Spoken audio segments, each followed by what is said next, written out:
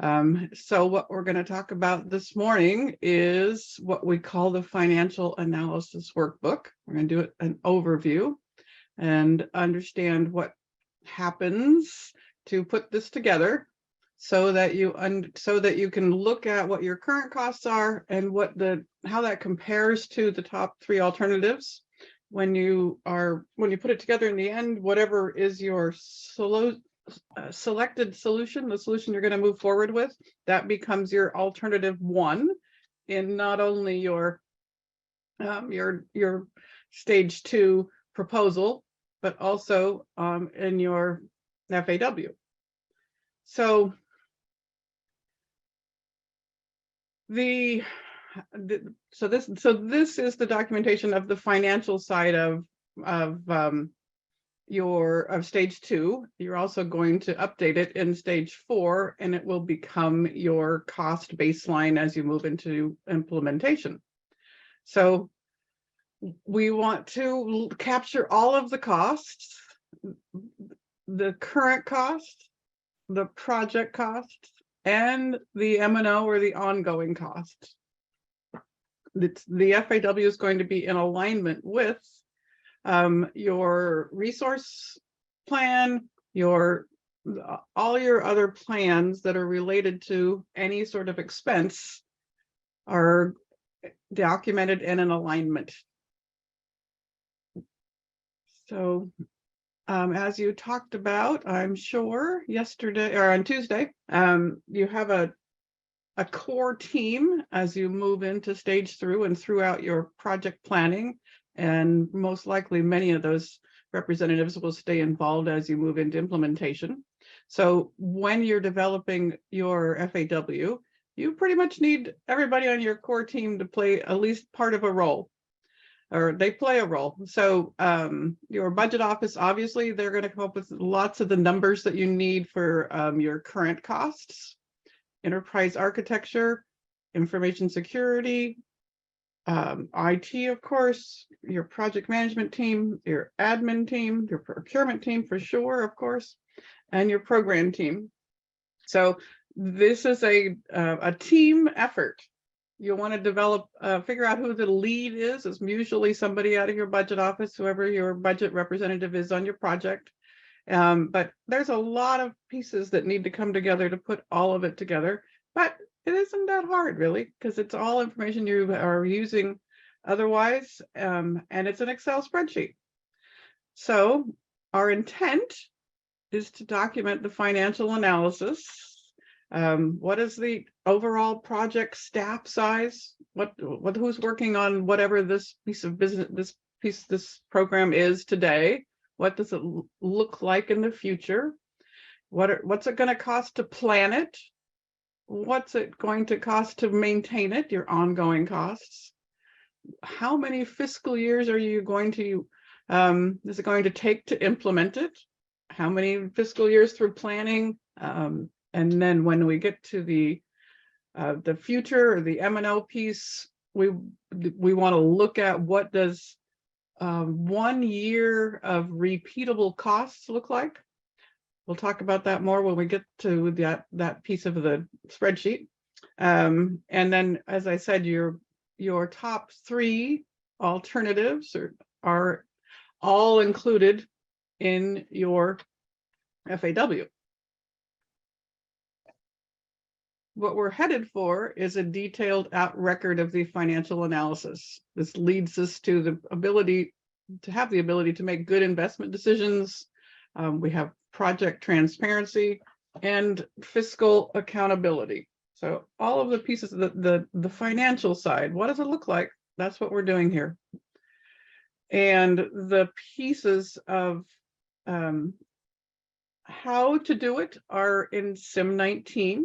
There's instructions and template on our website, and you will, I'm sure you have those links, but it's in this presentation, which we will share. I'm sure that you've seen this slide a couple of times at least on Tuesday. This represents the project approval lifecycle. So as I said, in stage 1, you're doing your business analysis. Talked about that for a good, at least in the morning on Tuesday, and then started in on stage 2. Stage 2 is kind of the biggest piece. You're doing a lot of the work to understand where you're going to go in stage 2. Your market research, roadmap, your high level schedule, putting together your viable alternative solutions, and the cost estimates. As you know, then in stage 3, in stage 2, you've decided which solution you're going to move forward with. In stage 3, you put together the procurements to make that happen, to do that purchasing. And then you need a stage 3 approval in order to release the solicitation for the procurement.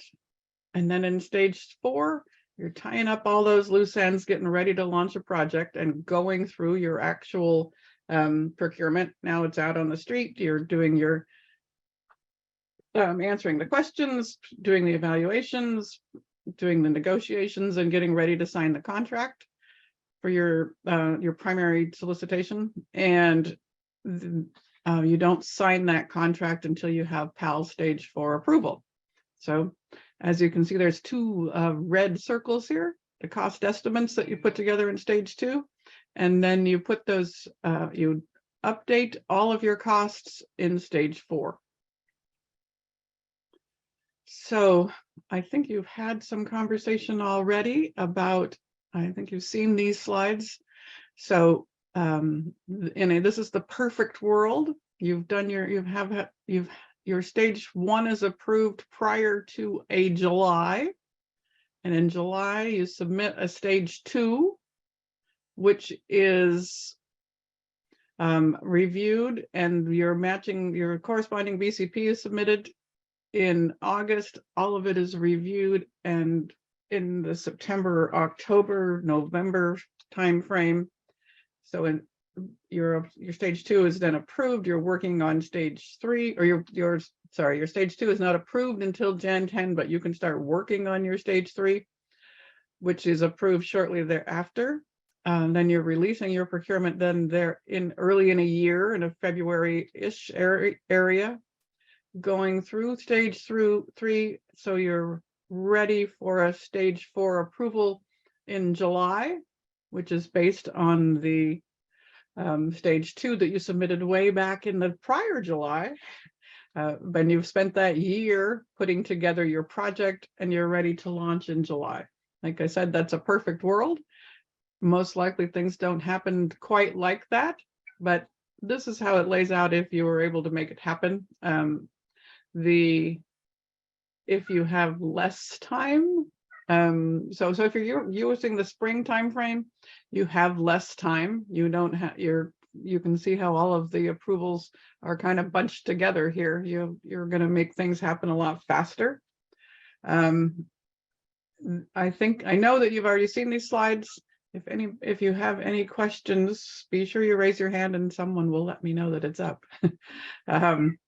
So we want to talk about the budget side of this, because we're talking through the financial side. So your FAW comes in stage 2 and again in stage 4, as you know. So this is how it lays out. All right, so let's start talking about how this works. We break it down into 5 steps. Step 1 is identifying your existing or current costs for the program operation and supporting information systems. So what are you doing today? And what are the costs that are involved with that? Your as is, right? In step 2, you're going to estimate your one-time project cost for each alternative considered. And in step 3, you're going to estimate the future operation costs for each of your alternatives, your viable alternatives.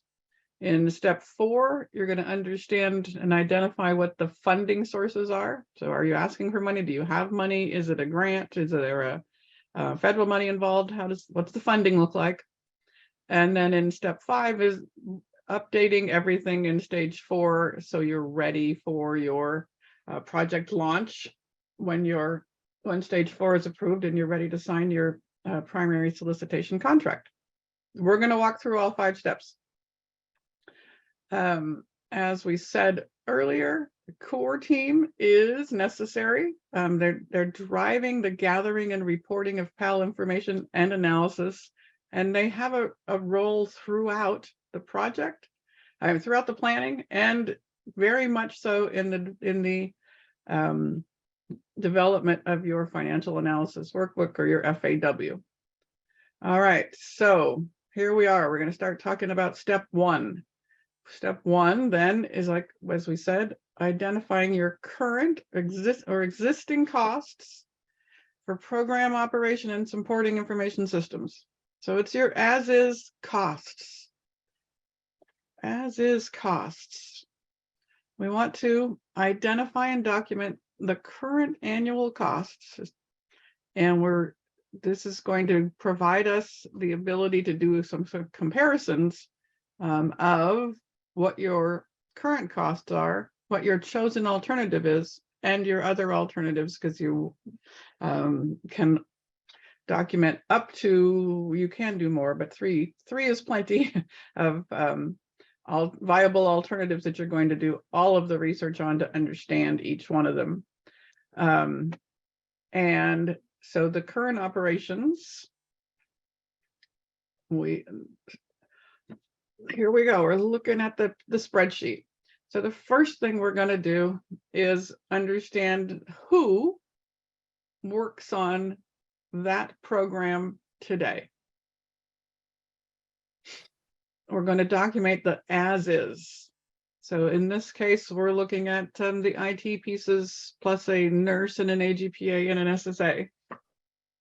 For each of the people that works on that program today, you're going to have they have a line on the spreadsheet.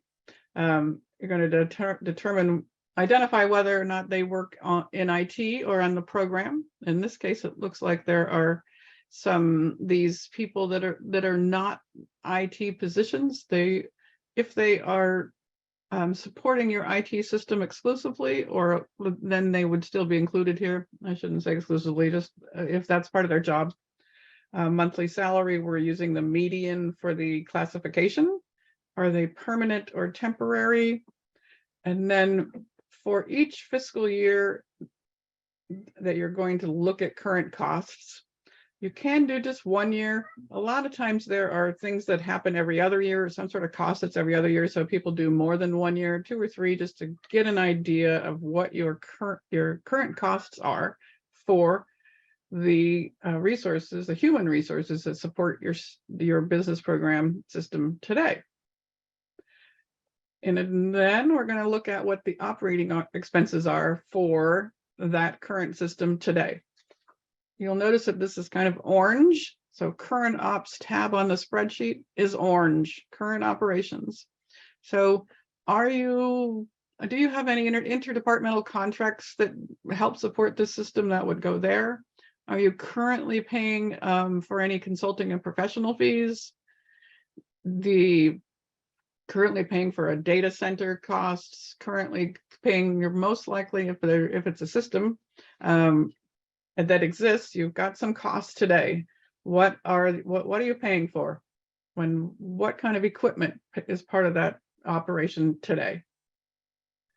So that's where you start. What does our as is look like? Once you have that figured out, then you move on to step 2, although you can be working on them concurrently. Julie, sorry, there's a question Okay. on the salaries. All right. Since it's as is, shouldn't we use actual costs, not the median? You can if it works better for your department that way. Median is the expectation. So even though your IT manager one currently is at the high end, by the time you get the project done, that person may have retired or something. So then you're going to be at the low end. So the median kind of gives us a ballpark figure that works well enough. But if your department would rather use actuals, nobody's going to tell you you can't. Okay. So moving on to any other questions about current. We'll look at it a little closer later on in the actual spreadsheet, but I'm happy to answer questions at any time. Okay, step 2 is estimating the one-time project costs for each alternative considered, or really it's your viable alternatives, the top 3, and most importantly, the one that you have chosen. So our intent is to estimate the one-time project cost of implementing each alternative. And the outcome is providing the one-time cost information to evaluate the relative merits of each proposed alternative. So there on the spreadsheet, you'll actually have one page that compares all of your current plus your 3 alternatives. All right. So project costs are, that spreadsheet is blue.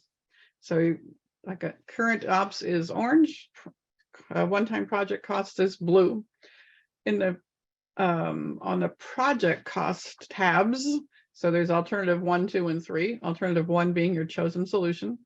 These on the project tab, we're going to look at planning costs as well as project costs. And in this slide, you can see the beginning of planning costs, which is PAL, stage 2, 3, and 4. And then we'll see in a second to the right of this is project costs. So you have already defined who works on your current system on your current ops tab. So now you're going to take a look at that and say, okay, who is currently working on the system that we need on the project? You're going to put those people in your personal services existing staff to be redirected. So everyone that's going to work on the project goes here, whether they're on current ops or not. But identify all of the resources that you'll need to implement this project, put them here. Through the research that you're doing to put this together, you might see that you need new people. So they're going to go just below the redirected staff to the new staff. And this, of course, would be in alignment with your BCP. So if you need to ask for people, then you're asking for people in your BCP. And the so BCP for positions, even if for some reason you're funding the project itself internally, if you need new positions, you need a BCP. So we're doing the same thing here. Who are the people that are going to work on the project during planning, during project, in what fiscal year? Are they program or IT? What is their monthly salary, median, or if you determine you want to do it a different way, you can. Are they permanent? Are they temporary? Identifying all of the human resources related to the project. From there, in addition to that, okay, so here you can see planning costs is the darker blue, project cost is right next to it. So on the alternative 1, alternative 1 project, or in all of your alternatives, you're going to look at, like I said, planning and project by fiscal year, all of the people that are going to work on the project, plus if you need any new people. You're going to identify your department's benefit rate goes here on all of the fiscal years that are relevant to the planning or the project. Julie? Yeah. They're asking, how did you get the 30% on benefits rate? Well, obviously, so if you know anything about benefit rates, when this slide looks like it was developed back in maybe 2018, and maybe there was a department that had 30% then, but I kind of doubt it. So it's over 40, under 60, but that percentage comes from your budget team. So whoever your budget rep is, they will know what your department's benefit rate is. These days, we're seeing usually over 50%. Okay. Julie, yes. this is Russell from Secretary of State. Hi. How do we, so if we employ regular employees, and I'll go ahead and say that we have a 54% benefit rate. Yep. And then we have also possibly retired annuitants, and they come in at 8%, right? That's their benefit rate. How do we differentiate the two?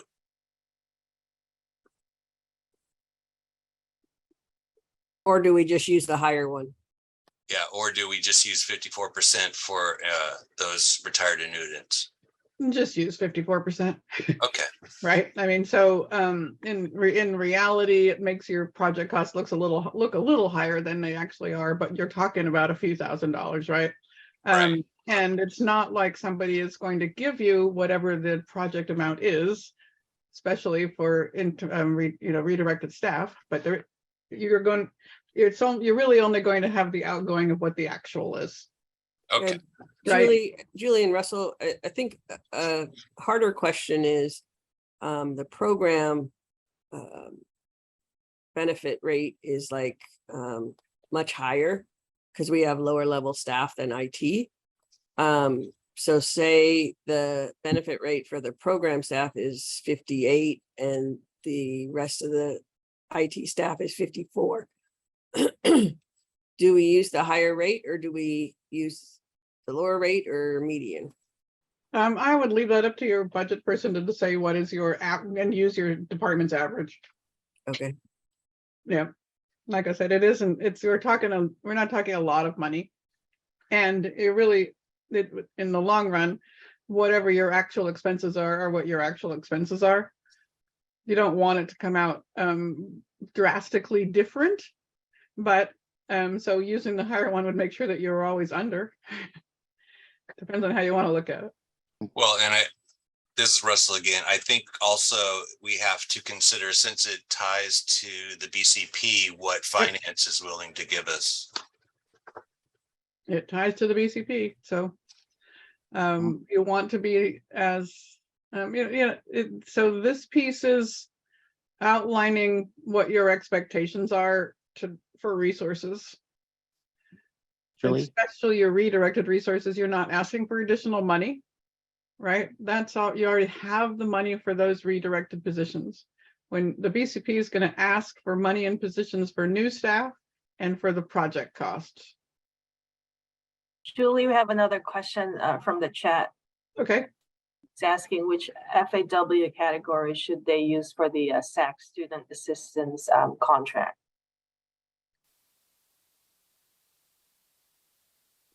So what classification to put under this existing staff to be directed for a student assistant? Yes. So I think you're just going to put student assistant. Doesn't need to be. And I think this is Russell again, and I work in budgets. I think because we primarily use student assistance through university. Yeah, UEI. Yeah, that'll be on the contract line under external contracts. Mm. We don't typically use the classification of student assistant, so that probably wouldn't be on the existing staff line. Got it. And so there's an perfect example of why it's so important for everybody on the team to be included, especially budgets. So there's your answer. If you're contracting with UEI for student assistance, then it's an external contract, and we'll talk about that, I think, on the next slide. Julie, Also- Michael had his hand up for a while Okay. now. Michael? His hand My was up. apologies. The project costs are pretty manageable, and perhaps you can sometimes shy away from departmental averages because you'll have 30 or 40 staff, and you can just put a spreadsheet and you know exactly what these people are paying current year, budget year, and so forth, and have a pretty accurate assessment. And then you avoid all those negotiations with finance. You make their job easier and you're able to manage your budget. So, again, whatever the rate is for IT people, whatever you have, 20 people, you know what that rate is, and just kind of put it in there. And, again, you're trying to justify something. You don't have a crystal ball, but you can, I think, very accurately assess what those costs will be into the future.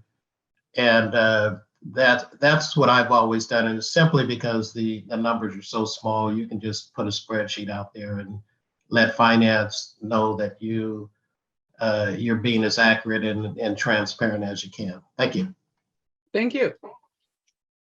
So, oh, I was gonna say something. We have a couple of hands up too. Okay. I think we have Betsy and another Yep. person raised her Okay. hand. I was just gonna make a comment, and I think when it comes to students, you also have to get Department of Finance involved, because for California Business Connect, we had student assistants backfilling behind our staff that were redirected. They were not, obviously, they didn't exactly fit the shoes of those staff that were redirected, but they had us put that more as a footnote outside of the project costs. So when you get to that stage, that's Russell and Kristen and Department of Finance, and actually Tamara Johnson, because she was involved from the finance side, is a good resource. Excellent, thank you. And is there another hand? There's a question, hold on, let me see if it's still the same. Okay. For the, again, that contract for the student assistance, which FAW category should they use for the Elevon payment processing? This is the credit card payment system processing. Should it Okay, be- it'll be in your project costs. We'll talk about that one on the next slide.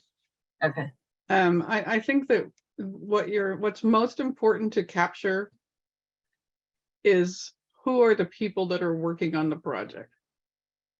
Right, so determine what your project looks like. Which resources do you need to make this project successful? So whether or not it is median or high, or benefit rate is 50% or 52%, those are important pieces, but really the most important piece here is making sure you've got all the people you need.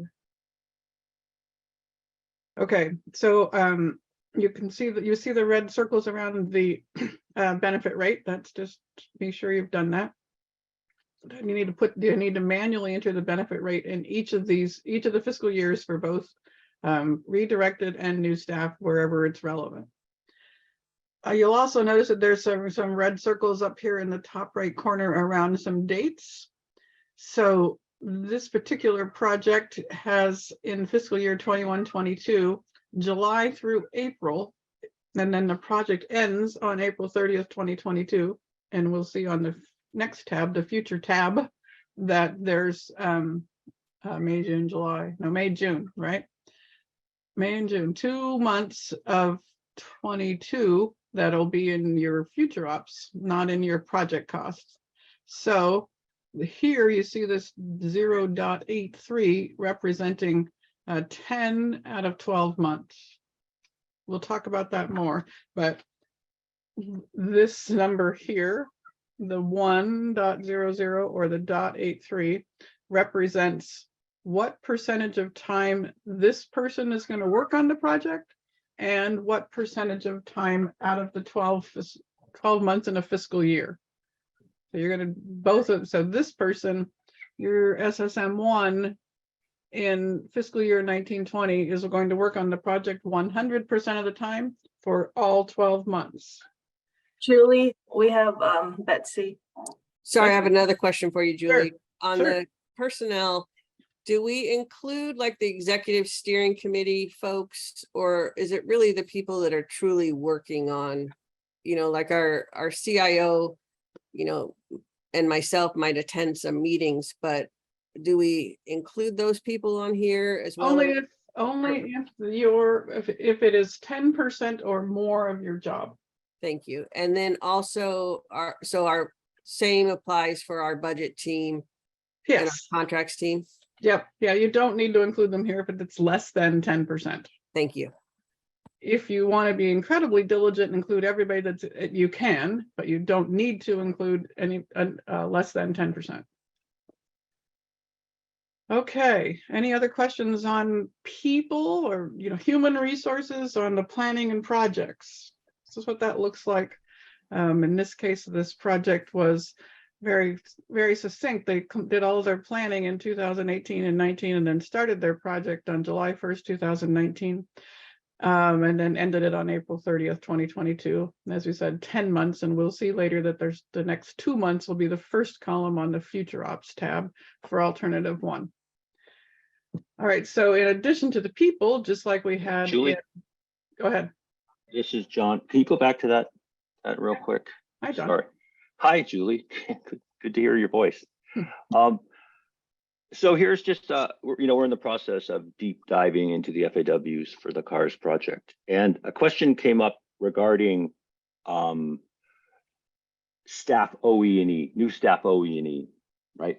And if you look, I believe if you look at the category, if you could, oh, I guess you're not looking at the actual, but there's a category that lists OE&E in a number of different components like general, travel, there's a certain Right. group of, right? But also with all new staff comes an OE&E component called IT, right? And it has to do with their laptop and phones and whatnot. But Yep. there's not and so this came up by the person who's developing the FAW. So I'm asking on their behalf.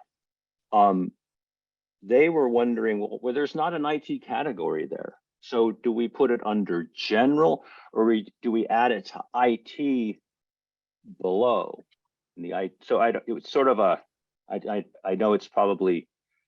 All right, I'm making a note. Let's look at it when we get to where we can see what that looks like. Okay, all right, thanks, Julie. You bet. Okay, we will look, John. Thank you for the question.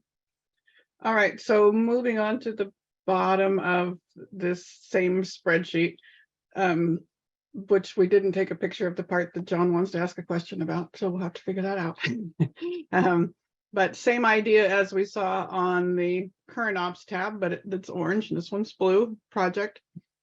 What are the costs outside of human resource costs, all the other costs that each of the alternatives looks like it's going to include? What are the estimates? So in this particular case, there's some data center costs, there's software licensing, there's scanners, and the we don't see it on the picture here, but your system integrator. So your internal project costs or interdepartment costs, like if it's going to be an oversight, and if you're going through the Department of Technology's statewide technology procurement STP costs, those would be here. If you can see that in this particular case, the cloud services provider is $2,000 a month. So it's noted there it's $2,000 a month. So a full year is $24,000. Remember that this year is 10 out of 12 months, so it's a little bit less. And so you can see everything in this year is a little bit less because it's not all of a whole fiscal year is 10 out of 12 months. There's going to be a purchase of some scanners here in this year, but we're not buying more scanners in the next 2 years, so that's only in that fiscal year. So this Let's see. That's Go ahead. Sorry, another question. What are the current IPO costs, and do we add a certain percentage for the future years of the project? So work with Loy and Adam to determine what the expected cost would be for project approvals and oversight. The rate is still the same. I think it's $147 an hour, and STP is $136 an hour. If your project is going to oversight, then you'll be paying for those charges in project. If the project is delegated, then you will only need to pay for PAL in the planning process. If you are working with STP to do your contracting, then you know that your contract is well, you won't know this till stage 4, but let's just say that you're signing a 2-year contract with 2 optional years. So you know that you're going to be needing to do an amendment at the end of the 2nd year. Then you would want to include some costs for STP to work on the amendment. Betsy, we'll work on you on that one. We already have Thank like you. standard costs for each year so that it will be easy for departments. They don't have to compute it. Excellent, thanks. Perfect. Also, Julie, sorry, another pro recommendation. It will help us if you put some reference or like some notes here that all these red triangles in the corner of each number. That really helps us when you put some notes in there, reference, okay, how anything that could help us. How did you get to this cost? Sorry, Julie. Oh, no, that's okay. Great idea. And I'm going to make a note to share with you share a checklist that we have too. We'll do that. All right, so we're going to move on to what does future ops look like. So now step 3 is understanding and defining and documenting what are the maintenance costs for these 3 alternatives. And that could change how you're looking at it, right? If this one costs $1 million, but it costs $10 million a year to maintain, then that's might be not your best alternative. So now we're going to talk about estimating and documenting the future costs, the ongoing or the M&O. We call it, we have identified it in the FAW as the future ops tab, but it means your maintenance and operation, your ongoing costs. Or this says that the outcome presents the total cost of ownership for the proposed alternative. And we see it also on the summary tab, where we eventually, when you get all your numbers put in there, you can see all of them together and what does each of the alternatives ongoing costs look like. All right, so future ops is green, current is orange, planning and project is blue, and future ops is green. But they look a lot alike, and you do a lot of the same things. So again, now that you're done with project and you're into maintenance and operations or ongoing costs, who's going to be working on the project or the system forever? It's not going to be a project anymore, but who's going to support the system? They go here. Same idea. Who are they? What do they get paid? And how much of a fiscal year? So this is 2 months of 21-22 and 12 months of 22-23. When on this tab, we need the last fiscal year you have documented here to be all of the maintenance and operation costs that are repeatable for the ongoing years. So if this year you're not billed for something that you're going to be billed for in the next year, then you're going to need to have another year here. The final year on fiscal operations is the repeatable year. This is what our ongoing costs will be every year. Same idea with the costs. So are you going to continue to need to pay interdepartmental? Unlikely. But are you going to have your SI vendor stay on for 1 year, but then roll off after that? What are your consulting and professional fees? What are your data center costs? What information technology? This looks like there are some software licenses, so 767 in this partial year and $1.5 million in this full year. And a lot of times those amounts, well, your consulting costs could change drastically or completely different from year to year. Licensing is probably the same. All right. Any questions about that one? Pretty straightforward. All right. And then the next step is identifying the funding sources. So the funding, obviously, where's the money going to come from? Is there some money you're using internally? Are you asking for all of it in a BCP? You don't ask for money for your redirected resources. You already have that money. But how's it going to get funded? So that tab looks different because it does completely different thing. It is all about funding. The total project costs and total future costs by fiscal year come over, are automatically populated from completing your alternative project costs and future costs. You're going to say in this section, what are the costs that you're going to cover internally? This section, the annual funding needed, identifies what funding you're going to ask for. So let's just assume that in this case, it's a BCP. So you need some, you're going to request some general fund funding or whatever kind of fund funding from through a BCP. Going to define, so on all of the spreadsheets, the white cells get filled. These blue and green ones are going to be totals and amounts that come over from other spreadsheets. So, Julie, we have a question on the chat. alrighty, SCP, actually, it's a comment okay, that the SCP charge is $126, and the link is there for everyone to check as a reference. okay, great, thank you. So this you're going to break out by fiscal year by type of fund. So maybe you're going to get some federal funds for 1 year, but not ongoing. But however it breaks down, what is the funding? What are the funding sources? How much money are you asking for? And obviously, whatever you're asking for in a BCP needs to be in alignment with the BCP. Here's what the spreadsheet actually looks like a little bit more. So we can see this is the funding plan for alternative 1, your chosen solution. Here are the planning costs. Everything that's in blue came over from your Alt 1 project tab.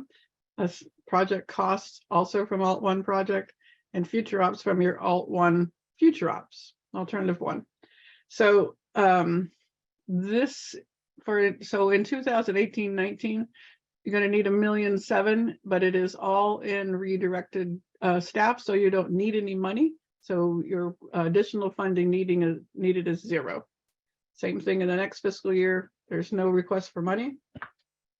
Apparently in 1920, the same thing in this year, there is a need for $1,195,000. So you're going to say that you enter that and say right here, 100% request from the general fund to cover this $1.1 million, 100% of general fund for this 767, and so on.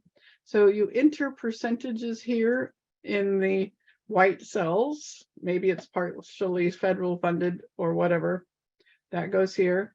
And anything that you're going to cover internally, you'll put it in these white cells. It will not show up in your additional funding required amount, and you will not include it in whatever your funding is, because you've already identified how this is going to be funded up here. All right, so we'll talk a little bit more about that one when we open up the spreadsheet. So the next step then is to take a look at what you've got. So this is a screenshot of the summary. So for this summary is for your proposed alternative 1, which is your chosen solution. You can see then that the current costs to run this system before the project is $2.2 million. You're going to spend the annual future ops it's going to cost $3,068,000. So it will be an increase of $855,000, but a decrease of 2 people. Oops, sorry. So this tab does all of your comparing for you. What does it are there savings? What do the costs look like? What do the people look like? Alternative 2, still the current operation costs are $2.2 million. But to support this ongoing is $3.3 million, so it's going to cost an additional $1.1 million. So you'll need to you can determine whether or not alternative 1 is better alternative it looks like, but that's one of the pieces of information and data that you'll have as you to understand which is your desired, or what is the best solution of the viable alternatives, which solution are you going to choose? I see Julie, Russell. Russ Yeah. has a question. Russell? Hi, Julie. So I assume that each of these alternatives tied to the BCP alternatives. And so is there a do nothing alternative that's also presented in the FAW? Actually, the alternatives do not necessarily correlate with the BCP alternatives, and no. Oh, okay. I mean, so Great. you could say so your current ops does represent your do nothing, Right. right? Yep. But no, I don't think I've ever seen the actual alternatives aligned with the alternatives in the BCP. Have you, John?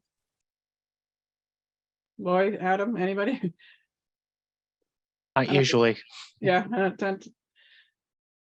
Um, Well, that's good to know. yeah, no, you don't have to align them to your BCP. Your BCP is looking at things through a slightly different perspective. Okay, so this is the summary worksheet. It is all populated from what you've entered on your alternative 1, 2, 3 project future ops tabs.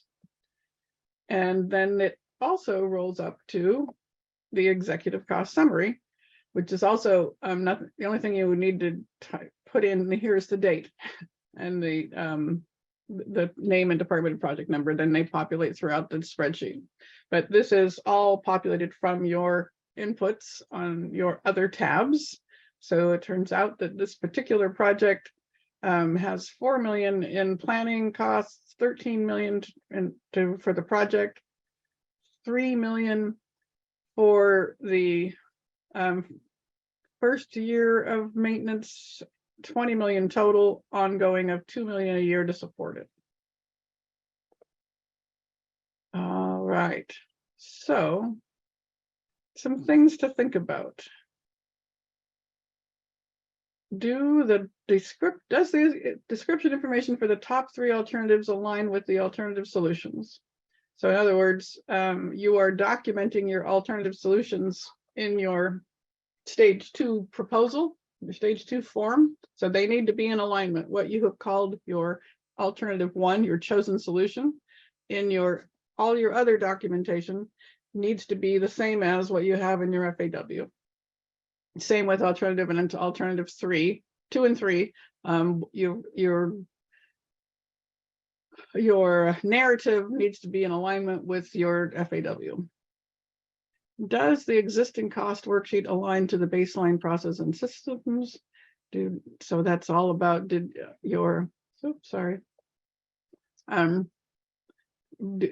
your current ops actually represent exactly what you're paying today?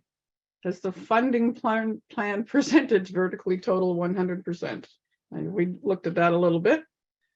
Do the staffing and resources indicated cover the activities in all project phases outlined in the recommended solution and staffing plan? Again, you need all of it to be in alignment. You can't have a staffing plan that says we're going to have 50 people to put this project together, and then an FAW with 10 people. Where are the other 40? So everything needs to be in alignment. All right, so like I said, it is an Excel spreadsheet. You have support from all of us at CDT, Adam and Loy, and they'd reach out to me if by some chance they needed me, but I doubt it. And so, but you're in good shape. It's not as hard as it's made out to be. All right, so we have we have some links and attachments are also in this spreadsheet that Loy will share with you. How to get to all the different SIM pieces. What does the budget letters that are related? We also have this training that we've just done over the last hour available on our website, and it's broken down by the different tabs: current ops, project, future, and all others. And I'm going to stop sharing for a minute, and we'll open up an actual spreadsheet. So give me just a second here, and then so be thinking of your questions while I open this up so we can look at it a little closer.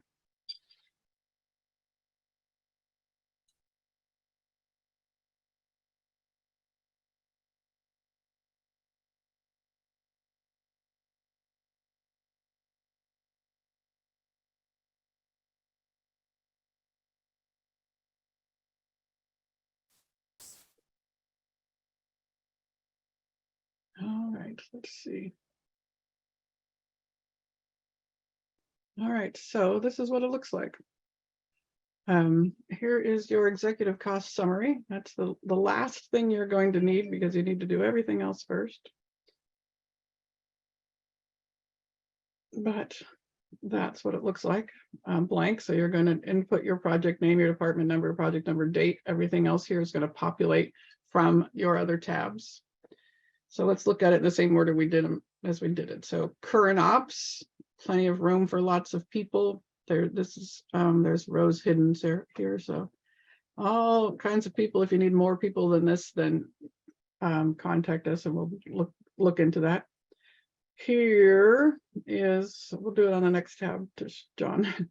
All of the different things, all of the different pieces of the puzzle, the financial puzzle. What are all of the costs for this program, this system, this today, right? In the current ops, Alt 1 project.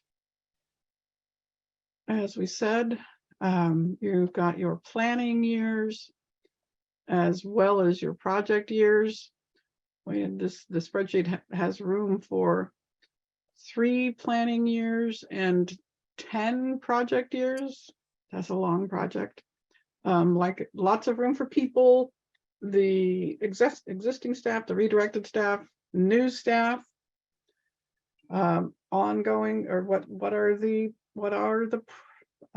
costs that are related to this project? What are they? Document them all in some section down here, whichever one is relevant.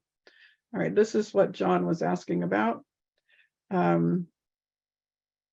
We know that when we bring on new people, we need to get them a laptop and so on. And that is not one of the pieces that's included here. We have general, printing, communications, postage, travel, insurance, training, facilities, and utilities. So John, I think you're going to put it wherever it makes sense. Okay, I know. I figured, Yeah. as long as we could explain it, it was fine. I just thought I'd run it by you. Thank Yeah, you. and let me see if you can change this. Oh, you can. So Control Z. all right, thanks. Where'd it go?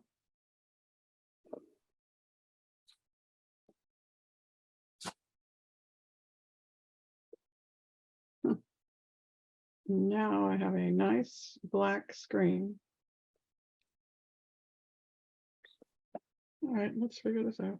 Well, Julie, while you're trying to get back to that, I just would like to say thank you very much. This is very helpful.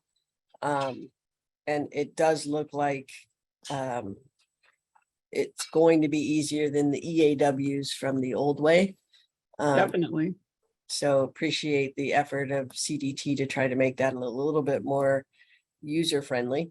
But I know I took away a few key points from your presentation, so thank you very much. You are very welcome. All right, I got it back. Let's see. All right, so I need my undo button. That's what I was looking for. Okay, so you could put your information technology in here. So we're not looking at your screen anymore. Okay, here we go. Okay. Now you are, right? There we go. Yep. Okay, good. All right, so this is OE&E related to both your existing redirected people and any new people. So this quantity is related to the number of people which will be added up. The total of both will come into this cell right here. For the most part, we don't really expect you to be needing any money for postage. This is getting a little outdated, right? Where maybe you have a project that needs a lot of postage, but and travel right now is pretty minimal too. So you're only going to use whatever is relevant as far as OE&E for each person goes. This doesn't look any different otherwise than what we were looking at: interdepartmental costs, external professional and consulting costs, and so on. This is, you're putting in all your costs. Same on your future ops. I think that there is room for 5 years on this particular one, this particular spreadsheet, maybe more. Julie, we have a question from Jimmy. Sure. No more. They can add the laptop in office equipment. Add a laptop and office equipment. Down here. I haven't seen it down here. You're right Yes, there. Yeah. They would do it under OE&E. Yeah, so it's you just want to be sure you've documented so you have it included in your project costs. It isn't incredibly important exactly where you put it. Yeah, if you make a note in the comment section and DOF or finance wants to see it in a different area, then we can move the line item. They usually don't make you do that as long as it's accounted for. Thank you, Eric. Agreed. Future ops looks the same. The same. It's just looking at the future instead of the project costs. Like I said, funding plan looks a little different, but most of these numbers come in from what you've entered on other tabs. What you're looking to enter is a percentage of what type of fund, or an amount if there's some piece of the project that you're covering internally, or for whatever reason you're not asking for money for something or some amount. There are 2 other tabs included in the FAW. One will help you put together your BCP for planning dollars or your BCP for project dollars. You only need to you only use these 2 tabs for your alternative one, your chosen solution. There isn't one for the others, because you're not going to have a BCP for those. You're only going to have a BCP for this one. These are not required tabs. They're to help you put together your BCPs, so they're for your use. To help out, but as you can see, so then what you can't really see in the presentation is how there are more tabs for Alt2, Alt2 project, Alt2 future ops, and so on, Alt3 project and Alt3 future ops. All right. What else? Any more questions?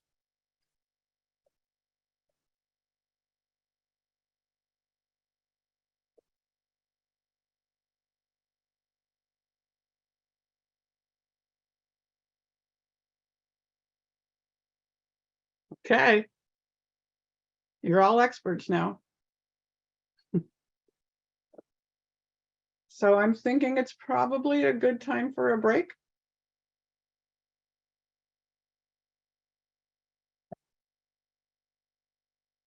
Sounds good. I have no background. Okay. What time should we be back? Where is Miss Loy or Adam? What do you guys want to do? We could do a 15-minute break. So let's add a couple minutes to that and be back by 10:20. Thank you. Uh-huh.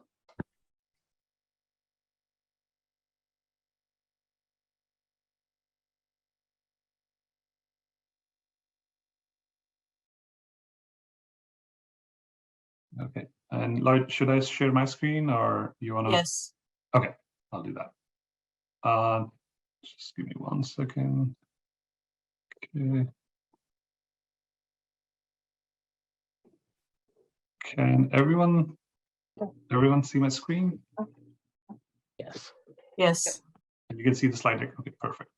Just want to make sure that I can do that. Okay, I'm going to start with introduction. Just checking, Tiffany, are you there with me? Hi, Sam, I am. Okay, Tiffany, you want to do a quick introduction for yourself? And then I can jump in. Absolutely. Hello, everyone. Sorry, I'm having a little difficulties with my camera. So hopefully I can fix that without hopefully distracting you. But that's what I look like. There I am. It's my name is Tiffany Angulo. I am the Deputy Director of Statewide Technology Procurement. And I'm excited to be here today to share some information with you. And I'll pass it off to my boss, Sam. Thanks, Tiffany. Yes, my name is Sam Wang. I'm the Assistant Deputy Director at Statewide Technology Procurement. I report to Tiffany. She's just joking around. Along with me, we don't have Rob today. He's out sick, but this slide deck will be shared with the rest of the team. So if anytime you have any questions, feel free to reach out to any of us and we can guide you. We have dedicated portfolio managers assigned to each department. But if you have any questions, always feel free to reach out to me. And SOS is I think it's my portfolio. So we just did a reorg. So it's my portfolio. So if you have any questions, feel free to reach out to me. That's a good point. We also have some STPers here in support. So maybe if you guys want to introduce yourself, those of you out there, I think I saw Amy and Becky and Jyoti. Is that? Yes, I'll introduce myself, Tiffany. My name is Becky Fitur, and I'm the new portfolio manager for Secretary of State. Perfect. So if you have any questions, yeah, please reach out to Becky. She's your portfolio manager, but if she's not available, feel free to reach out to me or Tiffany as needed, as we said before. Amy, you want to do a quick intro?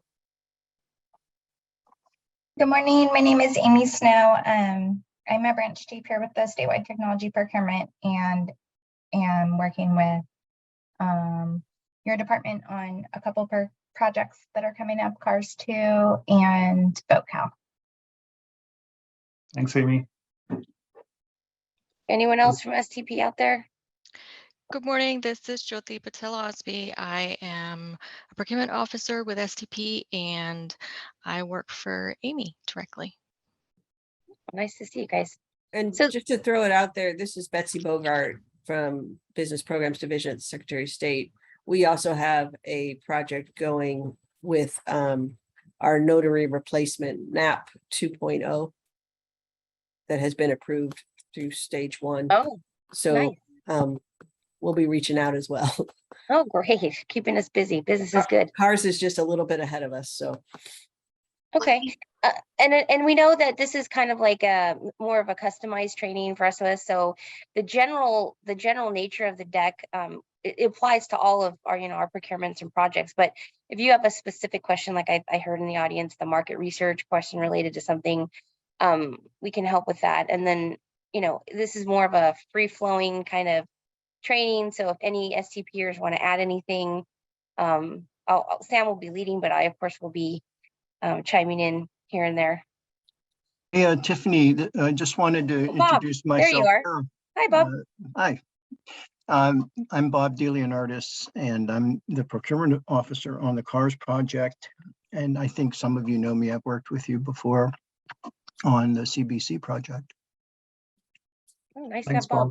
Thanks, Bob. Oh, hey, it's Athena. Oh, they're popping up. Hi, Athena. Hey, I'm Athena Pennington. I'm working with Bob as his backup on the CARS project, and I'm also working on VoteCal. Thanks, Athena. Okay. Anyone else before we jump in to the topics? If not, so some of the topics that we'll be covering today, who we are, who STP is, what's our role, why and how, like when do you work with us, what is STP and what are our oversight authority, and then we'll talk about PAL and process, like how STP and PAL work closely together for all these procurements. So, and then closing, we'll share some of the resources. As I said, like while we're going through these slide decks, you'll see some links. You'll have access to all these slide decks, so you can always go and check those links out. And if you have any questions, you have our contact information. You can reach out to us too. So I'm going to start with the objective. What's our objective? Like we're trying to cover in this presentation roles and responsibility of CDT STP. and your department. Explain the process at a high level. Open you up to procurement lingo, like if some of you are new to procurement. We want to give a few tools, tips, and perspective you can use today to understand and navigate successfully when participating in the state non-delegated IT reportable procurements. So usually STP is responsible for anything non-delegated reportable procurements or telecom. And we'll go more in that in next slides. Tiffany, feel free to chime in if I missed anything in any of these slides. The next one is, why should we care about procurement? So like, if you don't mind, could you tell me like how many people are here from procurement? Just like raise of hands will be good so that I know like the kind of audience we're dealing with. And Laura, you have to help me if you see any hands up. STP better raise their hands. I'm kidding.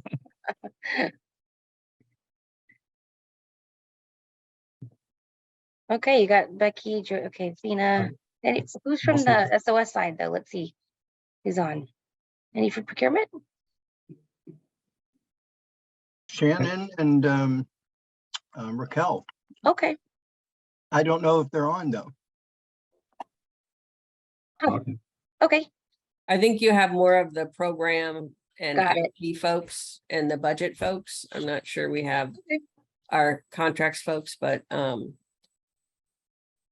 of starts with the program anyway. So yeah, no, not a problem. Just wanted to make sure that understand the audience here. So like not a lot of procurement, Sam, so we're gonna have to make sure not to do too many acronyms and make sure we go a little slower on some of the things that are germane to them. Yeah. So, thank you. We have also audience from PMO. Sorry, I had to go turn off my video. It's messing up with to access my computer. No problem.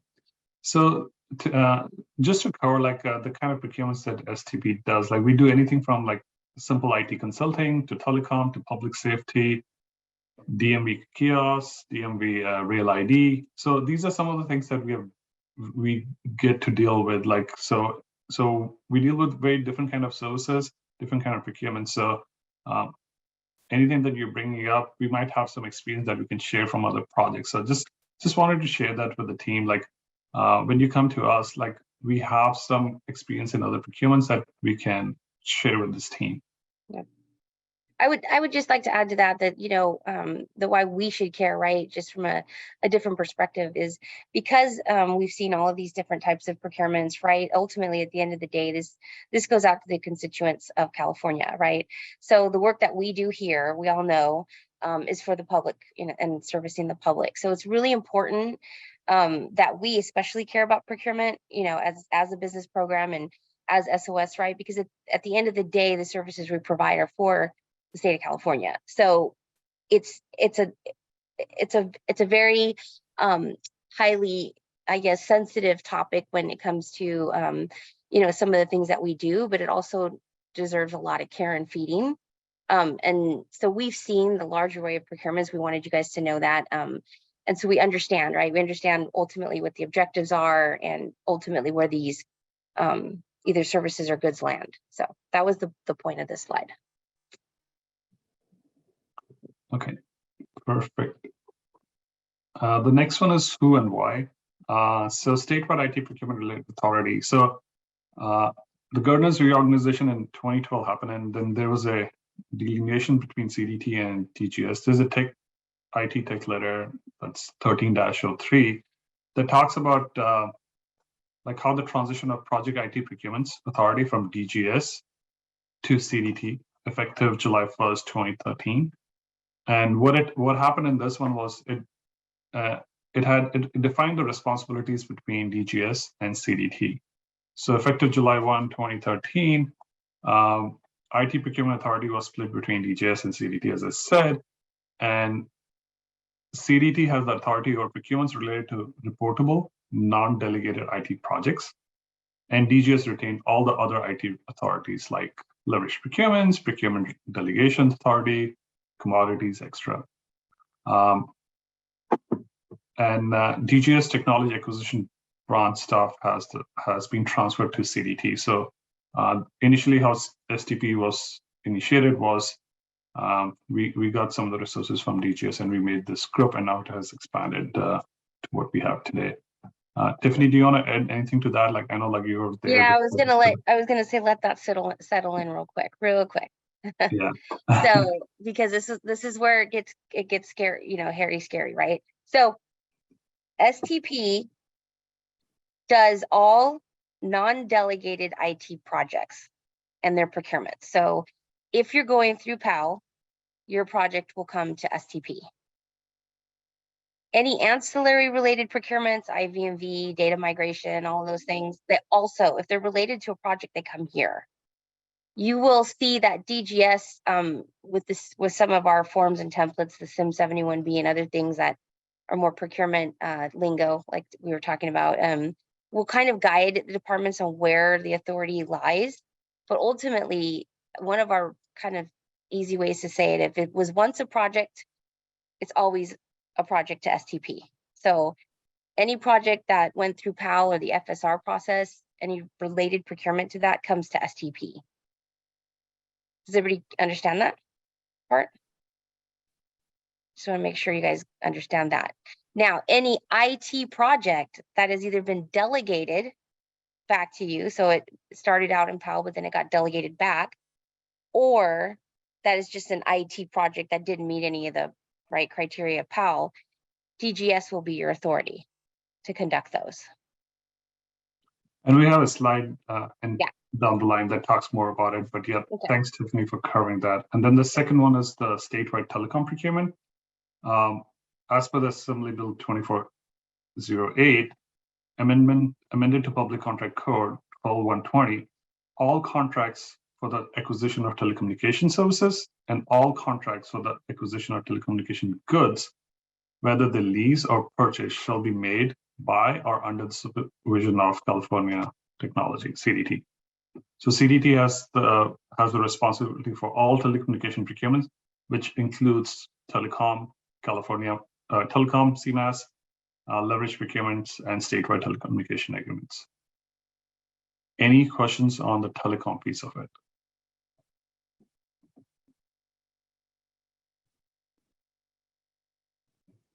Okay, I don't see any hands. So, and why did this happen? Like Tiffany can provide a little bit more background, but the goal was to have a consolidation of IT activities, offered opportunities for collaboration and operations efficiencies, and have a continued review and further standardization of technology used statewide for both IT and public safety telecommunications. So that was the whole reason why we did this thing, or why it was done before.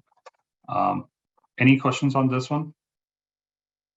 I know that's a lot of information on this one slide, talking about the different authorities, but we'll be talking more about it in other slides. But if you have any questions, feel free to ask. One big program under telecom that you may come across in some of your projects is called the CalNet program. So they can, like, they'll do some of the EDD large IVR systems or FTBs, call center. So as you guys move through the telecommunication space, broadband services, things of that nature will be more than likely the CalNet program. And we're their official procurement shop for the CalNet program. Thanks, Tiffany. And the next one is whose role it is. So if it's, as Tiffany said in the previous slide, is it so when does STP come into picture? Like, is it an IT project? Is it a non-delegated IT reportable project? And if the agency delegated purchasing tier authority, can they use it? So just to tie all of these, is it an IT project? If you want to identify how to identify that, you can refer to SAM 4800 to see, like, does your project qualify to be called an IT project? About the non-delegated IT reportable project, what you're really looking for is, does it need to be reportable or not? And the third one is, like, who's your authority? Do you have the authority to procure it? And we'll go into more about what authorities SOS has specifically. So the next slide talks about the next slide talks about the delegated costs threshold. So it talks about the IT project cost threshold is granted by CDT-PAO, can be looked up on the agency state entity side. You can go to the site and look at that. The delegated purchasing authority that is granted by DGS PD and can be looked on the each agency's state entity. So I'm going to quickly show you, if you haven't seen it before, just want to quickly show you this. So this is the DGS site that shows all the purchasing authority. And on a high level, there are 4 tiers. And I was looking at SOS. SOS is on tier 3. So if you look at tier 3, these are some of the, this is your authority that you can see. Like, for example, like for CMS, for IT, you have authority of $1 million to do IT projects. And for CMS, you have, for CMS, you have 1 million. And for corporate agreements, you have 5 million, master agreements, 5 million, soft SLPs, 5 million. So Sam, excuse me, this is Betsy. Is that in the event that it's not a formal sorry, it's not Correct. I know where Yes. Betsy's going. Let me, if it's not a yeah, let me jump in. non-delegated project. So so let's spend a little time because I saw Lloyd's comment too. So correct. So when Betsy, when projects come through STP, we have an unlimited authority for any of these, right? We don't have a threshold to conduct any of these types but of. all of them have to come through you. Yes.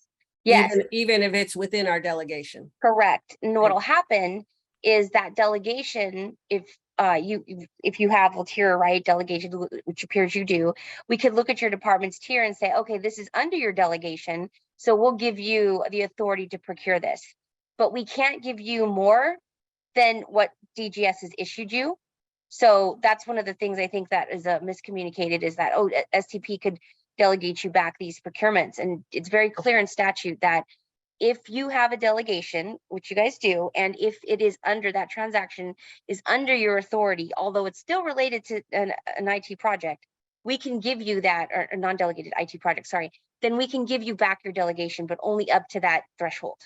Anything after that, STP would have to run that procurement. So DGS is, very clear with that. Thank you. There's been very limited times where we went back to DGS to ask for the threshold to be raised. And we did that long ago, and they haven't really been, we haven't really been doing that because most of these projects require some complexity to it. So, but yes, you're right. So, and then in your normal procurement shop day-to-day stuff, this would be something that would apply to you, right? Is these purchasing authority tiers outside of coming through STP. And then the other thing I wanted to bring up was the comment Loy made was, you're going to hear a lot of words saying delegated cost or delegated threshold, right? So CDT issues you your project delegated, right, threshold. DGS issues you your procurement delegated threshold for procurements. And they're the sole authority to do that. We don't have that authority. So they're different tiers, and they're different allocated amounts, because in the DGS understanding is procurement is different than a project, so that these numbers should be treated differently. So you're not going to see them match up, I guess, in other words. And then somebody has a question. Hi, this is Margie. I'm on the CARS project. So related but slightly different. What about RFIs? So during market research, even though there's not really dollars associated with that, would that go through STP or through our own contracts office? So if it's related to a non-delegated project, or what was once a reportable project, the RFI can be conducted. It's considered an informal process and can be conducted by the department. However, we have insight into it with stage 2, right? When it's asking for your market research.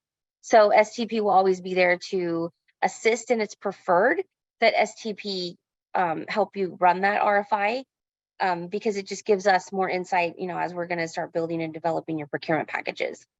And also, it really gives you guys a kind of a layer in between the vendor community and the procurement, so that you don't, feel like there's any perception that you guys are favoring one vendor over the other. So when it comes to the STP procurements, we highly, recommend using the STP shop to do that.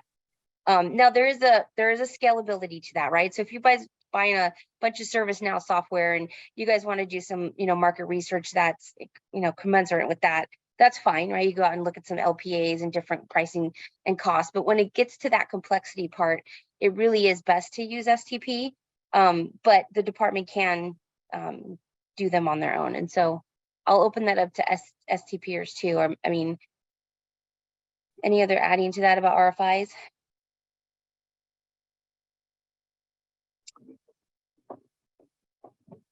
No, I think Tiffany, you covered Okay. most of it.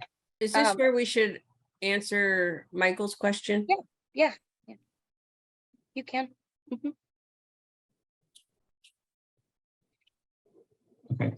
Sam, do you have an answer to Michael's question about Oh. how do we not, I think his question was, how do we not tie ourselves in to a certain product before we get all the way through the stages? Well, is it about like how we're going to do this in the market research from an RFI perspective? Yeah, be careful, I'm still here. Good, Michael. I was hoping you were, because I'm not sure I got your question right.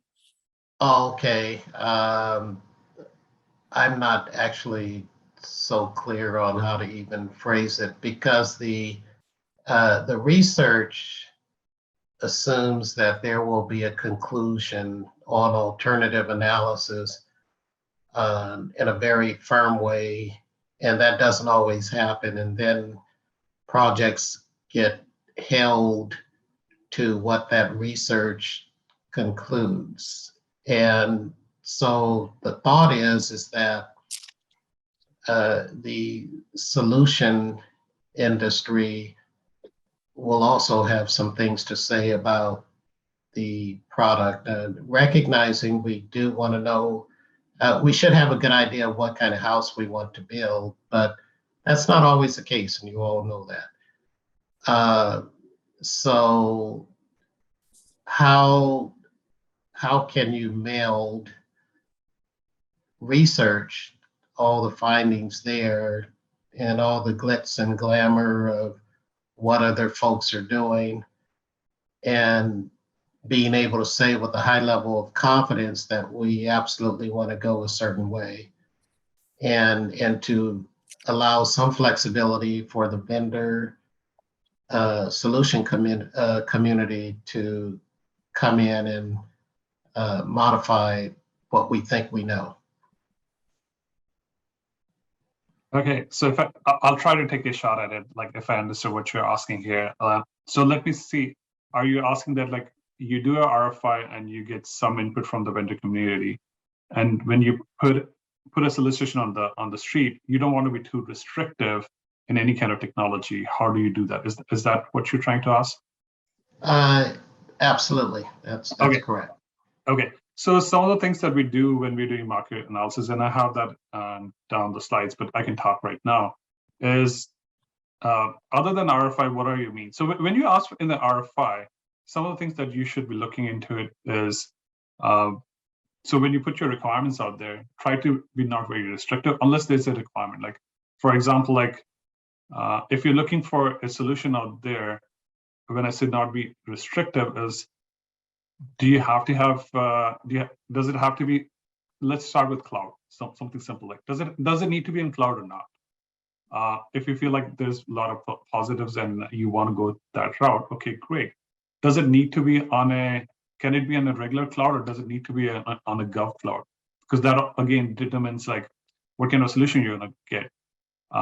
When we talked about Gov cloud, why do you need Gov cloud? Do you have a PI, PHI information that is so critical that cannot go out of United States? So that is something that you need to think about. Because from a let's say, do you need a FedRAMP requirement? Again, depends upon what kind of data you are storing in there. So those are some of the things that you should think from when you're writing these requirements. And it doesn't have to be just limited to RFI. When you ask in RFI your requirements, you're asking for vendors to provide solutions. You have other means too. You can reach out to companies like Gartner, ISAM, that you can look at their website and see if similar solutions are being there. So you can reach out to consulting that way. There's another way of doing another way of doing procurement is called challenge-based procurement, where let's say you don't know anything about what solutions are out there. You tried going through the RFI route, but you didn't find any solution that were very clear-cut what you're looking for. Maybe in that situation, you go to a challenge-based procurement in which, and I know I'm going a little bit off, but I just want to give you a little bit background about that. Is like, if you don't know, if you just know that you have a problem that you're trying to solve, but you did an RFI and you're not able to find any solutions out there that will meet it, one option can be a simple RFP where you put your requirements out there and the vendors will provide you responses. Because when you put an RFP out there, what you're asking is, give us a proposal. These are our requirements. This is how we want to solve this. So you tell us, can it, and the vendor community, you're giving them the option where they can come and give you a custom solution, a COTS, a SaaS solution, whatever you need. Or you go to a CVP route where you don't even know your requirements. You know you have a problem, but you don't have the details of it. You go a challenge-based procurement route where you can do a POC in which you say, here's my problem. Tell vendors how you're going to resolve it. And you see a working POC, and from there you can now understand, okay, this is how it can be done. These are some of the solutions out there. And then you can define your SOW appropriately. So these are some of the ways of doing that where you're not being restrictive. The only time you want to be very specific is, let's say, I'm going to give another example, like on the other side. Let's say you know that you want to have a cloud services because it's easier to handle, and when you did your initial analysis through RFI, I'm just going to pick one or two solutions out there. Let's say Salesforce can do this thing, and it makes sense to pick Salesforce because, let's say, SOS has internal staff who have Salesforce expertise. In that scenario, when you looked at the RFI and you got multiple responses, Salesforce were one of them, and you see, yes, one, majority of the requirements that you're looking for, it can be resolved by that, and you have internal expertise, then you can in that scenario, you can make it specific that I want to build the solution on Salesforce. And then, so you'll do two procurements at that point. You identified the platform already. So you're going to tell the vendors that I have identified the platform. I'm going to procure the licenses for Salesforce. At this point, I just want system integrator to come in and work with us to get these requirements done in a Salesforce environment. So those are your two extremes. And one where you know exactly what you want and you can do that. Two, you can go through an RFP route once you have information from RFI. One of the things that I always emphasize, and I'm pretty sure Tim covered it day before yesterday, when you're doing RFIs, is be very direct what you're looking for. And if you're not sure, ask the vendor. Ask the vendor, this is the issue that I have and I want to resolve it. Tell me how it can be done. And please make sure that you're asking them not just about the implementation cost, how much it's going to cost you to build it, but what's the M&O cost? Is there any other licenses that I need to procure to maintain this thing? Is there any other tools that I need to maintain this project? So make sure that your questions are very direct and you're asking very specific questions about the ROM, the rough order of magnitude, because that's what you're going to be using for your FAW and your budgeting. I know there was a long answer, but did I cover it, Michael? No, you absolutely did, and it tables a number of issues the team has to work out relative to research. If an RFI is included, how long it will take, how long can we include that information in the BCP process, prior to, the budget cycle ending. And it's just a matter of what we think we know. So RFP, RFI, I think we'll have to mull over that.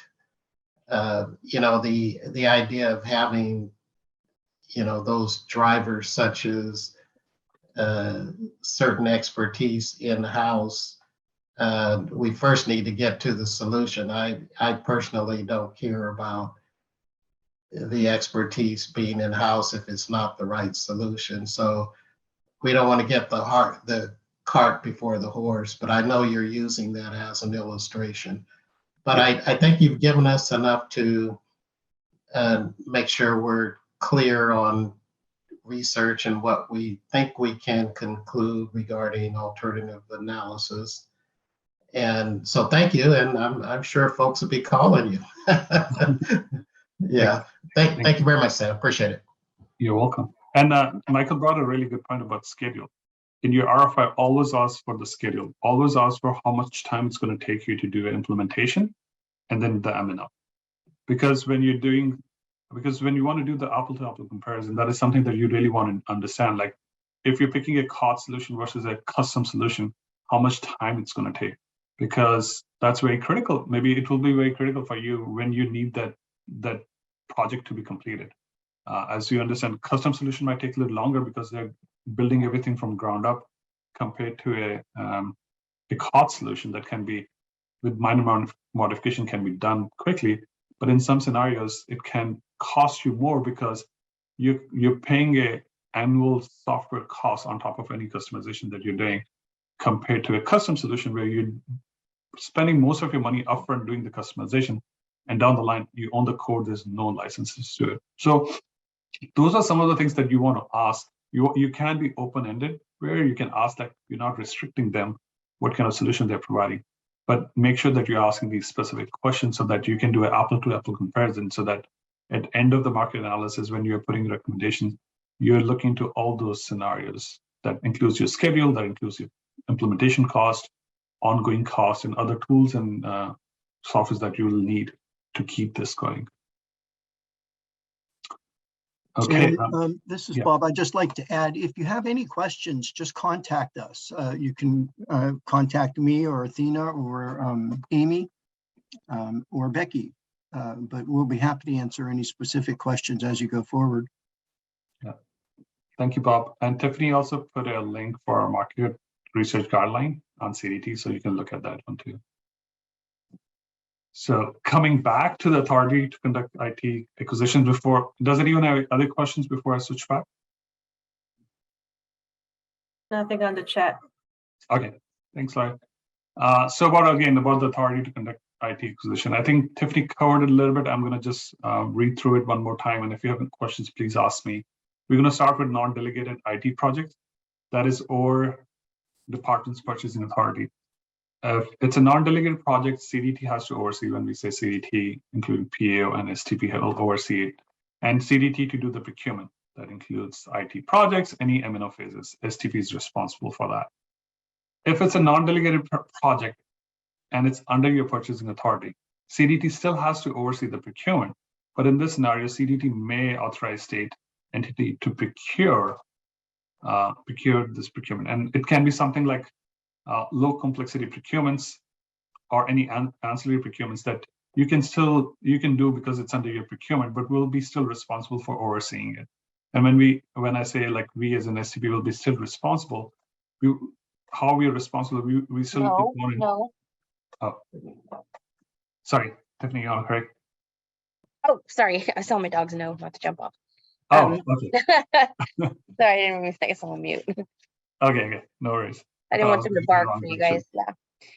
Okay. I think the one interesting thing we've seen though with this delegated authority and some of the confusion is that there will be projects that come up from long ago that go through DGS, either through an NCB or somehow, right, went through DGS. And DGS may look at it and say, hey, this looks like it should have been a project, or it was a project and it's just so old we didn't know, right? So there are times where we have to work together on whose procurement and whose authority it really is. So if you guys experience that, in your department land, and say you're going to re-up an M&O, right? You're going to renew something or go back out to bid for something. There might be times where we do have to talk with DGS and collaborate to make sure that it's under the right authority. So it's not always cut and dry is what I'm trying to explain to you guys. There will be some longer, more aged out transactions that we may have to look at.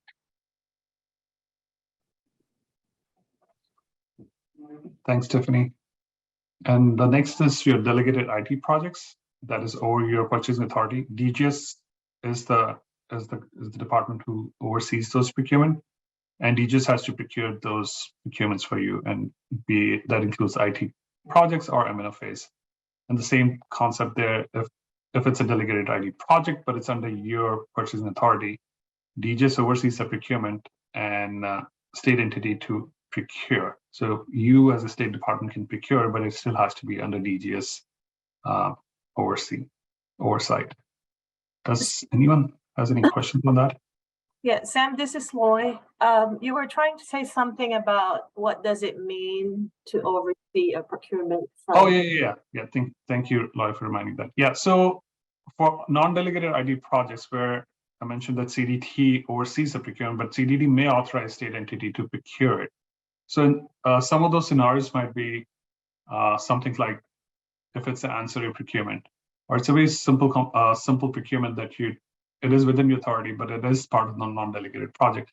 In those scenarios, we'll let the department, we're not delegating back because it's, and Tiffany, correct me here, we're not delegating back to you, but you can run that procurement and we'll just oversee. And when I say we oversee, what we're saying here is like, we'll review the solicitation before it's released, we'll review your ASR, ESR before its contract is awarded. But if it's under your delegation and it's a very simple procurement, something ancillary procurement, that we can give it back to you. Tiffany, did I say it correctly? I know like people get confused on this one. Yeah. So depending on working with your procurement branch chief or like the Bobs and Athenas and stuff, we'll kind of gauge the complexity, and if we feel like there's touch points we need to have with you, even though it's running through your procurement shop because it's under your delegated authority, we'll let you know. But a majority of the times, those low complexity, low risks are able to be done by the department. The only thing I think we now ask is for the projects to provide us a copy of the solicitation and the resulting awarding contract for file. Betsy has a question.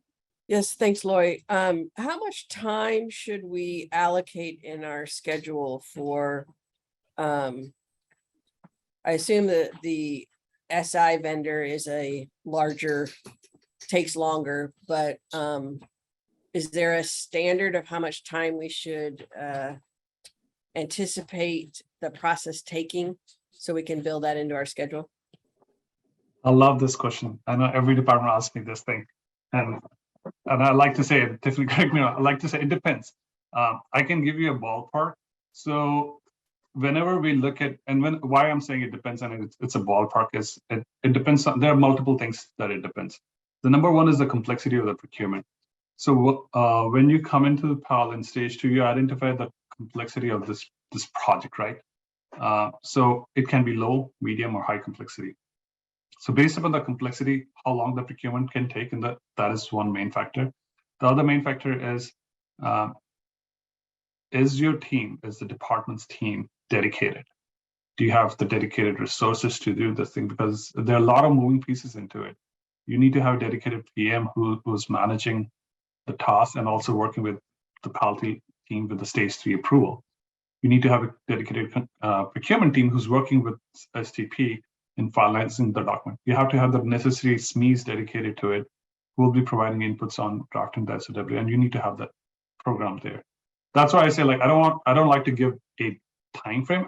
I'll give it to you, like what we've been usually tell the customers, but it really depends upon how fast you can go, and STP usually most of the time can match how fast you're going. So I'll take a step back and I'll answer your question, but it all really depends upon the availability of your team. So on a ballpark number, we usually tell any customer, if it's a low complexity procurement, keep anywhere from 3 to 6 months to do this procurement. And I'm just talking about procurement. I'm not talking about PAL stages, just purely in procurement. And when I say 3 to 6 months, what it includes is starting from the day when you're drafting the SOW, evaluations and everything, to posting it, doing the evaluations, negotiations, and finalizing the contract. So any low complexity procurement, what I've seen in the past is anywhere from 3 to 6 months. Medium complexity, 6 to 9, high complexity, 9 to 12. But again, those are just ballpark numbers for procurement. As I said before, it depends upon the complexity and the resources available to the project. Did I answer your question? Obviously, I gave a bunch of caveats, but Yeah, no, that gives us an idea of what we should account for. What I'm not sure about though is that time frame included in what we were shown Tim's slides on Tuesday in the procurement piece. But that's So- okay. So Betsy, I think what he, so your procurement is over just at the same time stage 4 is over. So once you contract award, you'll have just finished your stage 4 approval. So you'll be out of PAL and then have contract award, if that helps. Yeah, no, I understand that. It just didn't, it seemed like the ideal time frame did not account for the procurement time, but maybe Okay, I'm we could take a look at the slide maybe that Tim showed. is it okay if we take it after the break so that we can Sure, go back and look at no problem. what it Yeah. is? Okay, sounds good. Any other question on this slide before we jump into the next one? Okay. I know like Tim has gone in detail about all the stages of PAL. I'm going to talk more from a STP perspective. What is our role? So stage one is STP is not very active in this participation, but we usually like to see it so that we understand like what is the project about and how is it in line with the department's goals. So it's good for us to understand that, and it also helps us understand if it's IT reportable, and if it needs to have DGS authority or not. Stage two is where the critical partners, we as one of the critical partners, get involved in.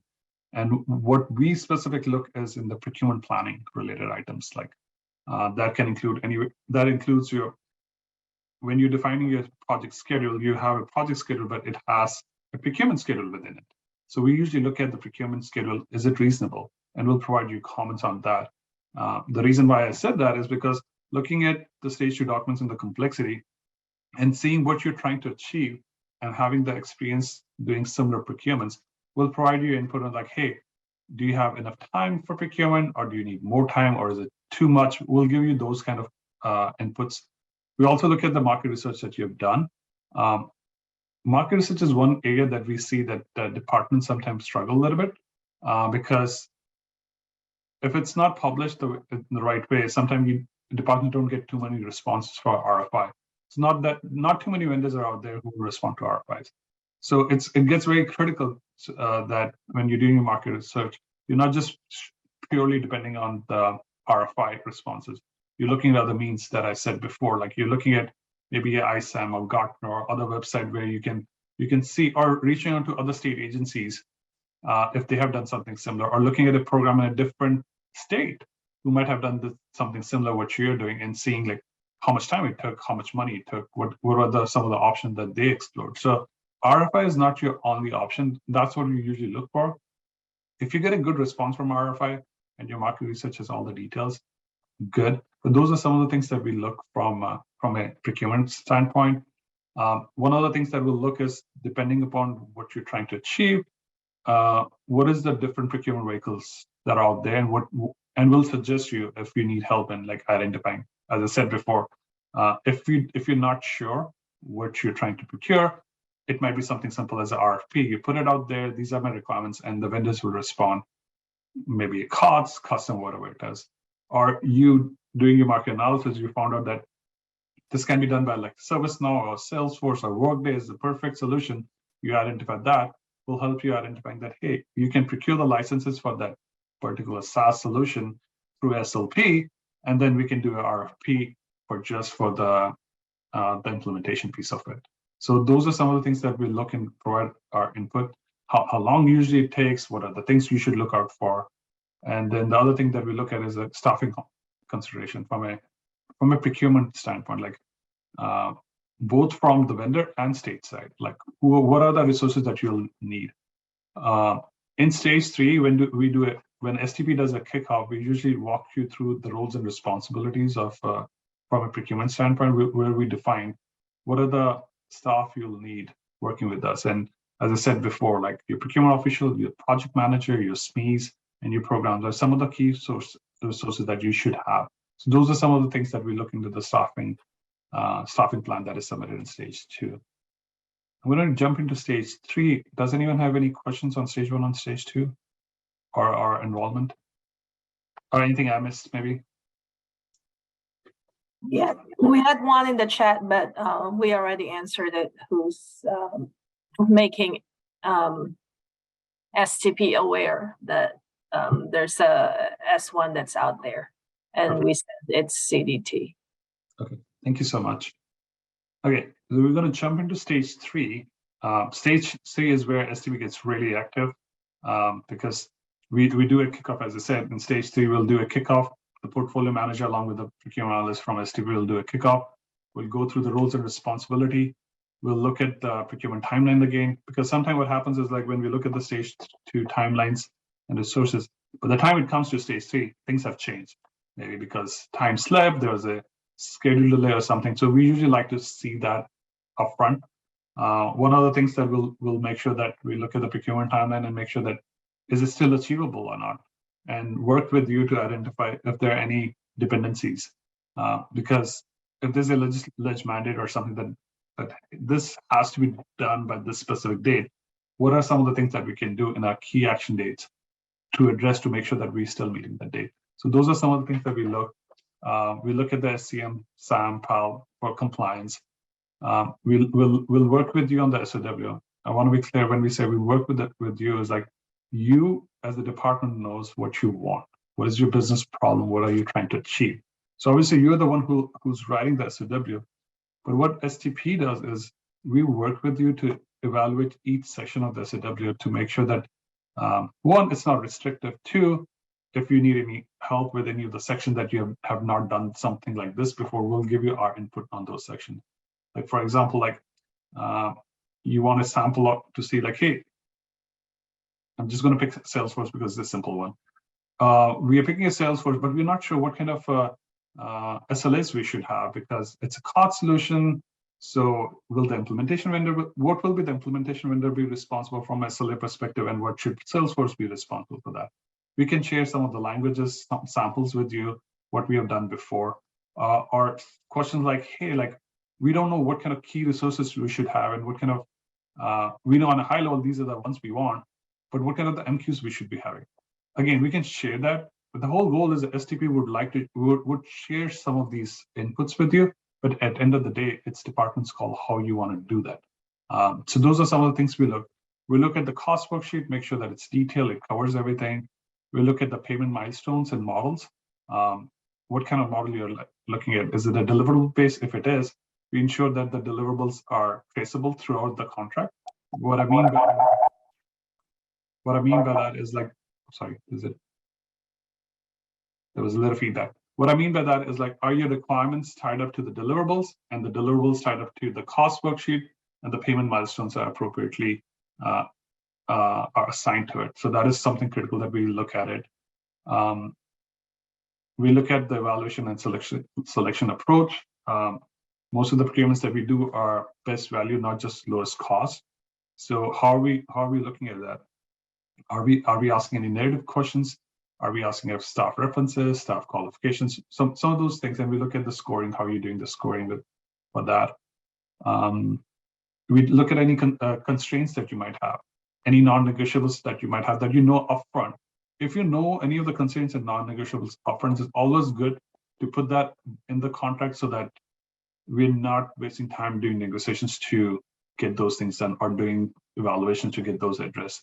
So when I say constraints or non-negotiables constraints can be, we have to have an implementation done in, let's say, 1 year, because there's a ledge mandate that by this date, we have to provide these services. So that's your constraint. You want to tell upfront to your bidder community that that's your constraint. Your non-negotiable can be like, hey, we have the system that has, let's say, PHI and PI information. It has to be very secure. So one of our non-negotiable is the product that you're bringing in, and it has to be cloud. It has to be FedRAMP, let's say, medium compliant. It has to be FedRAMP medium or FedRAMP low. Whatever that is, whatever your non-negotiables are, please make sure you identify that, put that up front so that when bidders know about it, and if they have questions, they can ask early in the game. Other things that we look at is like completeness of the sections. If they're complete, they're comprehensive, and if there are any dependency like from sections, and also look at not just the main procurement that we're doing, but any of the ancillary procurements too. Like how are they related? Is there any timing that you need to have that once the implementation happens, then right away you need an OCM or you need an IBMV before the implementation goes in. So those are some of the things that we'll look at it in the stage 3. I know a lot of information, so I'm going to take a pause here and see if anyone have any questions about stage 3. No, we just have some comments on the chat, but no question. Okay, thank you so much. And I'm going to jump into stage 4. Stage 4, what we do is like, so stage 3 is we draw up the solicitation, we get the stage 3 approval from PAO, and we'll release it. Once it's released, now we're in stage 4, where we will be answering the questions to the bidders. Once the bidder submits the responses, we will work with the department in doing the evaluations. Again, as STP, we're not the scoring members, but we are there to oversee and ensure that we are following the evaluation criteria that was defined.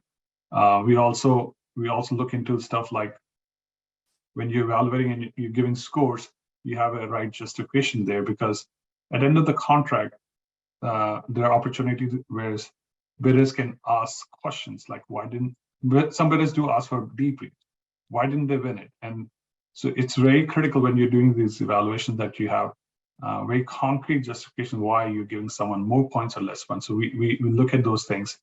We look at any addendums we need to do, any protests or anything, like we're responsible for all of that stuff.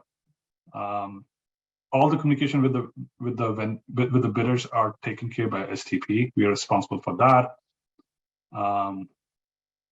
And as I said, we're responsible for working with you to do evaluations, getting any clarifications. Once clarifications are done, based upon the evaluation criteria you want to get into negotiations. What's the language for negotiation? Are we doing top 3, up to top 3, depending upon that? Get into negotiations, work with the department in identifying the negotiation strategy. What are the things that we want to, what are the non-negotiables? Let's talk again. What are the things that you're open to negotiate? And the stuff that you want to negotiate is what's your best outcome, what's your worst outcome, and what's the alternate? And is there any deal breakers?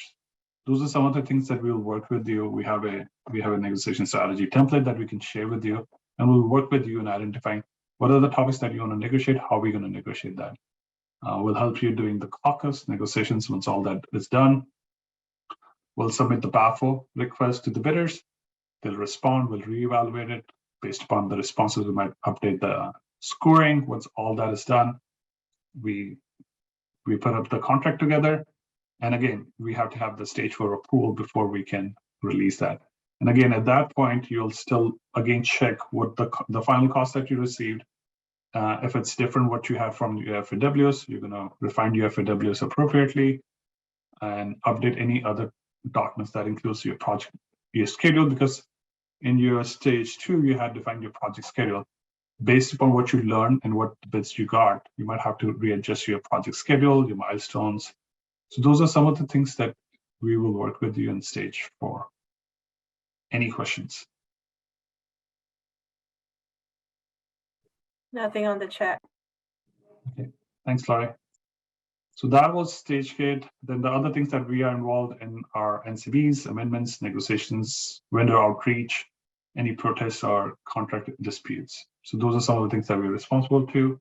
And then, as I said before, and Tiffany mentioned too, anything telecom, we are responsible for all the telecom procurements. So departments usually don't have any authority on telecom. So anything related to telecom needs to come through DGS.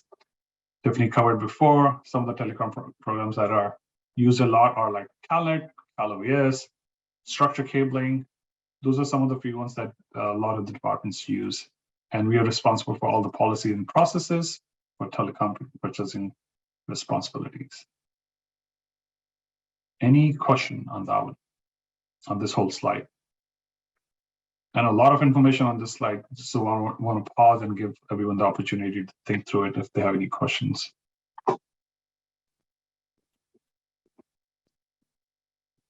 Okay, if not, then I'm going to jump on to the next one.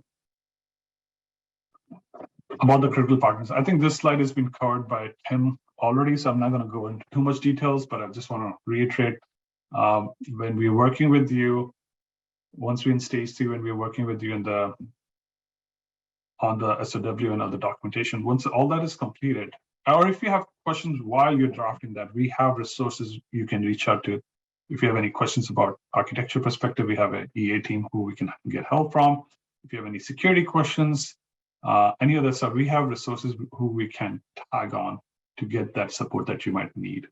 And then once solicitation is completed, we usually put a 2 weeks time frame for all the critical partners to review. And the critical partners include obviously PAO, security, EA, DOF if they need to see it for any reason, OTEC, and STP obviously. So those are some of the partners. We give them 2 weeks for them to review the solicitation. If they have any comments, suggestions, they usually provide that. And if there are any comments or changes that needs to be done, we'll share that with the department. We'll work together to incorporate those suggestions and changes, and then put the packet together before it can be released for on the street. Hi, Sam, just to add to this. So I think we probably should put a placeholder in for legal. Oh, yeah. Forward, because lately we've had a lot of discussion around onshore, offshore topics, things that involve legal. And then first and foremost, right, we have critical partners, but our expectations is that the departments also have their internal ISOs or EAs or, you know, budgets, or whomever it is, right? Also review any of the, you know, artifacts or anything that comes from the project, right? So that's our expectation. So we'll usually say, hey, our EA saw this. What is your EA thinking, right? So they can collaborate and, you know, come together and either find solutions or clarify things. So I just want to put that out there. So Tiffany, what's the EA in your scenario? well, we have a good one right now for we're working with EDD, right? Sam, you could give a Just like what's the acronym mean? Oh, I'm sorry. Enterprise architecture. Thank you. Sorry. I thought you were looking for a scenario, but because we have those too. Yeah. I also want to really point out real quick that on your slide, that, you know, one of the things that I talked about yesterday a lot was about some of the ancillary procurements that we allow to happen before we get to the primary procurement, and one of those being IVNV. And notice that on Sam's slide here, he identifies IVNV as part of your team. And this is one of those things where we recommend all the time getting IVNV on early so they can really come up to speed on what the project's about. They also become one of your critical partners on your team side of the house. So I just wanted to draw a note to that, that's there and for a reason. Thanks, Tim. You're welcome. Okay. Yeah, that's a very good add, Tim, because we do have planning procurements. So we suggest if you're going to get anything like an IV or PM services, that they're included in this process of building a solicitation and working on the PAL documents, etc. Thanks, Tim. Thanks, Tiffany. So the next one is stage 2. I'm not going to go and talk about stage 2 because Tim did a great job day before yesterday. I'm going to just jump directly on from a stage 2 STP perspective. What are the things that we look for? And I think we talked about market research a little bit before, but I'm going to just talk a little bit quickly. In stage 2, we look at the market research, procurement staffing strategy, any anticipated procurement activities and staffing considerations, like any ancillary procurements you might have, provide guidance on mid-level solution requirements, and provide guidance on high-level proposed schedule. I want to take a minute and talk about requirements. A lot of time there's a confusion, and I think Tim already covered, but I'm going to just chime in a little bit. There's a lot of confusion. What is a mid-level requirement and what should be detailed level requirements between stage 2 and stage 3. And I don't know, Tim, if you gave them a magic number for mid-level requirements or not, but that question gets asked a lot of time. Yeah, I talked about the sweet spot being between 30 and 100. Thank you so much. And trying not to be over that. But we should have quizzed the audience to see if they remembered. Yeah, thank you so much. Yeah, like for mid-level requirements, as Tim said, 30 to 100, like what you're looking at at that stage is having info, because you're going to be using that mid-level requirements to share in your RFI, challenge statement, however you are getting that information. So it needs to be enough so that the bidders understand what you're looking for, but don't spend too much time in getting into the nitty-gritty of it, because that will come in once you identify what are your recommended solutions out there. And then you can, based upon the solution that you have in mind, you can refine those requirements later down the line. So one thing that departments get stuck a lot is at the requirement, like what's a good spot to stop for the mid-level requirement. So that's very critical. So those are some of the things that we look when we get the stage 2 documents. And one of the things that I mentioned yesterday to really avoid was compound requirements, where you have, multiple things in one requirement. That makes it very difficult for a vendor to respond to. And I know that, through your procurement experience, Sam, that's one of the things that we get comments back, like, what do they want? Yeah. Because they read the requirement and then they're trying to decipher it. And it just kind of makes it tough, right, to answer how I'm going to respond to that requirement. And from get-go, I know it's very difficult, but you have to have your mandatory requirement and what's your desirable. I know, like, that is another thing that departments struggle a lot, is like everything is mandatory. Not really. Like, there has to be some stuff that is your mandatory that it needs to meet the business need, but it's some stuff that's nice to have. And the reason I say that is, like, to have that, like, it's important to have the desirable in there, so that when you're looking at the bidders and seeing the products out there, that's going to be your main difference. Is like, they all can do this, but you have this one bidder or this one solution that can provide and cover everything that you're looking for, not just the mandatory, but desirable. So it's nice to have that. But if it's really desirable, don't make it a mandatory, because then you might be excluding some of the bidders or some of the solutions out there. So it has to have a balance in there. So that was what I wanted to cover in this slide. Does anyone have any questions, comments? Okay. On the chat. Thank you. My next few slides were about market research and tools and techniques, and I think I already covered that. I'm going to just talk it through quickly. Feel free to stop. If you want to have more conversation, we can definitely have it. So some of the tools and techniques for market research are internet. That's your best bet.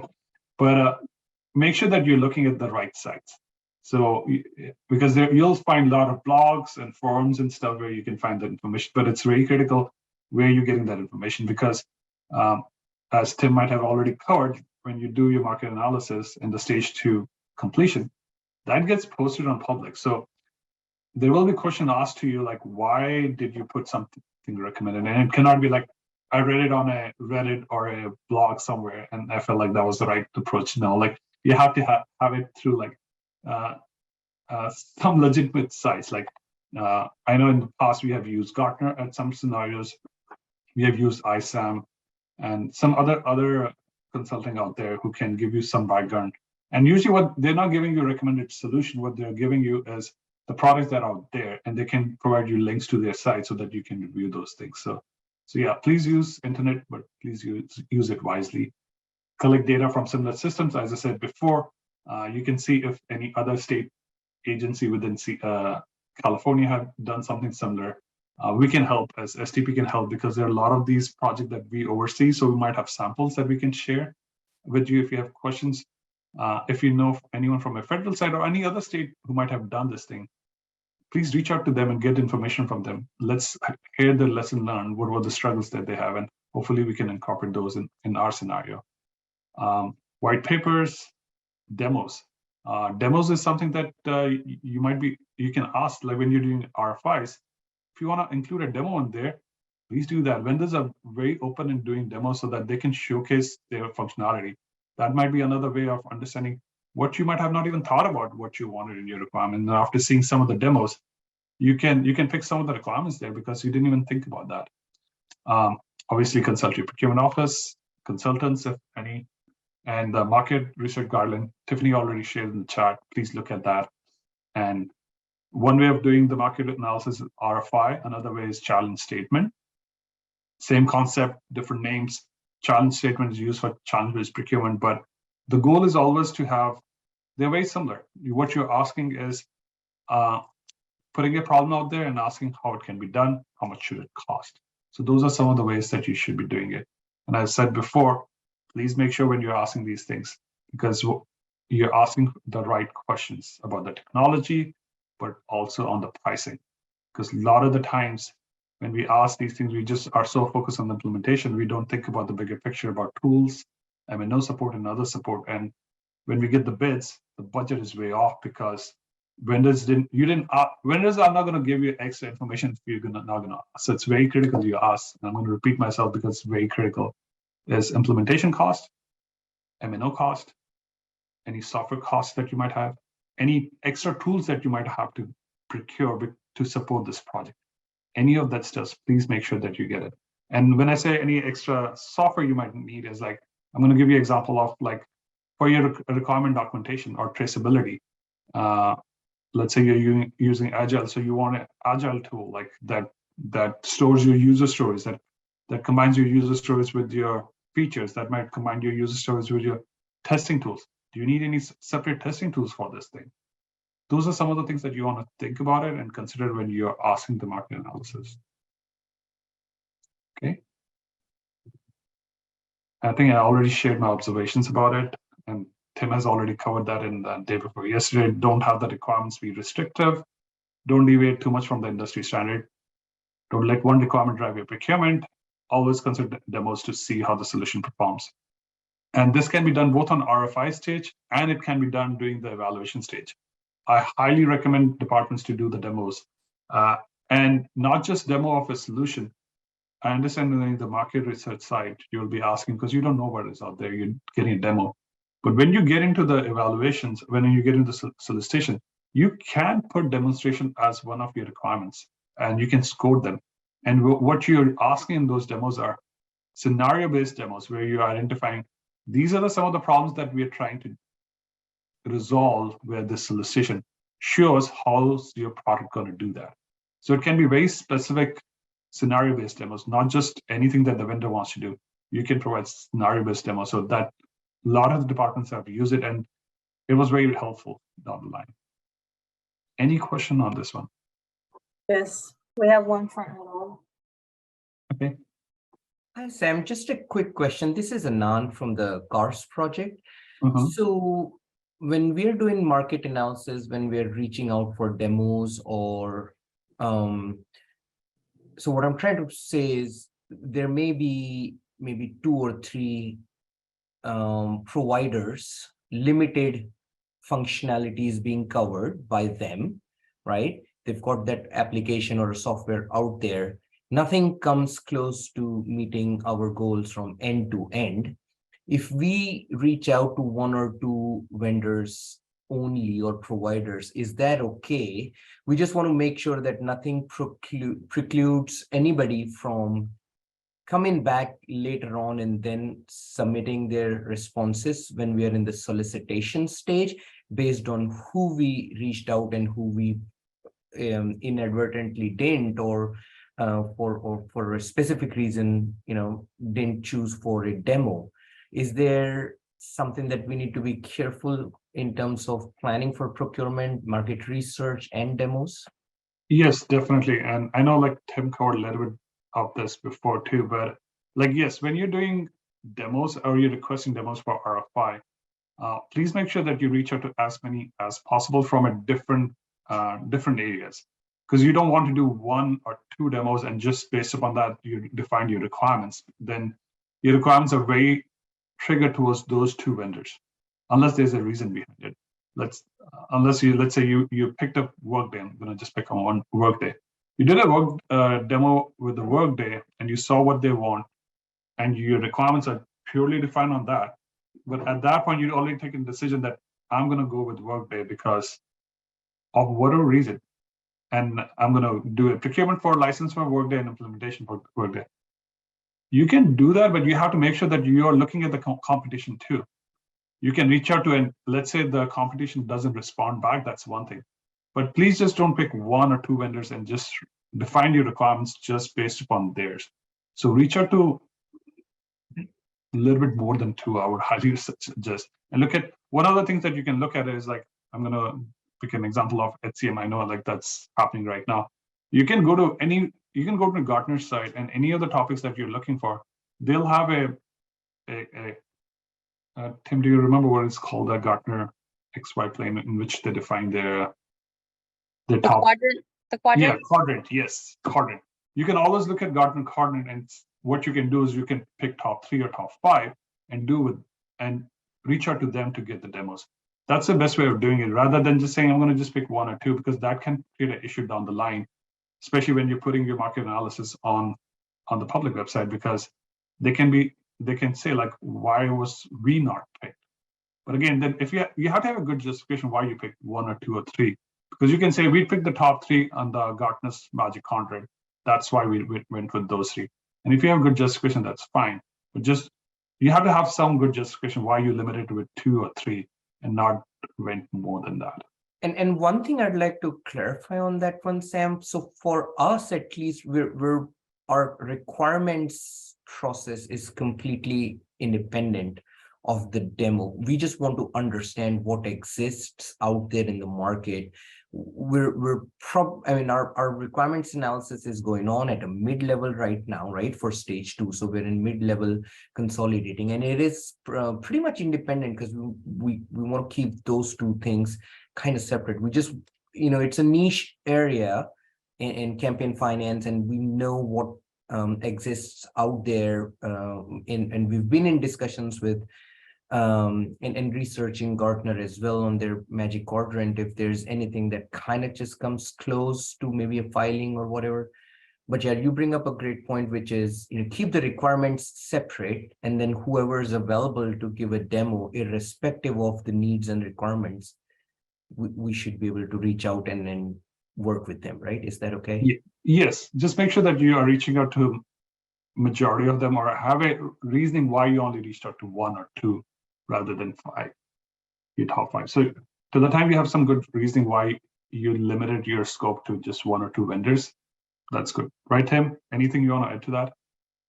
No, I was just going to say, this is where it goes back to when you're writing your market research, is really telling the story of how you got to where you're going. And if that points you in the direction that it narrowed down to 2 vendors, if you knew it at that point, then you can tell the story to why you got to those 2 vendors and those 2 vendors only. I mean, we've seen it in the past, and it's very rare, but where it's pointed to just 1 vendor has the only capability of doing what it is in the marketplace. But that is a kind of a rare situation that we've seen. Typically there's more out there, and that's why we go out to the marketplace. But really goes back to telling that story. Also, we have a question from SOS from Joseph, and just a reminder that we're almost 15 minutes away from lunch break. Just want to remind everyone. Thank you. Joseph, you have a question? Sorry, go ahead. Yeah, hi. I got a quick question because I'm so happen to be doing some of these right now. So when we are doing demo, some of the vendors that we reach out, they claim that their profit margin is too small, right? So because they have this free one that you can play with, but it's way different from the pro that they're selling, right? And they just have a chart that saying, oh, with pro, you can do these, and these. Like, yeah, what does that mean? I want to see it, right? You can't, you have to purchase it. So how do we factor that in when we're just doing a market research? Do we just skip them? Because it's one of those where in their checklist, it looks really nice and kind of like, well, that's one of the features we've been trying to look for and that we can't find on some of the other vendors. So how do we work with that? So Joseph, if I understand correctly, what you're saying is that you're getting something for free to try it out. So that's the difference, right? No, it's not free. that's a problem because the free one that they have has a limited feature, Yeah, right? yeah. And the No, I understand. professional one is the one that has the feature we want, but then it's not free for demo or anything. You actually have to purchase it. No, for demo, you should not be spending any money to getting demo. Like what they might be giving you is an environment where you can play around. That's a little bit different than actual demo. Because the actual demo, vendor is going to provide you the demo of whatever services that you want. And that's what I always say, like when you're asking for these bidders to give you demo, have a specific scenario-based demos that you're looking for. They can give you the market spiel that like what else they can do. But when you're asking for these demos, you can ask the vendor to walk you through their product. For that, you don't need to pay anything. And I think if they're giving you a space to work in a free environment they're giving you, that's more of not really a demo. That's more of like you playing in the environment and see if you like it or not. So two different things. Okay, so highly suggest have your scenario based what you want to see in the demo. And it can be the thing simple as like what you have in your requirements. Pick your top 4 or 5 requirements that's most critical to your project. Identify those and say, these are some of the things that we're interested in seeing in your product. Could you please do a demo? And they can walk you through. And then obviously they can walk through other functionalities if they want to do. But at a minimum, they can cover main requirements from your requirement deck. Okay. Okay. Thank you. Anything else, anyone? We're good on the chat. Okay, thank you so much. I'm going to skip on vehicle strategy because I think I talked about it before. So, like we talked about leverage procurement, will it be modular? How competition will be achieved through selected procurement method? How would you identify certified DVBE, diversity, understand the procurement method being used? These are some of the things that you should be looking into it. And what's your timeline to bring up the project up? Very critical. As I said before, these are your constraints. Like if there is a specific timeline that you're targeting for, please make sure that you put that in your as a constraint in your solicitation so the bidders know about it. So update your SOW appropriately, deliverables, which will include like supplier schedule, like always ask schedule. Always ask for schedule, the implementation schedule that you'll need for that. Some of the things that STP will always suggest you in your deliverable is, I know Tiffany likes to call them paper deliverables. You don't pay for paper. What I mean by that is you should have deliverables like project schedule. What's your training plan? Other deliverables like what's your quality testing strategy? What the design? Those are some of the things that are like deliverables that you should be asking, but you should not be paying for those ones because the goal is your deliverable should be tied up in a way that for some reason, if you have to cut the project because of whatever reason, the deliverables that you have paid for, you should be able to use it. A project schedule is nice. It's very important to have for the project, but that is not something that you can use. You might have paid for it. There's no value to you if the vendor walks away from it. A testing plan is really critical for a project, but if the vendor walks away, there's nothing that you can do with that. So that's why one thing that we always tell departments is when you're defining deliverables, we're not saying don't put them. They're very critical. You should always put them, but they should be $0 deliverables in there. Only put payment milestones to stuff that is quantifiable, that you can receive and can do something with it. So that is something that always emphasize on that. We look at the technical requirements, evaluation factors, procurement steps. Can you give an example of the actual paper deliverables? Because you're saying that everything schedule and these training plans and whatnot are important, but they're not, they shouldn't be payable. So which ones should be payable? So anything as in like you want, your first thing should be, let's say you define your project into phases. Once the development for that phase is done, you can pay for that. Once the testing is completed, you can have another milestone. When you do a UAT, you can have another milestone. So actual stuff that is quantifiable that you can use. If the vendor goes away, you have a partial working software. I know Yeah. 9 out of 10 you might not be able to use it if you have to re-solicit it, but at least you're getting something out of it that you can use. So like the project management activity, we shouldn't be putting a deliverable-based payment on a PM plan versus the project management activity should include, right, the service they provide should include the paper deliverable. Now there's going to be things like enterprise architecture plans, maybe as is to be, right? Those are things that, as Sam was saying, are artifacts that we could use after, right? And we're not saying we don't pay exactly for paper deliverables.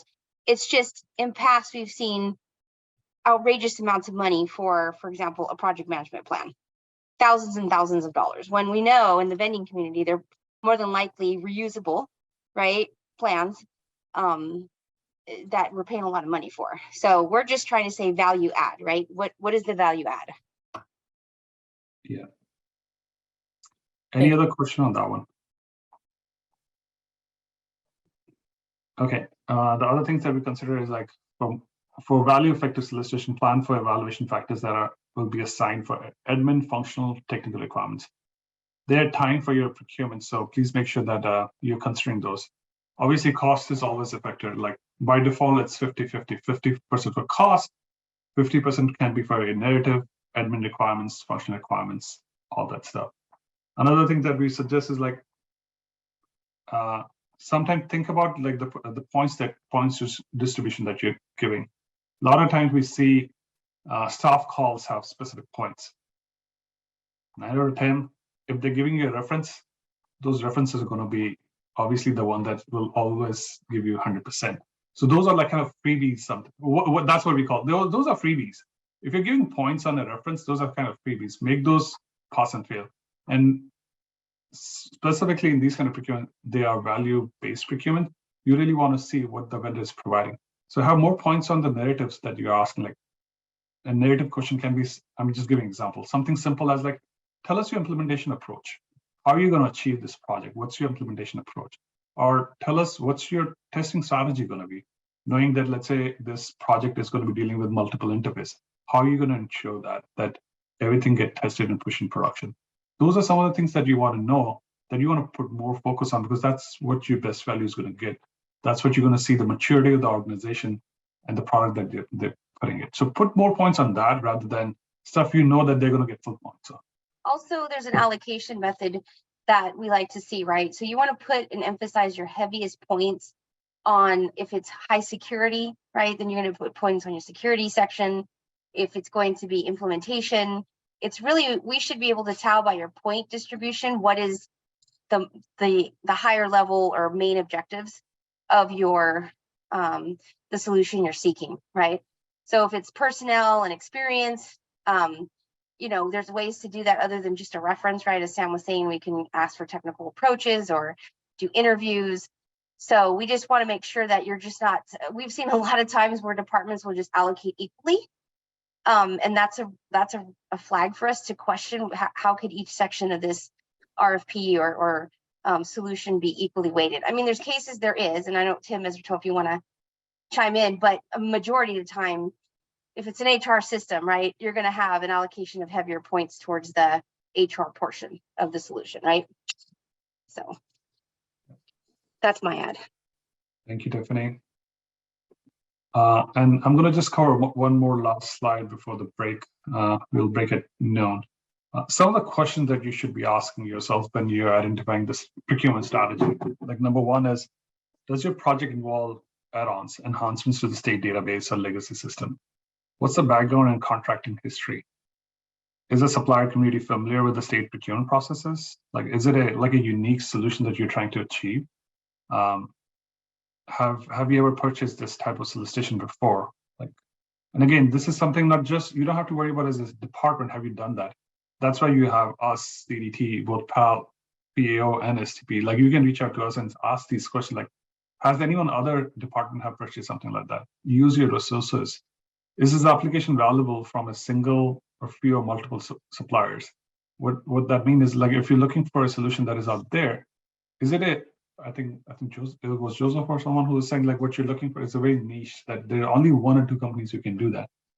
Make sure you do that research. Is there just those, or are there more of those? Do I need a demo or a proof of concept? Very critical.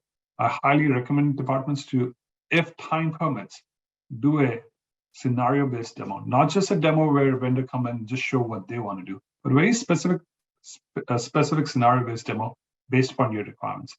And always, always, always have your EA, your enterprise architect, involved from ground up when you're doing those requirements, because they will be helping you to, not just from an architecture perspective, but security perspective, and scalability is what you're asking your solution is scalable. So it's very critical that you have your EA involved early in the game. And if you ever need help, CDT EA can involve and have those healthy discussion early in the game, at the time of when you're identifying your procurement strategy. So those are some of the things that I wanted to share from a procurement strategy. Any questions before we take a lunch today? I think we're good. No Okay. question. Thank you, everyone. We'll take a lunch. We'll be back at 1 o'clock. We'll Yes. see you all then. Was here. Okay, we're going to talk about our different procurement strategies. We talked a little bit about it for some of the ways that you can do is RFP. I'm going to try to provide more details on, because I know like there are not too many procurement folks, but anytime feel free to stop me. RFP is request for proposal. It's used when the state requirements are written in general terms, describing the problem to be solved, or goal to be achieved. Like what we mean by that is, I think I said before, like, the requirements that you want, like, the problem that you have that you're trying to solve, you have the detailed requirements, but you're not sure what solution you're looking for. So at that point, you're just keeping it open-ended, letting the vendor community propose the solutions. IFP is invitation for bid, is where suppliers are asked to provide a bid to the state's known and detailed clear requirements. What I mean by that is, sorry, give me 1 second. I just got a message. So what I mean by that is like, in this case, it's something like where you already know what solution you're looking for. And at this point, you're just asking the vendors to provide the response and provide detailed solution specs. IIP can be something simple as like, as we talked about before, like, the solution you're looking for, you just need a vendor to come in and customize it for you. The third one is RFQ, request for quote. It's a straightforward procurement format that identifies what is needed or requested as a proposed solution and intends to lower risk. What you ask here is, a lot of the staff orgs are, sorry, I shouldn't say staff org. So a lot of the license, leverage procurements that you might be using will be using RFQ, where you're just asking for a quote. Like, let's say like you want to procure Workday licenses or Salesforce licenses. You identify the SKUs and you're just getting the quote from the vendors. And most of these scenarios is the lowest cost wins that one. Then we have LPAs, leverage procurement agreement. It enables streamlined state purchases by removing repetitive, resource-intensive, costly, and time-consuming bid processes. So this includes user guides or ordering instructions, and that is unique to a particular LPA program or contract. These include CMAS, MSA, now it's called TDDC, SLP, statewide, state price schedules, and the last one is your non-competitive bid. Those are the ones that contracts where the proposed acquisition of goods or services are the only goods and services that meet the state's need. These contracts are limited by statute in accordance to the Public Contract Code 12102.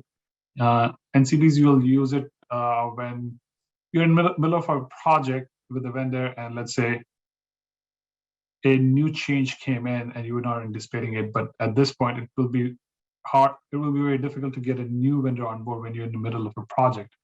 You might do NCB to either add more scope to it or add more time and more money. So those are some of the scenarios you'll be using NCB. Does anyone have any question on this one, this slide? So Sam, this is Betsy again. I do have a question. With our notary replacement, we're in a situation where the past 3 or 4 years, the legislature has brought up remote online notarization, but it hasn't passed yet. Is that the scenario where we would use the NCB? Or do we put in as much as we know as kind of an option amendment to the contract and get, understand what cost might be as upfront? Do you have any recommendations on that? Yeah, so in those scenarios where like there is a good chance that you will have a requirement coming in, but you're not sure when it's going to happen, we at STP recommends using the mandatory option. And what it means is that you're asking the requirements up front, that asking for the scope, and you ask the vendor to provide the scope, how they're going to achieve it, and how much it's going to be the cost. But you're putting as a mandatory option. What that means is that you get the cost, but it's up to state if they want to invoke that mandatory optional scope. So if that cost is not part of the contract, it's not something that the vendor will have it, but it's under states. If state decides down the line if they want to use that, they can use it. So if we know that something's going to come down the way, and if you have high-level requirements, I would highly recommend that you put that as a mandatory optional rather than going through the NCB route. Thank you. Yeah, you're welcome. Any other question? If not, I'm going to jump on to the leverage procurement agreement. I just talked about some of these. CMAS, ITMS is now, it's called TDDC. These are a lot of time used for staff augmentation. Statewide contracts, there's example like we have a statewide, STP has a statewide contract for structured cabling. If you have any structured cabling needs, you can utilize those contracts. It has a user instruction in which you can just do an RFO, and you already have a set list of cost, services and costs that are included in it, that you can use that. Software license program, the SLPs are out there for like if you're trying to just procure licenses. VHHS before was a bigger program that CDT was hosting. Now I think it mostly has only cloud services there. It's a widely used program because it's very easy to procure stuff from VHSS, because if anything that is on VHSS, you can simply procure it via just a simple service ticket to CDT APMB branch. And you can identify what licenses that you're looking for. What it does is like there are already pre-approved vendors with the cost in there. And once you submit the request, the APMB branch from CDT, they usually put the SKUs out with a RFO with a short time frame, and the approved vendor who are on the list, mostly the resellers, will respond back in the lowest cost wins that, and they'll work with you to get these services to you. You as a department don't have to go through any RFO process, so it's a very streamlined process. I think at this point there are only cloud services left there. I think most of the other services are moved to DGS. Then we have state price schedules and other state schedules that California has wrapped their arms around. These were highlighted. I think most of you have used these. Does anyone have any questions on that?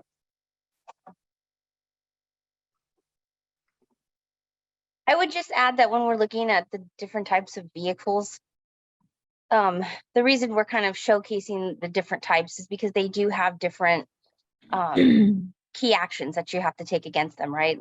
As Sam was talking about, the SLP, there's user instructions that kind of restrict you from certain, services, right? Versus going out for an RFP that is non-restrictive, and you can ask for, many services or many different types of services, right? Our formal RFPs, depending on if you use our public contract code 6611 to negotiate, some of those are mandated by statute to have a certain time being advertised, where RFOs are not.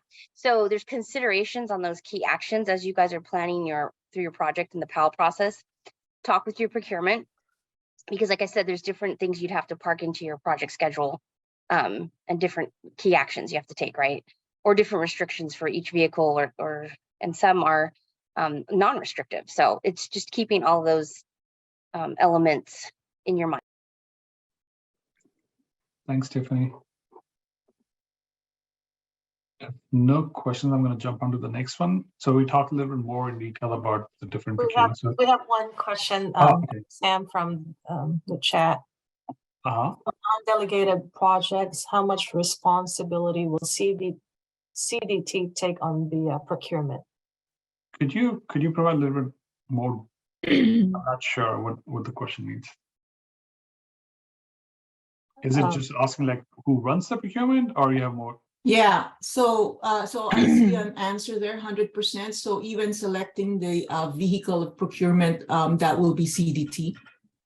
So what we usually do is like we will work with you, because if it's a non-delegated project, that's where in stage 2 you'll be identifying the procurement approach, and we can guide you in identifying which way to go, because there are scenarios where you can achieve something where both RFP and RFO are out, and we'll provide you recommendations. At the end of the day, it's what works best for the department. So we're here to do recommendations for you. Tiffany, you want to add anything to that? Yeah, thank you. Yeah, no worries. I did in chat. I meant 100% is we are your procurement official, right? So we are the official, procurement shop that, deals with the vendors, negotiates, answers questions or helps answers questions, right? We facilitate those. But yes, absolutely, Sam, you guys know your business better in the program areas well more than we do. So we, defer to kind of your expertise, and then we'll kind of guide you into what we think is an appropriate vehicle, etc. Okay. Thank you. Okay, the next one is about the informal procurement method. So for any IT goods and services up to $1 million, I'll check on SOS. I'll recommend checking on it. What's your limit? But what we do is they are supposed to be advertised on the California state contractor site, that is like your Cali Procure. So any goods purchases over any IT goods purchases over 100,000 has to be put there. All IT services over $4,999.89 should be put up there, and any IT goods and services are over $4,999.99 is over that. You need to put that on the Cali Procure site. So you usually have the SPDV options in there where you're going to utilize that. Every state department has to meet these goals. So if you have to do a report, because you have to do a report to the legislature, so that it's a good option to utilize when you're doing these formal procurements, because vendors know that they usually partner with DVB subcontractors to achieve this thing. So this is something good to have in your procurements. Just letting you know that agencies cannot mix between SP and DVB, although a small business can be a DVB, but it's not vice versa. And remember that the state does not award based on business in California because of the World Trade rules, and we do not give points for women and minority-owned business. Any question on this one?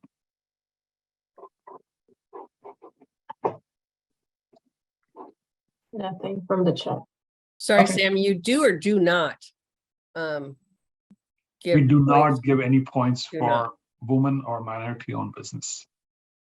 We do not, you're right. And we do for incentives for small business and DVBE participation.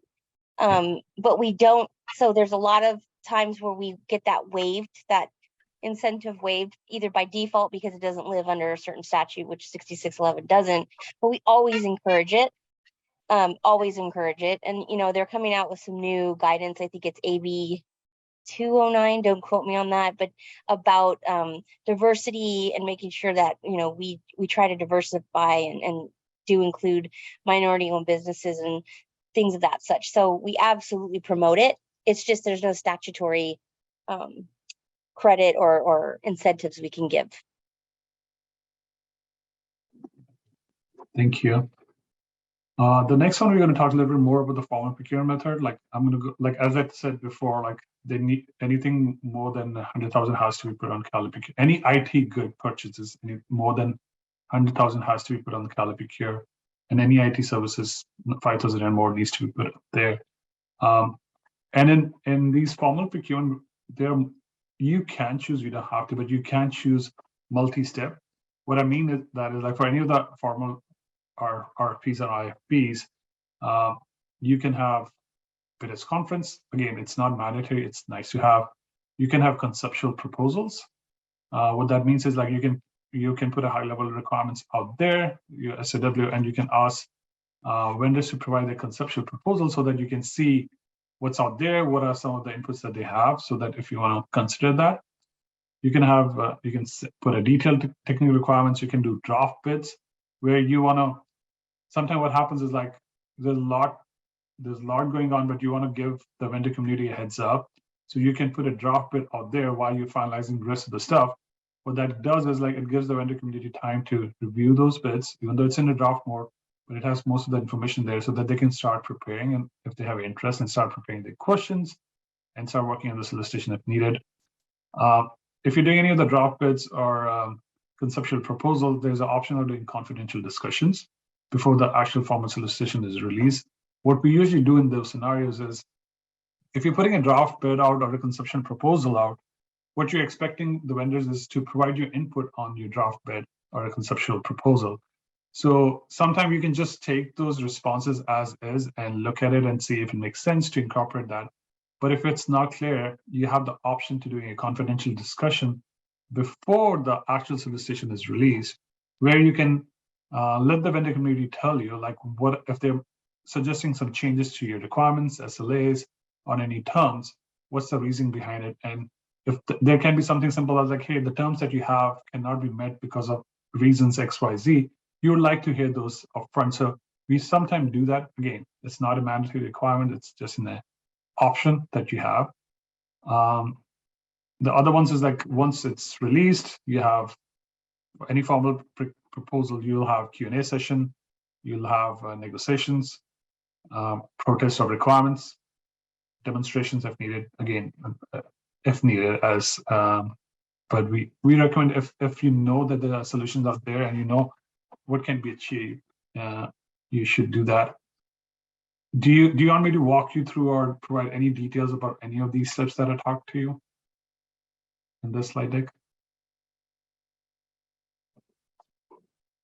Any questions?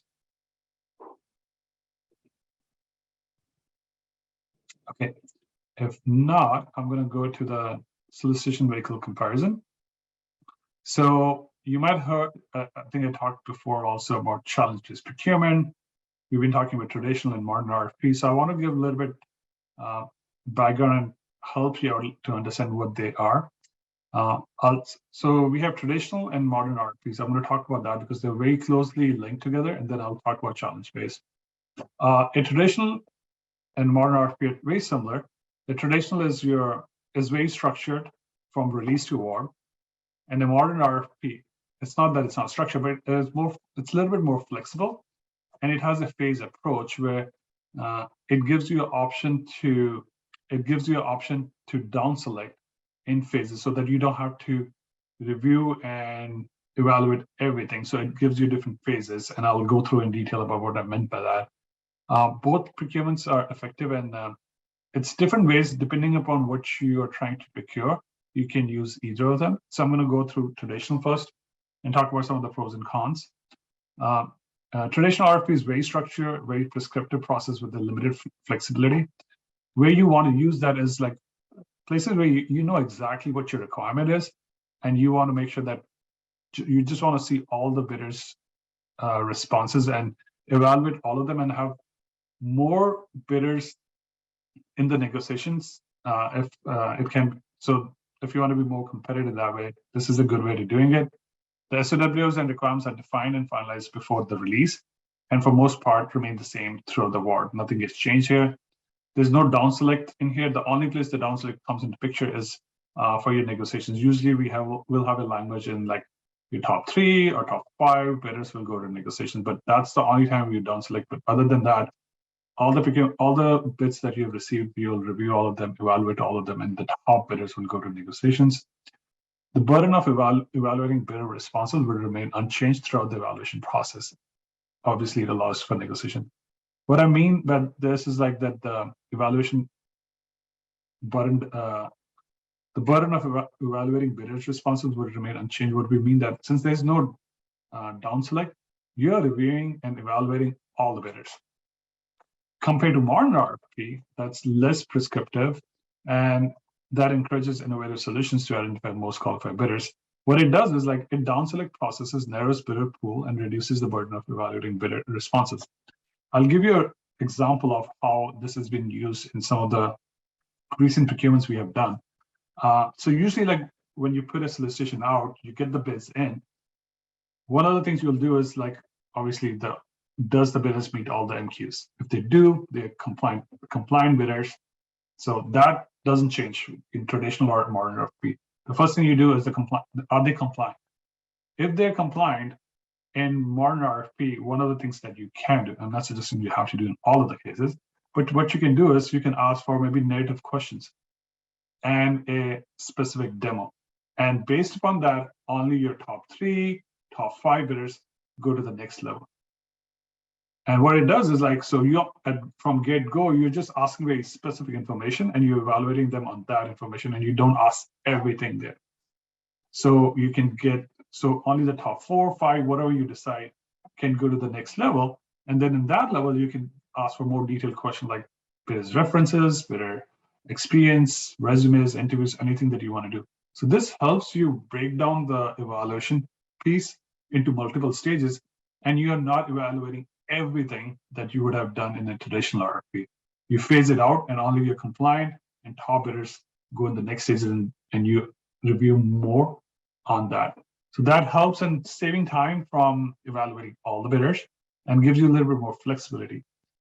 Though it requires a greater commitment from staff resources for multiple phase evaluations and development of SOWs and requirements.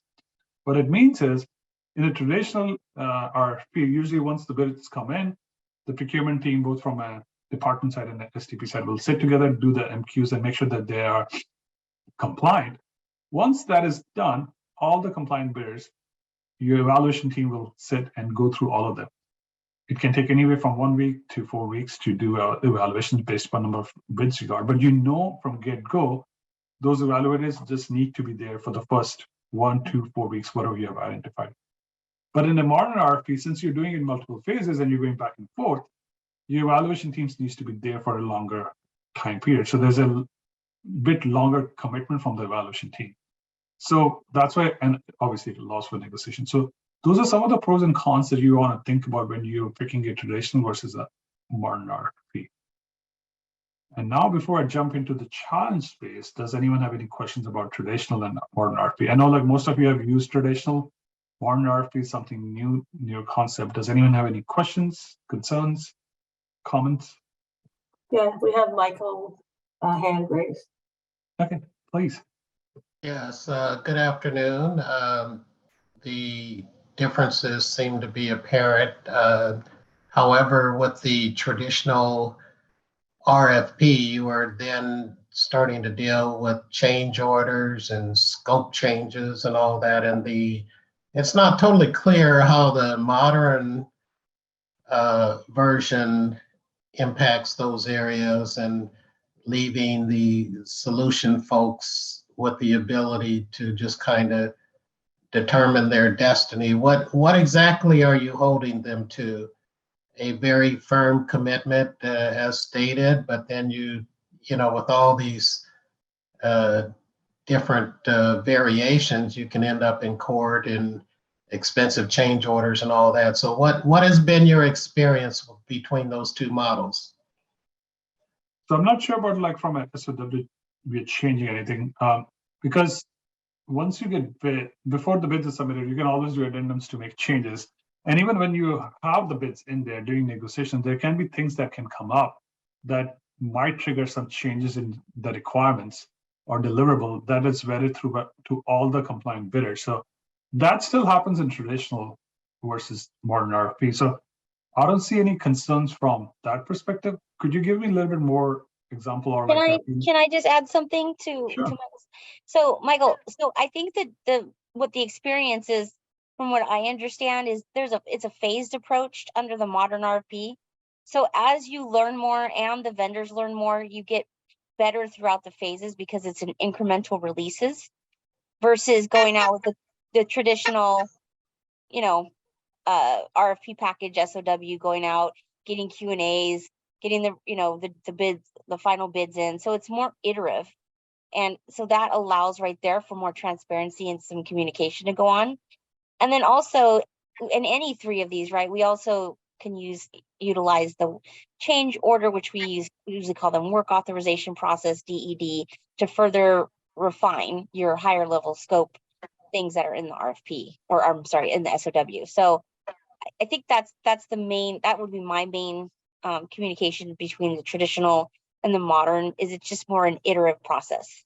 Well, that's exact. I totally appreciate and understand that, and that iterative process is what bothers me, because that will always fall to the benefit of those that have won a bid, and to what degree they can define the scope of a project and scope creep and all those things, because, well, we really didn't understand what you were saying, modern people.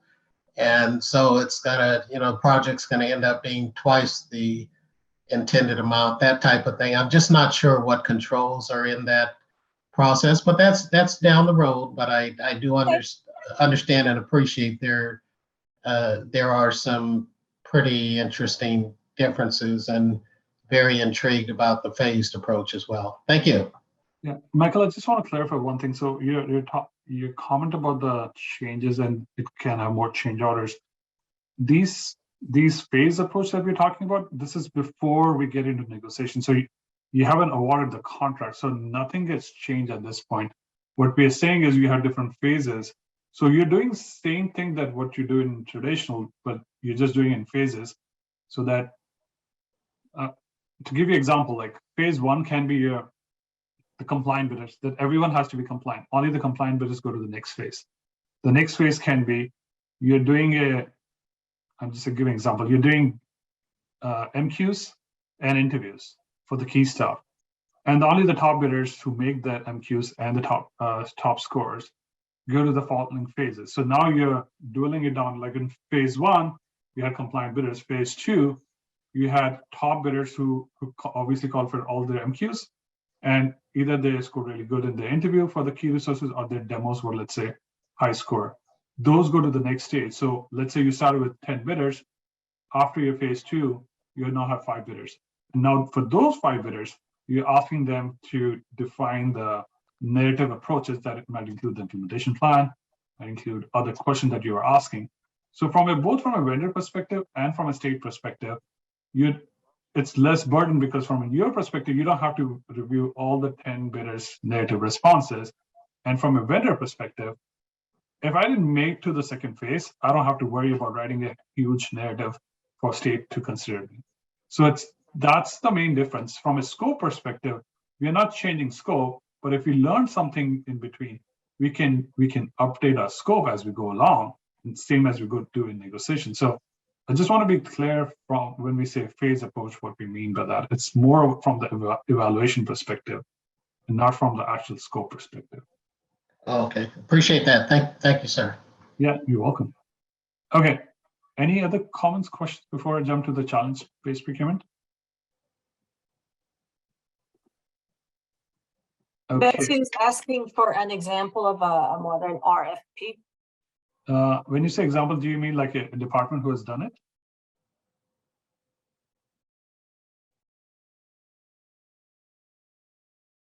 If that's what you're asking, we have done this thing with DMV for a couple of their projects. So, and I think there's another project that we have started working on who are using modern RFP.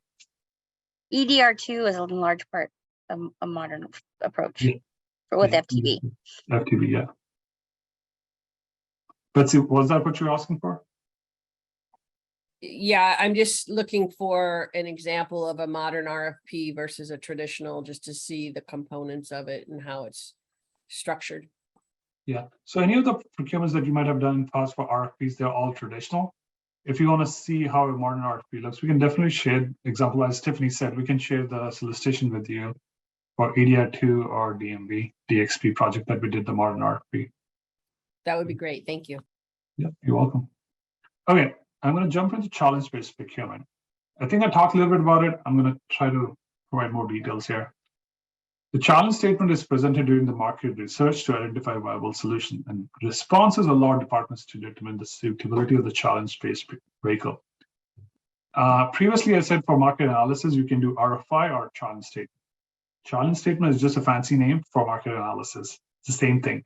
What we do in these scenarios, doesn't matter you do challenge statement or RFI, the goal is that you put your problem out there and see if there are solutions out there, if there are common solutions out there. If they are, then you're going to simply go to RFP route. Let's say you put your problem out there, high-level requirements, and there's nothing out there that has a clear-cut solution that you can use. But there are vendors out there who are saying that we don't have the exact solution, but either we can customize some of our COTS solution, or we can make a custom solution for what you're asking for. In those scenarios where you're not sure about your complete detailed requirements, because if you go into market analysis, you usually have only the high-level requirements, right? And then based upon the market analysis, based upon what is out there, you define your requirements. But let's say you don't even know what's out there because there's nothing out there that will work for your problem. At that point, you might want to choose challenge-based procurement. What it does is, the first phase of the challenge-based procurement is obviously like MQs and stuff. But the phase 2 talks about proof of concept. What you do in this scenario is you identify your high-level requirements, and then you identify the scenarios that you would like to see these bidders accomplish. And we talked about before about like scenario-based demos. There's a difference between scenario-based demos to actual POC, where you're defining the scenarios and you're expecting the bidders to show you a working product, not a demo there where you can say, yeah, it works, but an actual demo that takes your requirements and scenarios and provide you a working solution that can be expanded down the line. And then obviously your phase 2 is proof of concept. You do that, and the phase 3 is negotiations and refining. So let me go through the bullets one more time, and then I'll try to give more details. So the focus is on the problem statement with high-level objectives and goals rather than detailed requirements, because as I said before, you don't even know what's out there, so that's why it's high-level. It's more of an agile approach because it's an iterative approach using multi-phase approach, similar to modern RFP, but in this one, you do the MQs first, you do the POC, and between MQs and POC, so you down select from MQs, so you usually have anywhere from 3 to 5 vendors for POC. Once the POC is done, you identify one or more vendors that you want to negotiate, and that's how it's a phase approach. And vendors propose solutions to solve problems, evaluating the proof of concept rather than narrative responses, because in a traditional RFP, you're asking questions, how would they do it? And challenge-based procurement, they're showing you how it will be done. And it's a continuous development of SOWs, mid-level requirements, and project plan. What I mean by that is, when you started in the solicitation, you had high-level requirements. You finish the POC, now you learn more about how it can be done, what are the options. Once the POC is done, while actually the POC is getting done, you have the opportunity to refine your requirements and add more details to your requirements. And then with the detailed requirements in the SOW, you negotiate with the top vendors and get the updated cost to do that work. And one of the things that we emphasize is the POC that is done, it's a working POC. The goal is that this POC can be expanded as a solution down the line. It's not just a POC to just show you and then throw it. The goal is not to waste the time and effort that you put on it. It can be expanded. So let me talk about some of the pros and cons. Hold on, Sam, Anna has a question. Raise. Oh, okay. Sure. Thank you. And Sam, you might be covering this in pros and cons because this is an interesting new concept, right? So one of the things, if you could talk about, would be, I would appreciate if there's, so who bears the cost for the POC? If there are like 3 vendors who qualify the MQs, then who bears the cost for all 3 of them coming up with an POC? And then even a proof of concept, how do we know what's outside versus what's operating under the hood, and how strong and robust everything is. I mean, how drilled down, how deeper level information is sought, and has this ever been done yet? So if you could just talk about that, please. Sure. So let me answer your first question about who pays for it. So department pays for it. So there are two ways. So we have seen POCs that are paid POCs, and we have seen POCs that are not paid POCs, like the vendor takes it on themselves and not pay for it. And I'll give you there's not a clear-cut answer, but I'll try to give you an example where we pay and where we don't pay. If your effort is medium-sized effort, what I mean by medium size is anywhere from like maybe $1 million to $20 or $30 million project. I'll say that's a medium-sized project. You'll pay. You have to pay for the vendor, because you might be looking at medium-sized vendors who are providing this solution to you. And to do a POC, usually, another thing that I want to add on the POC piece is POCs can be anywhere from three months to 90. Sorry, anywhere from 30 days to 90 days. So anywhere from 1 to 3 months. So for 1 to 3 months, you're asking a vendor to come on board. We'll have a project management team, because it's a triggers. You'll have a scrum master, a coach. You'll have the whole development team, testing team, SMEs, and then they do a demo. So you need a full-fledged team from that. So vendor needs to get compensated for that. So if it's a medium-sized or low-size project, vendors would expect that you will pay for it. Let's say if it's a huge project, we're talking about hundreds of millions of budget size. In that case, there's a lot on the stake for the vendor. So they will take that. We have seen in those scenarios, vendors will be like, we'll do this thing without any cost. So we have seen both. So it really depends upon the size of your project. Question 2, you said, you asked like, how detailed do we go? So as I said before, like you define your requirements, you have the high level requirements, you define your scenarios, and you define what's your, like it's more of an agile approach. So you define what's your acceptance criteria for these scenarios. So the vendor is supposed to work with you and show you a working product. So so one of the things that I'll talk more is on the pros and cons is it's very labor intensive from both state side and from the vendor side. Obviously from the vendor side, because they have to develop all these scenarios that you're asking for. But from a vendor side, from a state side, you need to be available to answer any of their questions, provide them details, look at their features and user stories for each sprint, make sure that they're on the same page. So there's a commitment from the state side. So that's why we usually suggest not going more than 3 bidders when you're doing a POC, because what happens is like for each bidder, usually in the past, the procurements that we have done, each bidder gets anywhere from 2 to 4 hours a week with the department to ask questions, clarify the scenarios, create user stories and all that stuff. And then on top of it, usually they do a 2-week sprints. At end of every 2-week sprint, they'll do a demo where department needs to be there. They'll showcase you the features and user stories. You'll provide them inputs. Are they on the same track or not? And then in the end, they'll do a demo. But it's every week there's a commitment. So anywhere from 2 to 4 hours that you're spending with each vendor. So if there are 3 times 3, a lot of commitment for that 30 days to 90 days POC. So, and it's a time box environment. So it's not that, oh, we're not available this week, so we'll just reschedule. It doesn't work that way, because vendor has identified the whole team and they're dedicated to get this thing done within this specific time frame. So that's why I always tell my departments, it's a great way of doing procurement, but you have to make sure that you have the dedicated resources.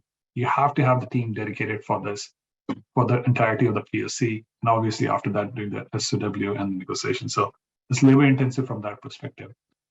The other question is, have we done this before? Yes, we have done, I think close to, Tiffany, correct me wrong, close to anywhere from 10 to 15 procurements. And this actually started from the time when we had COVID.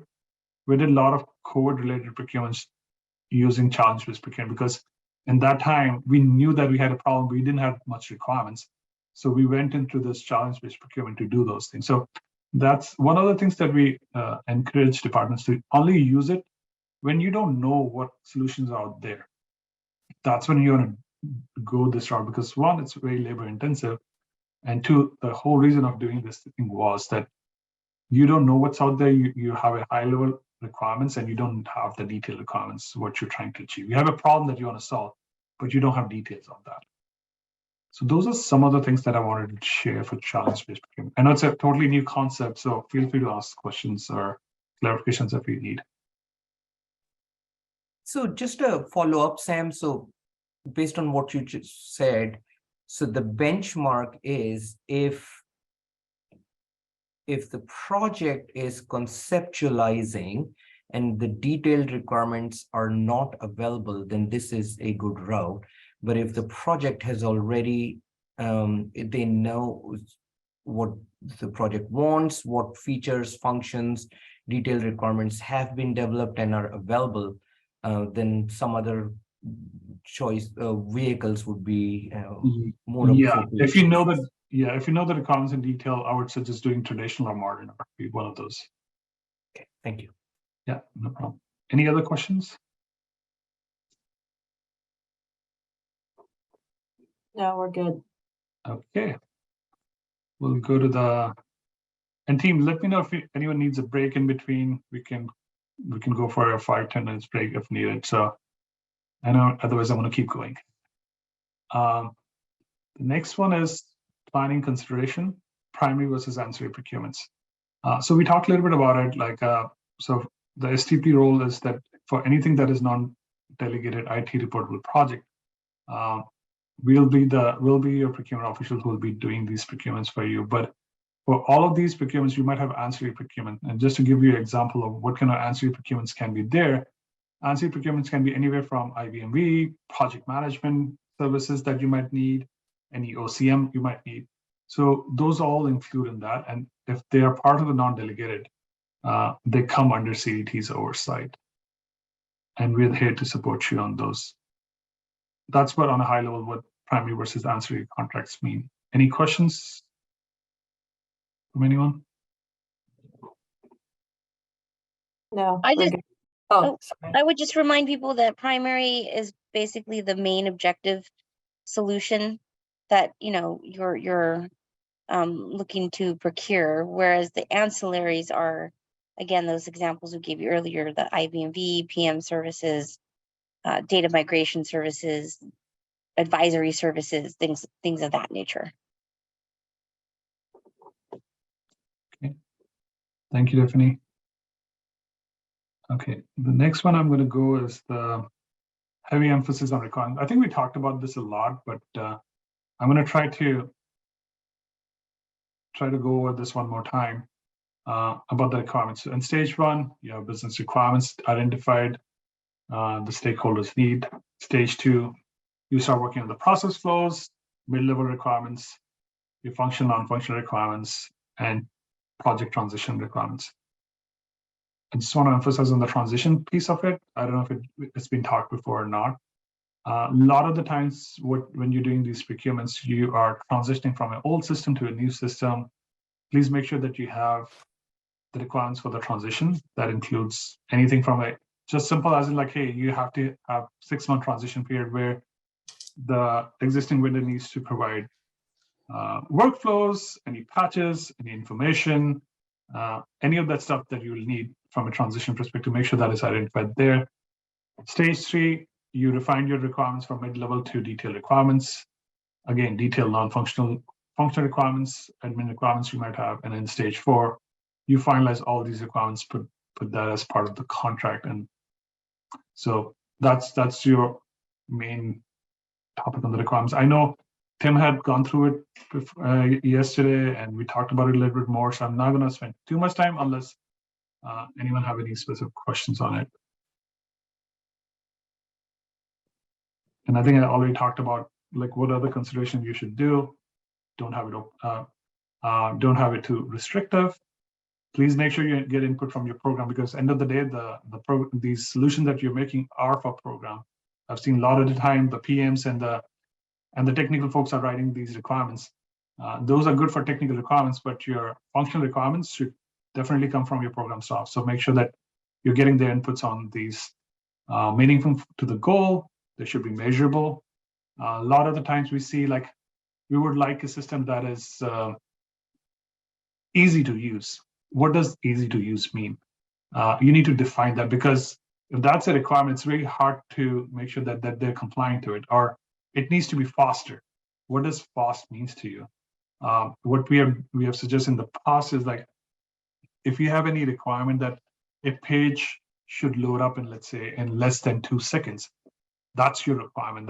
If that's what you think that it's fast or it should have, those are some of the things you need to do. Like identify that a search should not take any more than 10 seconds, let's say, or 5 seconds. Whatever those requirements are, please make sure that they are measurable, not vague as like it should be fast or it should be better than the existing application.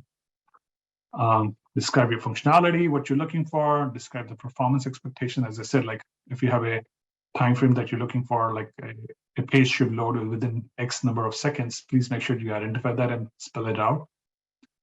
Clear and not left out for interpretation. Like don't have vague requirements, please make sure they're very specific, and provide sufficient details and ability to make payments. So they should be tied up to, because the goal is that all the requirements should be tied up to deliverables, and deliverables are tied up to your payment milestone. So that's how they should be all linked to. Questions on this topic? I know you guys have been talking about this thing a lot, so. Yeah, we have hand raised from, not sure, any representative from BPD. That's the name that I have on this screen. Okay, yeah, please go ahead. Yeah, sorry, this is Alex Ting with the Business Programs Division. So a question on this, what is there a recommended threshold or a point where it is worth or it's recommended to bring in dedicated BAs for this process to write these requirements? Yeah, I mean, in the past, what I've seen is like, yes, you usually have a BA working with the program team who's writing these requirements, because at least from a functional standpoint, because I've worked with program staff before, it's a little bit hard for the program staff to come up with the requirements and put in a requirement that makes sense and follows these requirements that are listed here. So I think it's, yeah, I would highly recommend that if you have, please make sure that your BAs are involved in writing these requirements, because they bring up that experience where they understand the business, but also at the same time understand the technical side of it, so they can put something out there that's easy to interpret. So yes, I would definitely recommend having BAs if feasible to help you write the requirements. But again, it has to be effort done by the whole team. That includes your BAs, that includes your business partners, that includes your EA, SMEs, your technical leads, and all that, because it's a combination of your functional, non-functional, transition, administration requirements. So it's a combination of all these people. So it's not one person can do all this. So when you're writing these things, make sure that you get input from all the different areas. Great, thanks. Yeah, you're welcome. Okay, and I think I talked about this before, but I want to talk again about the traceability. Traceability is very critical. When you have in your statement of work, you'll have technical requirements, business requirement, and functional requirements. They all should somehow tie to the deliverables, because at the end of the day, that's how you're paying the vendor, and that's how you can manage and ensure that the requirements are getting done and you're getting what you're looking for. So it's very critical that your deliverables are written in a way that satisfy all of these requirements. And then from deliverables to cost. So that's how you want to trace it. And on the side, you'll see it says special terms and conditions and attachments. So anything that you have, like terms and conditions that might impact your overall cost, needs to be part of it too. This might include anything from, let's say, SLAs. Like if we have an SLA, what is if the vendor doesn't meet those SLAs? How do you get compensated for that? You need to identify upfront about that. Like, let's say, to give you an example, you'll identify low, medium, and high impact SLAs, where low is something that the functionality is not working the way it should be, but it's still giving you the answer, but it's not how it should be. Medium is it's not working, but there's a workaround to it, but you'll have a different SLA for that. And then your high is the functionality is completely out, there's no workaround, and the users cannot use this thing. So based upon those complexity, you'll have different compensations for those SLAs. in other terms, like you'll have liquidated damages for those different kind of SLAs. So all of those are tied together. So your deliverables and your requirements might be tied to your SLAs that way too. So you need to look into that. Any question on this one? Yes. Betsy has a question on the chat. If the are non-functional same as technical, what is the difference between business and functional?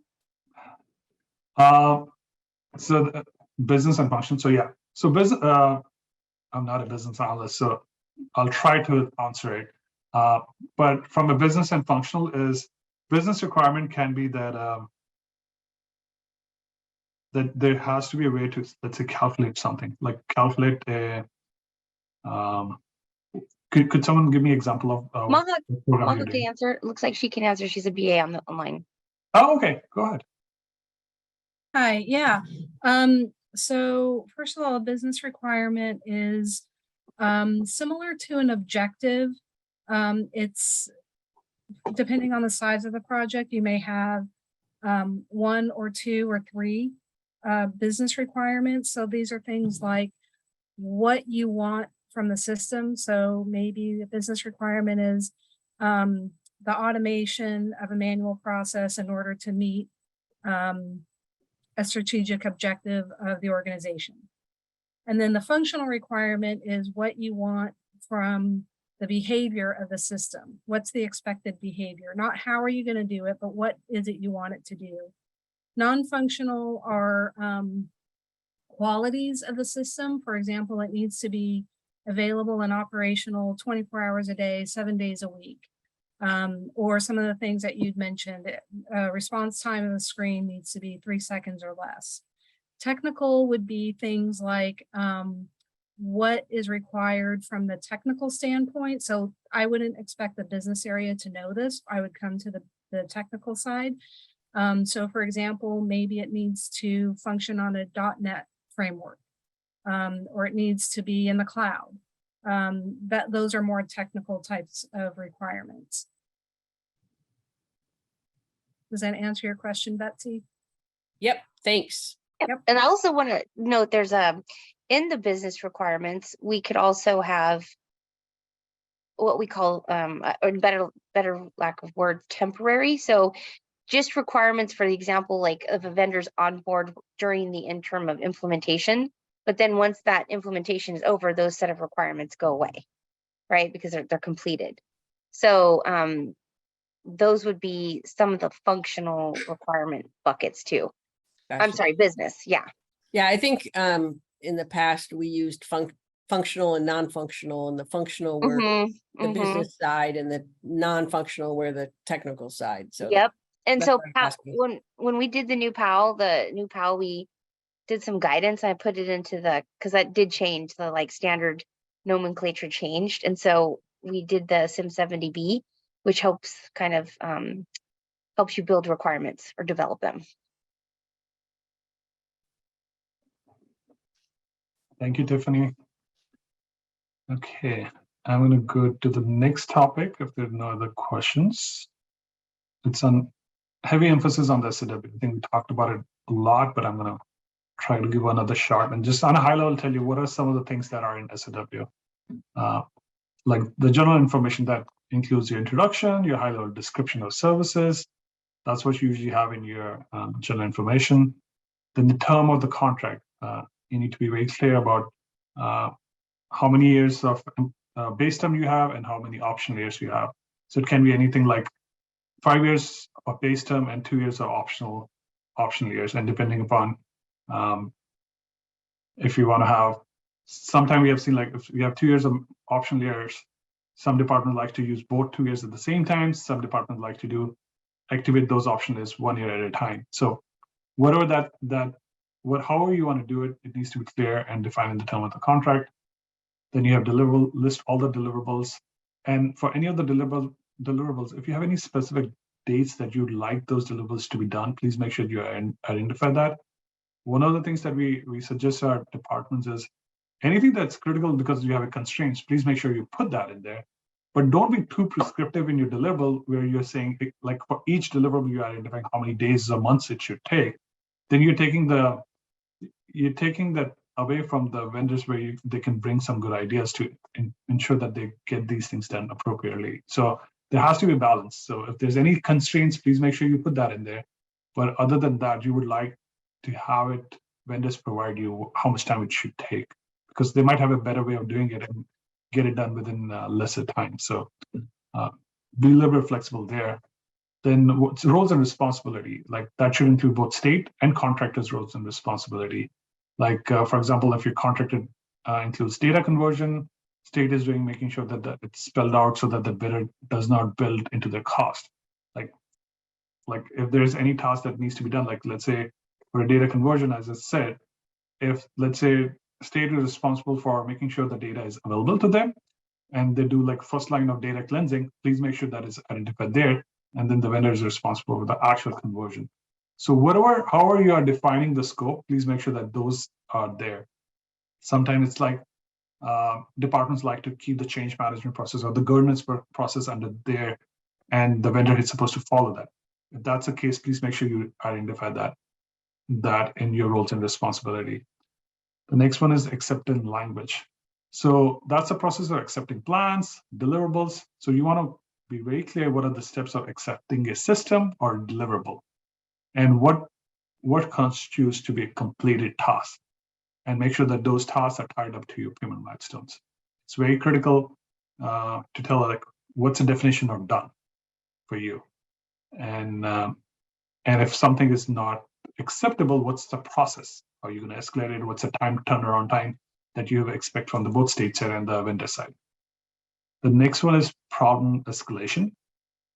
Always have the escalation process in there defined, where both the department and the vendor knows if there's a problem, how it's going to get resolved, who are the people who they need to reach out for any escalation. So it can be anything from escalated to an executive to director. It can start from a project manager to a project director to executive. Whatever your structure is in the department, please make sure you define that from the state side. Then the next one is invoicing. So SOW can have invoicing. How are you going to pay the contractor? Is it by milestones? Is it by deliverables? Is it time and material? And do you have withholds? Usually for all the procurements, we usually have a 10% withhold. Please make sure you have that. What's the process? How are you letting that withhold go? Is it at the end of the year? Is it at the end of the contract? Please make sure that is defined upfront. Security requirements. Please work with the security and see if there's any specific security requirements you would like to have in the procurement document in this SOW. The governance process, how you want to run the governance. And governance can be anywhere from release of a new feature or identifying a change request or identifying defects. Please make sure you identify that who's responsible for that governance. Then unanticipated tasks. We always have unanticipated tasks for most of our solicitations. If you look at the SIM manual, it says 5%, but we have done anywhere from 5 to 10%. 10% is usually a cap. We usually don't like to go over that. And then the last one is your work authorization. So if there's a change request and you want to make sure that if there's a change request, you want to use the work authorization method so that you define the change request, and it talks about how much it's going to take to do that change and what's the process of accepting the change. So you define that in the process. Sometimes we have seen some departments use work authorization, some use DEDs and DADs, deliverable acceptance and deliverable. Sorry, I'm forgetting. Tiff, can you help me with this one? DEDs and DADs. Deliverable acceptance and deliverable expectation. Yes. So those are some of your, sorry, I was getting blank. So those are some of your key items in your SOW. Any questions from anyone? So, oh, go ahead. No, I just want to remind them that we're going to take a break in 15 minutes. Okay, so just to keep in mind, we put the SOW development guidance from CDT in the chat. It is a little, we would like to update, modernize those more about, agile and things like that. But it's a really good SOW kind of guidance. And then just remember that this document is really your communication to your vendors, right? It's like this is your communication portal, and so it's a very important document. And when we're building the SOWs, we have to remember to keep that in mind, right? Like this is our communication and our agreement basically between the vendors. So just want to put an emphasis on this area of your solicitation. Thank you, Tiffany. And these are some of the detailed ones from some of the SOW sections that you can have. And obviously you can always add more and change it as needed, but these are just an example of what a SOW section should look like. If, let's say, we want to include a 3-month proof of concept phase, would it be included in this statement of work section from the get-go? And then how do we do that? I mean, that would be a modern procurement whereby we send out the RFO and then they come back with their recommended solution, and then from what they submit, we select a number of vendors we'd like to have a proof of concept. Is that how it goes? Just want to clarify, the proof of concept can be done 2 ways. One, you're trying to use the proof of concept to understand what's out there. If you're trying to do that, then that's going to be done through challenge-based procurement. But in some scenarios, for some reason you want to do in the contract, want to see before the vendor gets into the whole implementation of the whole project, you want to see a small POC that can be part of the deliverable. So it can be So done it- through SOW it- as a deliverable. So I so just it want to could be- clarify. Yeah, it would be basically two procurement processes. First, Yes. do the POC and then do the main contract. Yeah, Okay. if you want to do that, then I would recommend going through the CBP route, challenge-based procurement route. Okay, thank you. Yeah, no problem. Yeah, so these are some of the sections. I'm not going to go through all of them. You'll have access to it, so you can read through what they mean. But these are some of the SOW sections that are out there. And just want to check, we're going to take a break at 2:15. Everyone is okay with that? Or if anyone needs a break, let me know. Because I can't see you guys, so it's a little difficult to see like if you got engaged or if you need a break or anything. Okay, I didn't hear anything, so I'm going to keep going. The next one is payment model consideration. There are different ways of payment models. Like the top 4 are deliverable based. You have seen those a lot. Time and material. You can have incentive based and compensation. So those are 4 different types of payment milestones. The most used are deliverable based and time and material. I'll talk about compensation and incentive based too, but does anyone have any questions about how the deliverable based and time and material payment models work? I think that's most of you might have used it. Okay, no question. Then I'm going to talk more about compensation and incentive. So I'm going to start with compensation. The compensation payment milestone works in a situation where you're not paying the vendor for any of the development work, but how they're getting paid is if they're providing a service to state, they might have a percentage. I'll give you an example for FTB EDI2. That is a completely compensation-based contract in which the more the taxes come and how it's processed, the vendor gets a compensation based upon that. There's another example with CPUC, where the vendor is providing the cellular service and identifying which user will get what kind of funding. So how they get paid is the number of users who come on board, they get a specific percentage out of that. So that's how your compensation base is. So anytime you're doing, if vendor is providing a service that is getting used by all the other users, that can be one of those services that you can use. A lot of the departments use that, in which it's like a service-based contract, because then department doesn't have any investment in the contract. They might have a little bit, like in some scenarios, the vendor might have like a fixed bid yearly cost that includes like just admin costs that includes like project managers and execs who are working with and giving milestones and stuff, and maybe some report writers. But other than that, everything else is all compensation based. So those are some of that is one of the ways that you can use in your contracts. Does anyone have any question on that payment milestone? I mean, that payment model?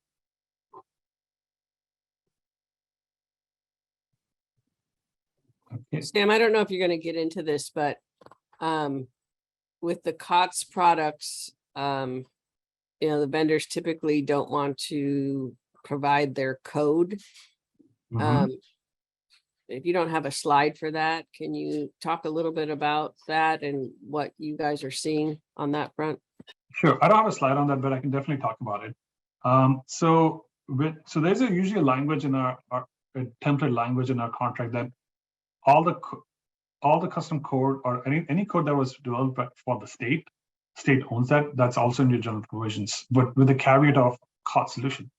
So for COTS solution, what the language that we usually put or recommend to the customers is that we understand that the COTS or SaaS solution itself, we won't have the code for it because it's a proprietary code, but any customization or configuration that is done on top of that code for the department is owned by it. So what it means that, let's say if we pick up Workday or Salesforce, the system, so you bought the Salesforce licenses through SLP, you got the licenses, and then now you got a system implemented who comes in, customizes the code, and configures it the way based upon your requirements. Let's say after 5 years, the contract expires, and the department have internal staff who can maintain that. At the end of the contract, the vendor is supposed to transfer all that code, the customized code and the configuration to the department so that you can maintain that. So you have that flexibility. But let's say after 5 years, you said you want to go and do a different solution, and like you want to pick another solution, or you want to make changes to the existing code, how the COTS work, you can't do that. But anything configuration or customization, you own it. I'll give you an example. There's a vendor who has created this custom code on top of Salesforce that they use in all the projects. So when we worked with them, we made sure in our language we had that even though the custom code was created by the vendor and they use it at multiple different projects, but that custom code will be owned by state at the end of the contract because that is being used for us, and that's not part of the SaaS solution. So there are ways to put the language there so that you have those customization and configurations given to you at the end of the contract. But what good is the customization if you don't have the underlying code? The good is that, let's say after 5 years, you don't need the implementation vendor, but you want to continue the solution. You have that because you have a separate contract for the licenses. So you can keep using that same solution and your staff can maintain it and enhance it. And if not, you can get a new implementation vendor to do that. So you have the base code with you, the customization and configuration for you, so you can still expand it. Because let's say you have a contract with 5 years and the option layer kicks in, but you're not happy with the vendor and you want to get out of it, you can get out of that vendor and get all the code and get a new system implementer who has a code base who can keep doing the maintenance and any enhancement that you have. So that's how you will work with it. But in any scenario, if you're looking for a SaaS code, you're not going to get that because that's a proprietary code.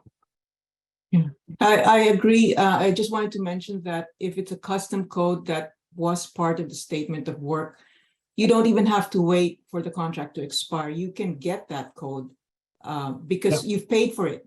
So that's a property, intellectual property of the state now because we paid for it. You don't have to wait for their contract to expire. Yeah. And then the last, okay, sorry, before I jump, any other question about that? We have one from Anna. Yeah, quick question, Sam. How do you, so if if somebody wants to bring in software as a service, how do you extend this? So same question as Betsy. I mean, how do we kind of cover that? And is there a language or protections that are built around, say, for example, software as a service, and bring them on 2 years down, somebody disappears or they're unable to provide those services, and then we're dependent for our business process on somebody like that, then what are the considerations there? So if a vendor goes belly up like that, yeah, there's nothing I mean, there can be conversation with that, but if the vendor goes out of business, and Tiffany, correct me wrong, there's not much we can do on a SaaS solution. So usually when we pick up these SaaS solutions, we're looking into SaaS solutions that are out there, been there for a while, and they have a good customer base. So we usually that's who we're looking for. We usually don't go for a SaaS vendor who is just new and they haven't done much business and don't have a bigger customer base. So to answer your question, yeah, like if they go out of business, you're not going to get their code to reuse. Tiffany, You don't or get their code at all, right? I mean, if it is software as a service, Yeah. it's a fine line. How do you say that this code was done to provide a custom service or something? It's just software as a service. Right. any customization and configuration you can get, and you don't have to wait till the end of the contract. So as you're going along, usually like what we recommend is someone from the department side have access to the code base where the code repository is, so that you always have access to it. And usually we have it in a contract language where at the end of the contract, the licenses are going to move to the state side. So any of the configuration that they have made on the, let's say, Salesforce environment, you have made any configuration, you have access to it from day one, because you should have an admin who should have access to those things. So if an implementation vendor walks away, you have that. But in case of your base contract, your base SaaS solution goes out of business, then yeah, there's nothing that you can do in that scenario. So that's why when we go to these SaaS solutions, we only go for the ones that are there for a while. We have a big customer base. We know that they're reliable vendors. But that's your whole base pros and cons between SaaS and custom, because SaaS, yes, they're quick. The implementations are usually quick because they already have out of the box solution out there. But customization, you're doing ground up, so you're investing a lot of money upfront to get that. So Sam, this is Becky. Also, one of the mitigation tools that we use is putting any custom code in an escrow account.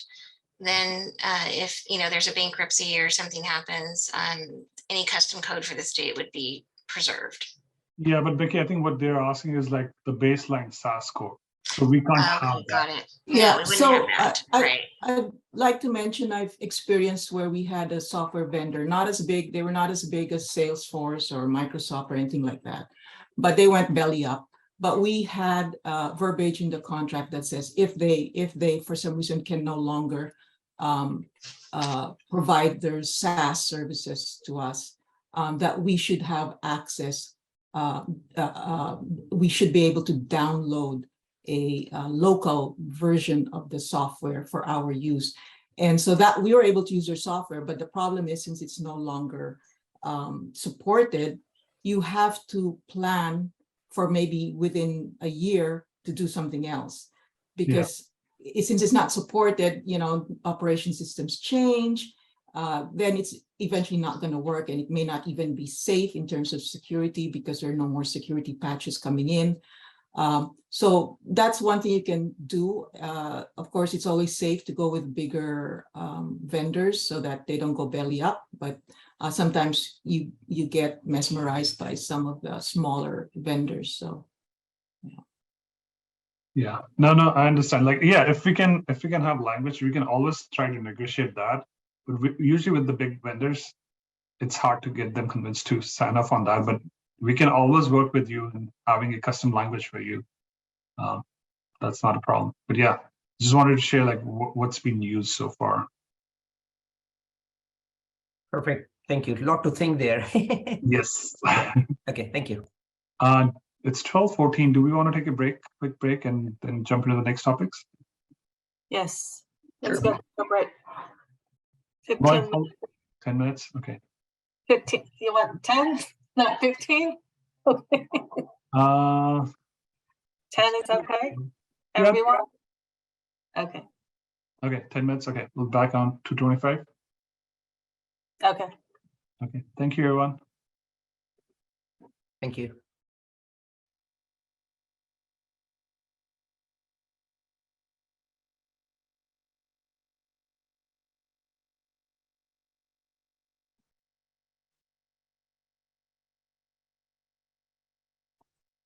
Hey, Sam. Hello. Do you think we're ready?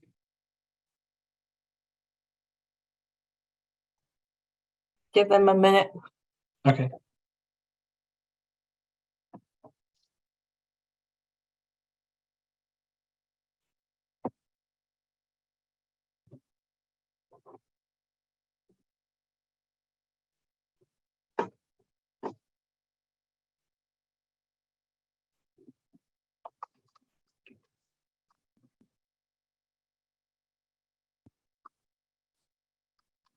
Sam, I think we're good. Okay. We're going to start the next topic is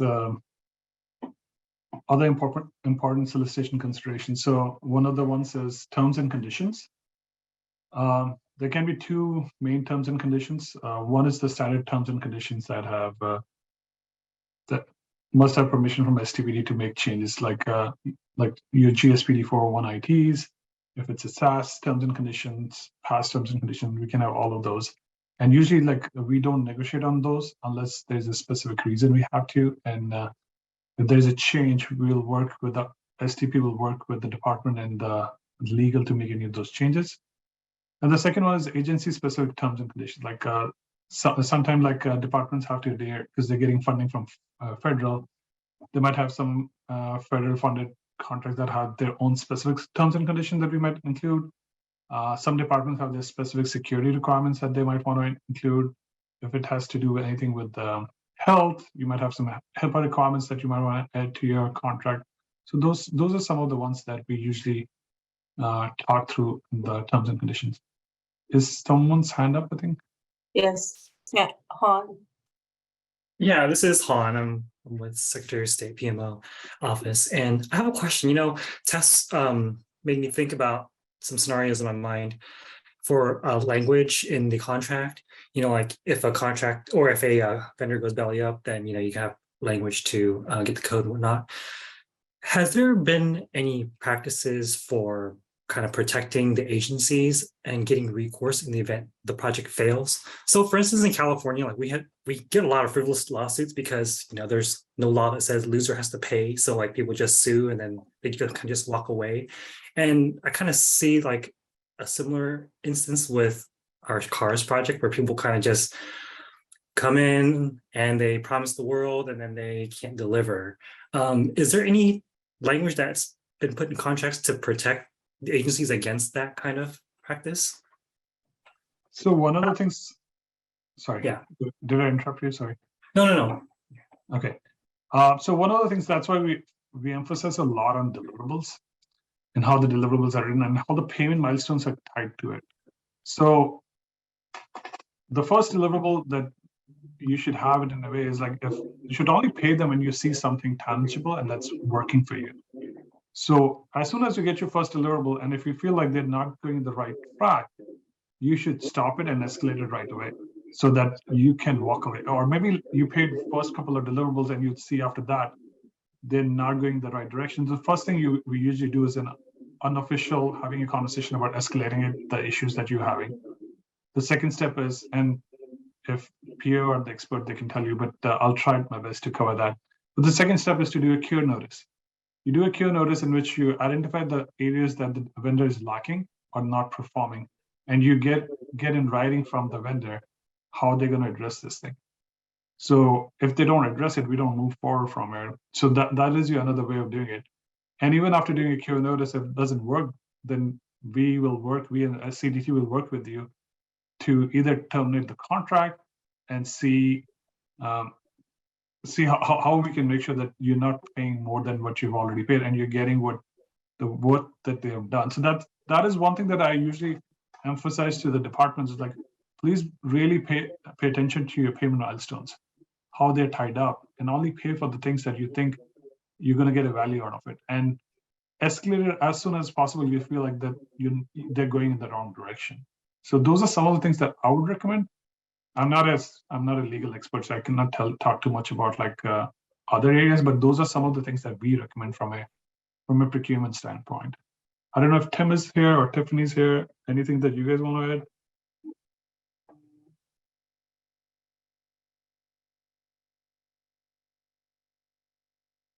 One of the things I like to include in contracts for implementation is that when deliverables come, that you always retain 10%, so that if for some reason they can't continue, you haven't really given away everything of that deliverable that you paid for.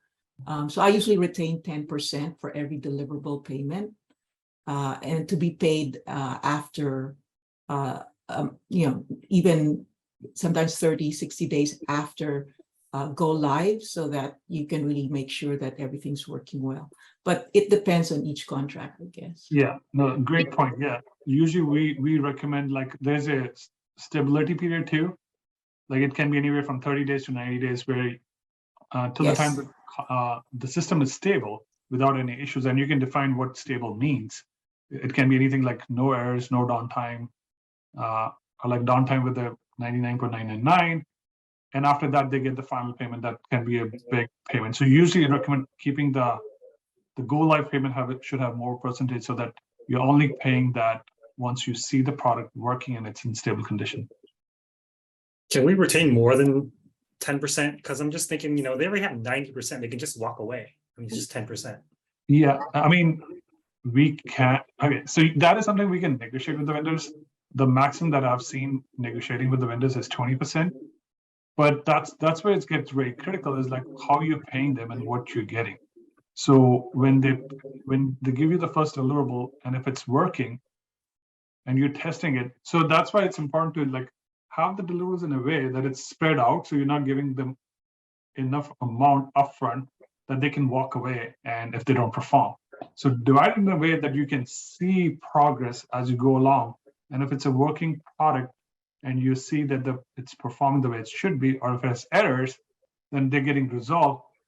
How the payment milestones set up in a way that it's distributed, so that you're not losing too much of money on the contract. We also have SLAs, right? We also have remediations like penalties, right? We can't really penalize the vendor. So we basically say, if, for example, if a call is dropped for so many minutes, right, this is what the state would have to do to recover if these things went down, right? But this is why we like to do more incentive-based contracts for more compensation, because then it's, if you do something right, vendor X, you get paid, right? So, the 10% is usually a big help, right, to help keep them incentivized. And but as Sam said, it's a negotiation topic, because a lot of them will say, they need that cash flow, so it just really depends if your vendor's a large business and can absorb that, or smaller business. And then also heavy contract management, right? Like we should know there's problems before we have to start talking about SLA remediation, or cure notices or anything like that. So that's a huge part of it. It's making sure we're in lockstep with the vendor when they're doing these things. I agree with Tiffany. Contract management is the heart of it. If there's a work order authorization and then all of a sudden it got changed, don't move until you have a work order authorization amendment to go with that, because it all it lies with changes in the requirements. Sometimes it's not agreed with or understanding what was the original requirement. Oh, this is what I want. Oh, you want to add this? Okay. But if you don't have, sometimes we call it WOA, work order authorization, and WOA and an extra A, which is amending that original authorization. But it bottom line is that contract management type from the very beginning, as soon as the project starts. Yeah, and I think that's where IPO and IVNV can help you also, because they can play the bad guys, so that you can keep the relationship going with the vendors. So I know they were very helpful with us in past products.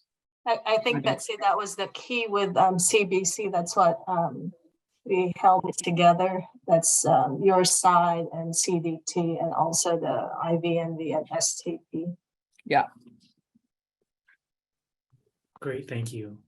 Oh, we have another one, sorry, from SOS, Joseph. Yeah, I just have a side question. Do we have like a statewide database of vendors and the projects they're involved in, where it listed whether it was successful or not? So we actually there is.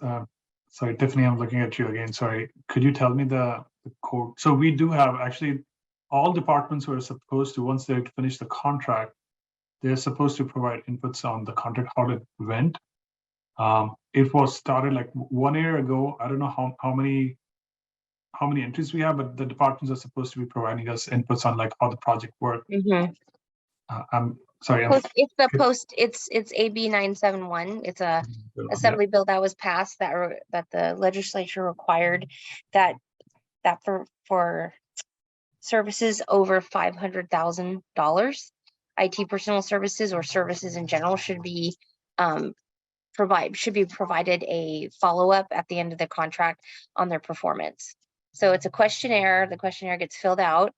And then if something is to, like if the department wants to give praise or discuss the performance issues they've had, they would put a supplemental document to that, and it goes to file, and it's available to any state, right, employee that needs to see those. The rub is where you'd actually use that in your evaluation criteria, right? So, and the vendor does have an opportunity to dispute what the department says, but it does give you a little bit of insight and history. And just because, as Sam stated, it just started a year ago, we don't have a lot of data points, but it collectively, within STP, we have a lot of experience that can help you with, vendor performance, or discuss with you about, hey, this is what the things we've seen with this vendor versus this one. But our hope is that this database gets populated well enough with, at least enough information or enough vendors, to supply that kind of past performance. And Tiffany, if there's a really good vendor that we've had in the past, is there any way to get them back, or does it still have to go through the whole process? Like Support Focus with migration, they were phenomenal. Probably the best vendor I've ever worked with. But with the state process, there's no way just to hire them. Yeah, and I hear you on that. So the rating, they're maybe like their KPI, key performance indicators, right, may be really high. But because it's based on a firm's like staff, that staff could leave, right? And the next time they come around, they could not be so responsive or whatever, that was so great.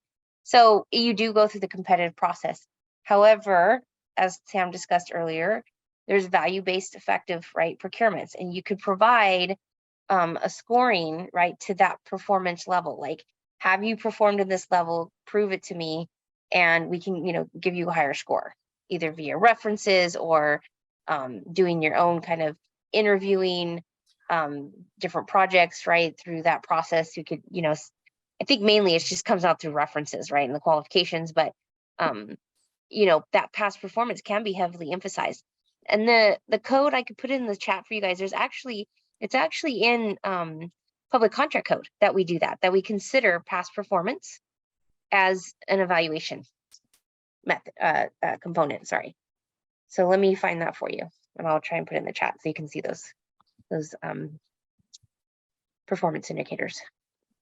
Yeah, and another thing that you can do is like if there's a value add, because let's say you're enhancing one of the system and that's what you're looking for, you can always put in your desirables, vendors who have experience with legacy systems that they have worked or experience with the department.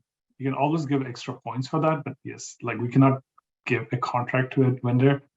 But those are some of the things that you can consider when you're creating your evaluation criteria. Okay, I'm going to jump onto the next one. I think we talked about a little bit about this one. Solicitation packaging. What's your responsibility? You're responsible for drafting requirements. resources for the program deliverables during the procurement. As I said before, make sure you have the right resources identified for requirements, for writing your SOWs, evaluation criteria, who will be your evaluators in there. Please identify that upfront who will be your negotiators there, because some of the evaluators and negotiators, like you want to know them and block their calendars early in the game, because it gets very difficult to manage those down the line if people have vacations and other stuff. So it's important to identify your resources upfront, because in the key action dates, you'll have a high level key action dates where you'll know when you're doing evaluations, when you're doing negotiations. So it's better to identify the resources early and block the calendars, making sure that you have a conflict of interest and confidentiality statement signed from the evaluation team or anyone who's working on the solicitation. We highly recommend, as soon as you start in the solicitation, the first thing that you do is get these things signed. And once you get the bids back, recommend suggesting that you check again, because sometimes what happens is like you get the signed confidentiality because you have no conflict right now, but later down the line, you find out that your family member or someone in the house is working with someone who was bidding it, that you didn't know that information before. So it's very good to have a check once you get the intent of bids or once you get the actual bids in there and you know the company's name. Share that with your evaluators and the other folks who are working on this procurement, and check if anyone's scenario has changed. And so that's a good check to do, not just at the start of the procurement, but also when you get the bids too. And as I say, if you see something, say something. If you see something's going wrong, if you feel like doing evaluations, you feel like somebody's giving more points to one vendor than others, have that conversation. Because when we're doing these evaluations are not an average, they are consensus. So it's very important, if you don't agree with someone's input on some of the things, get that clarified as a team and work out and make sure that we are having a consensus score going forward. Any question on this one? If not, I'm going to jump on the next one. It talks on a higher level, like two parts of solicitation. I'm not sure if SOS has worked with us in Solicitation Builder, but we have a tool called Solicitation Builder, in which, based upon the requirements you have based on the procurement approach, it pulls up a template and it has a lot of stuff already there for you so that you can just start working on there. It has templates all there for you. It has some collaboration functionalities that are there that will help you collaborate better. Anything that spits out of that tool is ADA compliant, so you don't have to worry about doing separate ADA check, unless you're bringing content from outside, obviously. But anything that you create in that tool is ADA compliant. So on a high level, each solicitation is broken into part 1 and part 2. Part 1 is the bid information that includes instructions, evaluation criteria, key action dates, protest language. And your part 2 is your actual SOW, any forms, requirements, bid responses, negotiations, who's going to be doing, how the negotiation process is going to work. So on a high level, that's what it is. I'm going to jump into the solicitation key action dates. Some of the key action dates to think about when you're creating them is when the solicitation is going to get released. If you're doing any bidders conference, optional. You're doing a Q&A, make sure that you have Q&A enough time for responding to the Q&As. If you're doing any conceptual proposal, again, it's optional. I talked about it before. Or doing any detailed technical, again, it's optional. If you're doing any demos or POCs, make sure that those dates are there. But again, those are optional. And then your negotiation, so that bidder knows when to expect the negotiation. And again, negotiation is so down the line. Sometimes we put TBD, or sometimes we put a date that might change down the line, and bidders know about it. But these are some of the dates that that should be shared upfront, so that 1, vendors knows about it. 2, internally you can make sure that the evaluators and negotiators in your team are aware of the timeline, so that they can block their calendars appropriately.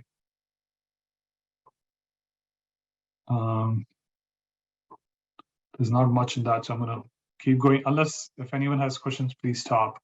The pre-solicitation process, as I said before, it's an optional. Pre-solicitation is a process of informally releasing the draft solicitation package to the vendor community prior to formal release. This process provides the vendor community with the opportunity to review the draft solicitation and provide inputs prior to the formal release. And the inputs can be anywhere from just an email to you, or through Q&A, or through confidential discussions. It's up to the departments if they want to do that. So what it does is it tests the strength of the solicitation. The vendors can provide you inputs on like if your requirements are concrete, if they're open-ended or not. If they're open-ended, provide accurate cost. If the cost structure that you have put, if it needs any changes, they can provide you that. You can measure the risk upfront because you're sharing that, so that you can gauge from the vendor's interest and the changes that they're requesting, so that you can make those changes appropriately early in the game, so that down the line you're not in a situation where you don't get enough bids. You can refine your requirements further based upon the vendors' inputs and gain vendors' interest, because one, they have seen it earlier, so they have more time.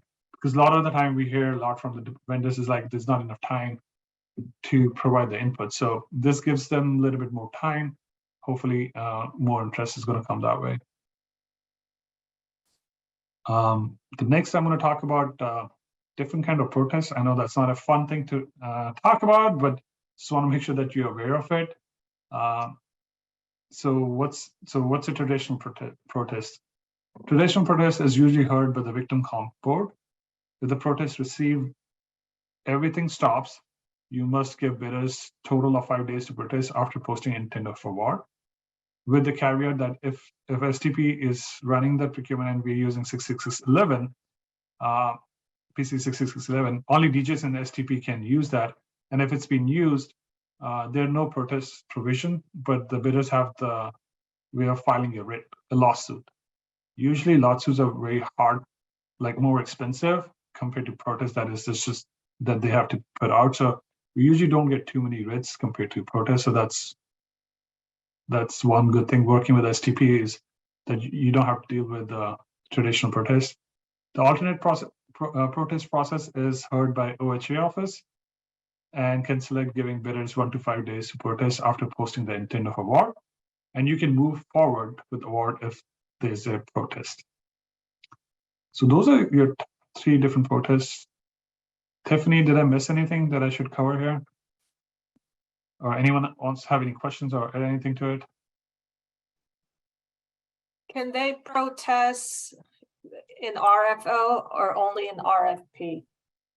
They can protest in either, but if RFP is, they can protest in either, with the caveat that if STP is doing it and we're using 66611, then there's no protest, but they can protest either RFO or. They can, but it's not a formal process. That's one of the good and bad things about a request for offer, right? Is there's no formal protesting, but getting a call to your director or even your agency secretaries is not a good thing, right? So we look at all kind of complaints related to the procurement process, and then also we try to make sure that if there's an opportunity for vendors to get debriefed, we have found that this helps with kind of staving off or lessening the opportunity, or lessening the chances, that they would go through a protest process, because it gives them the opportunity to learn in the debrief sometimes what they think they just have to do to protest to get the information they need to know why they didn't win the bid, right? So a lot of times that's really just what they're trying to learn, is like, what did I do wrong? So by offering those debriefs, it's really helped lessen a lot of these types of protests. But as Sam was discussing these, this is not a light matter. We don't take these lightly at all, especially when we go through Public Contract Code 6611 and you get a writ, or there's temporary restraining orders they could put through court or through litigation. You have to get the Attorney General involved. So this is why it's very important for us to follow the rules of your procurement, right? To be ethical, to make sure that we did a really good job in the evaluations, like 100%, because it threatens, it threatens not only our ability to be flexible, but it kind of, it hurts the reputation, right, of all of us engaged. So just, even though they're on the screen and they're just a part of the process, please know that this is a serious matter. So thank you. Thanks, Tiffany. We're running out of time, so I'm not going to do the exercise, but the next topic is stage 4. Tim, would you like me to The cover exercise was fun though. We'll have to call it. We'll have to do it again next time with you guys. Yes. Tim, the next one is stage 4. I mean, in stage 4, I can talk about the contract management, but do you want to take it over and do the stage 4 and then I jump back on contract management? Sure, we could do that if you want. How long was your exercise? Take 10 minutes, right? It could take 10 minutes depending on the group. And we Yeah. need breakout rooms and stuff too. So Gotcha. Okay. sorry, we'll do it next time. We'll Okay. call them in for a special. Just let's play our game. Special Tim, course. if you need, There you go. Tim, if you need time, I can go through the contract management and then you can switch. It's up to you. Yeah, I'm fine if you want to go right into the contract management, and then we'll talk about more about stage 4. Okay, sounds good. So Tim is going to get into detail on stage 4, so I'm going to skip that slide. I'm going to jump into the last one is like, what's the next step? Once you're at stage 4, from a procurement standpoint, you're doing the evaluation. When in evaluation, some of the things to consider is like when at STP, our goal is always to make sure that we're giving chance to the vendor community to get them compliant. We don't like to DQ vendors. Our goal is always to give them at least one opportunity to fix admin related issues. So in evaluations, when we're doing the evaluations, like if something is not clear, we just don't directly just reject them. We usually at a minimum give one opportunity to each bidder, and we identify the discrepancies or deficiencies and share that with the bidders and give them all the bidders the same time frame to fix those and have the opportunity to send it back to us. Even after doing that, if they're not compliant, then obviously we'll DQ them. But usually we give them at least one opportunity to fix any of their deficiencies. Once the evaluation is done, you get the top bidders based upon the language we have in the contract. We suggest usually having like up to 3 or up to 5. What that does is like that gives you opportunity to either, let's say, up to 5, that you can pick 5 if needed. But if, let's say, you get the responses and your top 4 responses are really good and the 5th one is like way off, you don't have to do that. You can only do top 4. But we try to give you flexibility in the contract so that you can choose based upon the evaluation how many vendors you want to negotiate with. And when you get into the negotiations, in negotiation, what we're doing is doing a value effective. We are looking at the performance in the partnership, and it has to be a win-win. Like we understand that state is trying to negotiate and get the best of it out of it, but at the same time, like negotiations go smoothly and they're more successful when there's a win-win situation. And what we usually do here is before we get into this stage, STP will give you the negotiation template, negotiation strategy template that contains the topics that you want to talk, how are they related to the deliverables or SOW, so you can identify that. Then it talks about what you're trying to negotiate, what's your best outcome, what's your worst outcome, what's your alternate outcome that you're willing to work with, and then identify some of your non-negotiables. Like based upon the evaluation criteria, you saw some of the things, some of the topics came out. What are your non-negotiables that you want to talk? We type all of those up, and then for each of vendors, we do this exercise so that when we get into the negotiations, we all, both CDT and the departments, on the same page negotiating, because we have to have the same voice. So we do this drill, we do it dry run with the negotiation team. So usually how it entails with the STP. So there are usually 2 lead negotiators, one from STP side and one from the department side. We try to keep the negotiation team smaller. So we usually recommend anywhere from 2 to 3 people in the negotiation side. And then you can have a caucus team where you can have your SMEs and other support staff sitting in the caucus room so that when you're negotiating something and your topics come up and you need more clarity or need further discussion, we can pause it, do a caucus, go to your SMEs, have the discussion, get a game plan, and then come back. Because we'll try our best to identify all the negotiation topics we want to do and how it will go. But when you're doing negotiation, things can come up that you need. So don't feel into the pressure that you have to answer something right there, right then. You can always do a caucus, get back to them, or do a follow-up negotiations to get those information clarified. Once the negotiation is done, there's a BAFO request. BAFO means best and final offer. You send a request with topics that you negotiated. What are the action items? Because anything you negotiate, anything verbal is not binding. So until it's put on a piece of contract, it's not. You can negotiate whatever you want in the negotiation, but unless it's on the part of the contract, it's not valid. So what we usually do is we go back, identify the agenda items, identify what are the changes that we need to make in the contract, or the changes that needs to be put by the vendor's response. We put that out, we send it to the vendors. If there's any change on our side from the SOW, we'll make that change, send it back to them, and ask them to accept that. And then in their proposal, if there are changes that we want to make, we ask the vendor to update their response and red line so that we can see the changes. And that eventually becomes as part of the contract. So that's your negotiation process. Once that is done, you know the top bidder, you work with PAO and DOF, ensuring that you're still within the FAW cost that you had. You convey that to DOF, get your approval, and then work with PAO to get your stage 4 documents approved. Once they're approved, we do the contract award. So those are some of the steps of when you get into stage 4. The next topic I want to cover is contract management. And this is a very critical topic that I want to talk, because a lot of time when we talk to some of the projects fail, they don't fail because the contract was not written well. They don't fail because the requirements were not clear. They fail a lot of the times because people don't know what is part of the scope and what are the escalation processes and how should the project work. They haven't read through the contract efficiently. And if you see issues, raise them early in the game. Because if you wait too long, and we were having this discussion before, is that you might have paid too many deliverables and might have paid too much money upfront. So you want to make sure that anytime there's an issue, please bring it up early.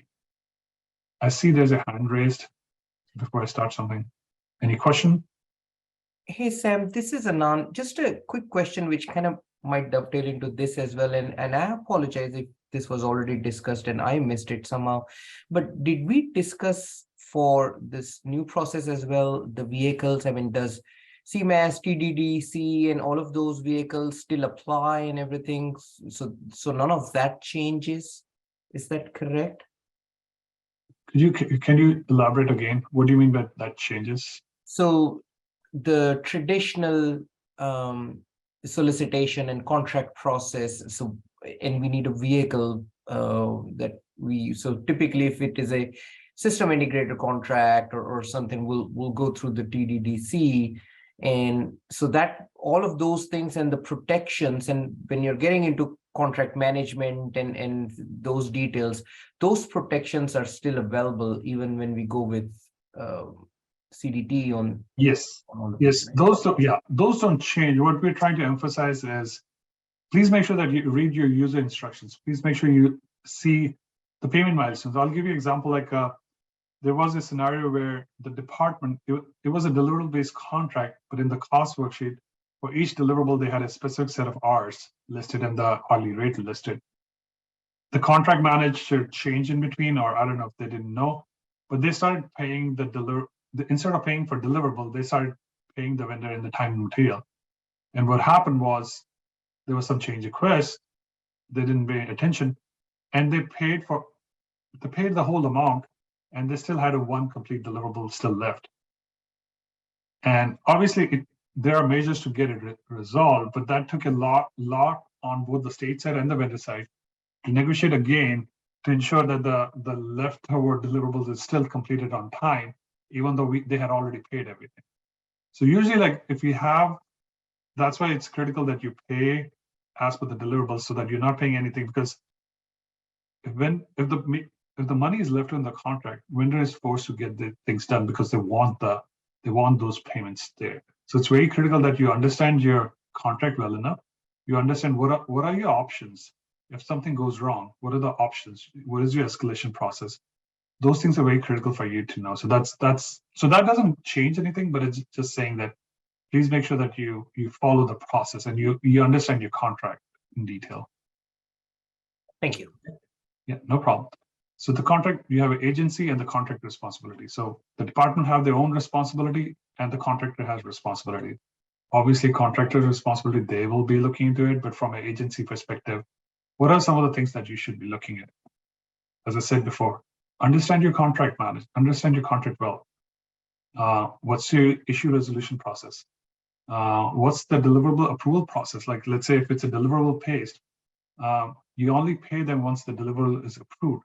But what's the process of approving a deliverable? Because a lot of the time, yeah, there's a turnaround time. Are you following the turnaround time? Because vendor can complain that, hey, they submitted a deliverable, but state is taking way too long and their payments are getting stuck there. So it's on both sides. You have to make sure that the deliverables that vendor is sending you is on time and you're taking enough right time to review and provide that input. So make sure that you know that. Payment model, as I said before, is it deliverable based? Is it time material? Is it an incentive based?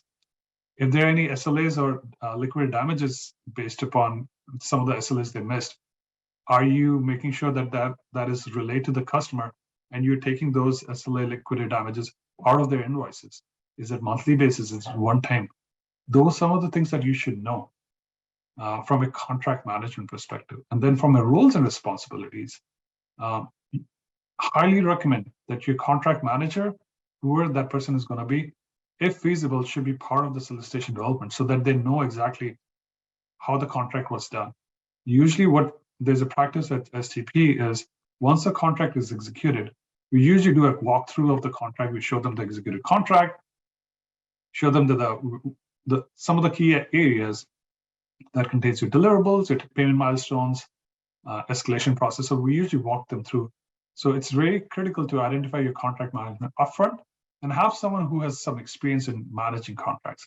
Because depending on the complexity, it can take a lot of time for a contract manager. It can be a full-time job, depending upon the project. Yeah, Sam, I want to add to that, as you say that this can be a full-time job, because this should not be your project manager. Yes. This should be somebody separate from your project manager. This should be a separate role that's identified and given to a separate individual, because it can be, the larger your project, the more full-time this becomes. And so with the size of, say, like cars, this should be a separate person. It should not be your project manager. And for any project, it should not be your project manager. There needs to be independence in those roles in between them. So always keep that in mind. Thank you, Tim. And then make sure that you know your PA or representative and work with them if you have any questions or concerns. Your IBMV needs to have access to your contract so that they know what are the deliverables and what are some of the things that they need to know about the project. Obviously, yeah, I'm assuming by the time you have come to this stage, you already have a project sponsor, because the project sponsor should be working with throughout the process of creating the whole solicitation and the stakeholders and champions. So make sure those all are identified upfront, and if needed, they all should be present in the walkthrough when we're doing a walkthrough of the executed contract. So they all know the contract in and out. And if they have questions, obviously STP is always there. You can always come back and ask us questions, but it's very critical that the key resources know exactly how the contract should work. Okay, some of the things to look out for from a monitoring and control perspective from a contract manager, and why Tim and I were saying that it can be a full-time job is because things that they have to follow is like performance. Is the contractor following the performance that would be identified in the requirements? Are they meeting all the SLAs? Ensuring that they're on schedule. If they identified risks early in the game, and what's the mitigation plan for that? Please make sure you're working with the vendor to have the mitigation plan, and is the mitigation plan acceptable to state? If there are any changes, please involve the STP early in the game so that we can make the necessary amendments. Because it has happened in the past that departments want to make some changes and tell the vendor, please go ahead and make the changes. But unless you have the changes documented in the amendment, state doesn't have any way to pay for those extra scope work that they have done. So vendors should know better that they shouldn't be making any new changes or do any new work without an amendment is done. But there are scenarios where I've seen that the email is sent and vendors start working on it. So any new scope, if you're adding to the contract, please make sure that you if it's needed, amend the contract, unless you're using unanticipated tasks. And if you're using unanticipated tasks, please make sure you're using your WAS or DEDs, whatever way you're using to cover the work. Any problems, escalations, rights and remedy. Anytime you have an issue, please make sure you bring it up. Look at your escalation process. Try to have an informal conversation with the vendor. If it doesn't get resolved, reach out to your CDT partners, including PAO and STP, and we can help you drafting a cure letter, giving you some guidelines how that can be done, and give you some options on what are your rights and remedies. The next point from the contract management is auditing and reporting. You make sure that you are checking the schedule and is it consistent? Do regular check-ins. Don't wait till the milestone is supposed to be end, because you might lose a lot of time from the time the milestone is supposed to end. Do frequent checks in, and have meaningful reports for the team, so that they know are they track on schedule, cost, and hours. Those are three things that you should always keep an eye. If it's time and material, please make sure that the hours that they're spending, they're equivalent to the work that needs to be done. They're not burning your hours too quickly, and you don't have enough money left in the contract to do the rest of the work. So please make sure that is getting tracked. So that's why it's very critical to have a dedicated associate doing that. The next one is about contractor relationship. You need to know the incentives you have. You need to build a trust. Be upfront. Every time permits, well, tell story. Because when you're working with a vendor, you're going to be working with them for the next few years. So it's very critical to have a good relationship and have a trust between you and the vendor, so that some of the things can be resolved right away, rather than getting to remedies like cure and stuff. So if anything can be resolved easily, please make sure that can be done. And that can be only done when you have a good relationship with the vendor. I'm not saying going out of the way and doing stuff that is not part of the contract, but the relationship, you're going to be working with them for the next few years, so it's better to have a good relationship with the vendor. Then the closeout contract. Make sure you document everything. You have lesson learned, and the contract fulfillment. Like closeout is like all the deliverables are done, and if there's a language for stabilization, is the system stable, and then only release any of the withholds that you might have that you're supposed to release at the end of the contract. So again, make sure you read through the contract before releasing any of the withholds or any other stuff that is part of the closeout ceremony. The next one is contract management don'ts. Instruct contract to start work before approval, as I said before. Make sure if there's amendment needed, do the amendment and then only start the work. Act as the procurement official. Change the contract scope, cost, schedule. Don't change it unless it's a less change or it's a mandatory change that needs to be done. If there's a need, please make sure you work with your CDT partners to give you options how that can be achieved. Don't sign or bind yourself anything past the contract. If you're not sure about it, please reach out to your CDT partners. We can help you in reviewing the documents with you. Don't authorize payments for any work that is not performed. Again, a big no. There might be scenarios where the vendor will say, and this happened. The vendor will say, we'll get it done in next month, but we are really struggling for cash flow. We have shown you enough work, it's going to get done. Could you just pay us right now and we'll get it done next month? Never, ever do that. There's one thing that you want to have a trust and a good relationship, but never pay for anything that is not completed. Make sure the acceptance criteria is met, and then only make sure that you release any payments. Any question or comments here?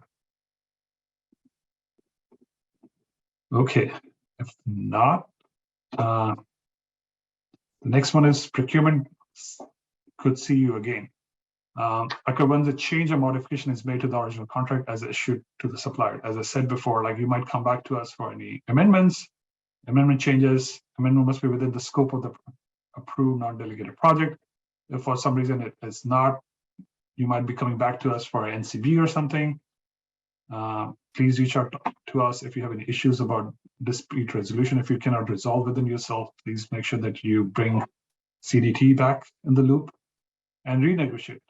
for any reason that scope change or there are some issues that you're having, if you need to do any negotiations, please make sure you bring CDT in, because if you're working with us because you're working on a non-delegated project, contractually you don't have the authority to negotiate anything with the vendor. So please make sure if you want to negotiate any of the terms, any of the schedule, scope, or anything, please make sure you bring CDT in the loop.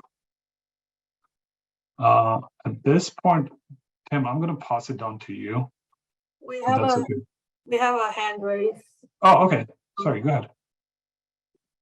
Hi, Sam. Me again. You know how we're not supposed to pay the vendor ahead of time? You know, Yes. we check their bank accounts, they're good right now, but then say there's a recession, there's a downturn, and they do run out of money. What do we do then? Still no. Like, see, any vendor that are in the situation, they always have a profit margin that they need to work. It's not our responsibility to get them out of that struggle, because contractually we cannot pay anyone if the work is not completed. So by law, we have to follow the law. By law, you can only pay for the deliverables that have met the acceptance criteria. So I get it that the situation we are currently in these days with the recession and everything, we want to feel bad about it, but you have to understand as a department, when you're paying for these milestones, these are like contracts that, like, you cannot not follow the contract. It's like, so they can tell you a sad story or something, but unless you have a discussion where you're breaking up the scope and breaking up a deliverable and then getting paid. But again, that is something that needs to be done via amendment. That cannot be just done by a conversation. So if you get stuck in a situation where you're not sure about it, please reach out to CDT. We're there to help you. And I'd like to say from the beginning, at least for the contracts I've managed, we do stipulate that the vendor or consultant gives some kind of financial statement that can cover them. I don't know if you have that in your contracts in CDT. Yeah, we have a financial stability contract. Okay, so it should not happen. I mean, theoretically, it shouldn't happen.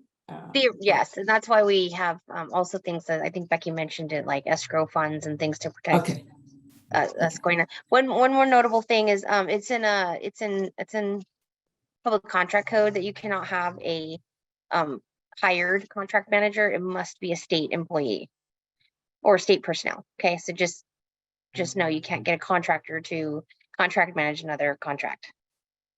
Thanks, Tiffany.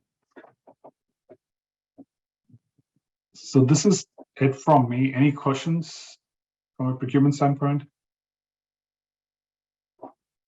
This is Russell, just real quick, and this is more of for my information, but what happens if it's reversed, where the state doesn't have a budget and we can't pay for a deliverable? I mean, is it just, do we go through the government claim board process, or what is the recourse for the vendors?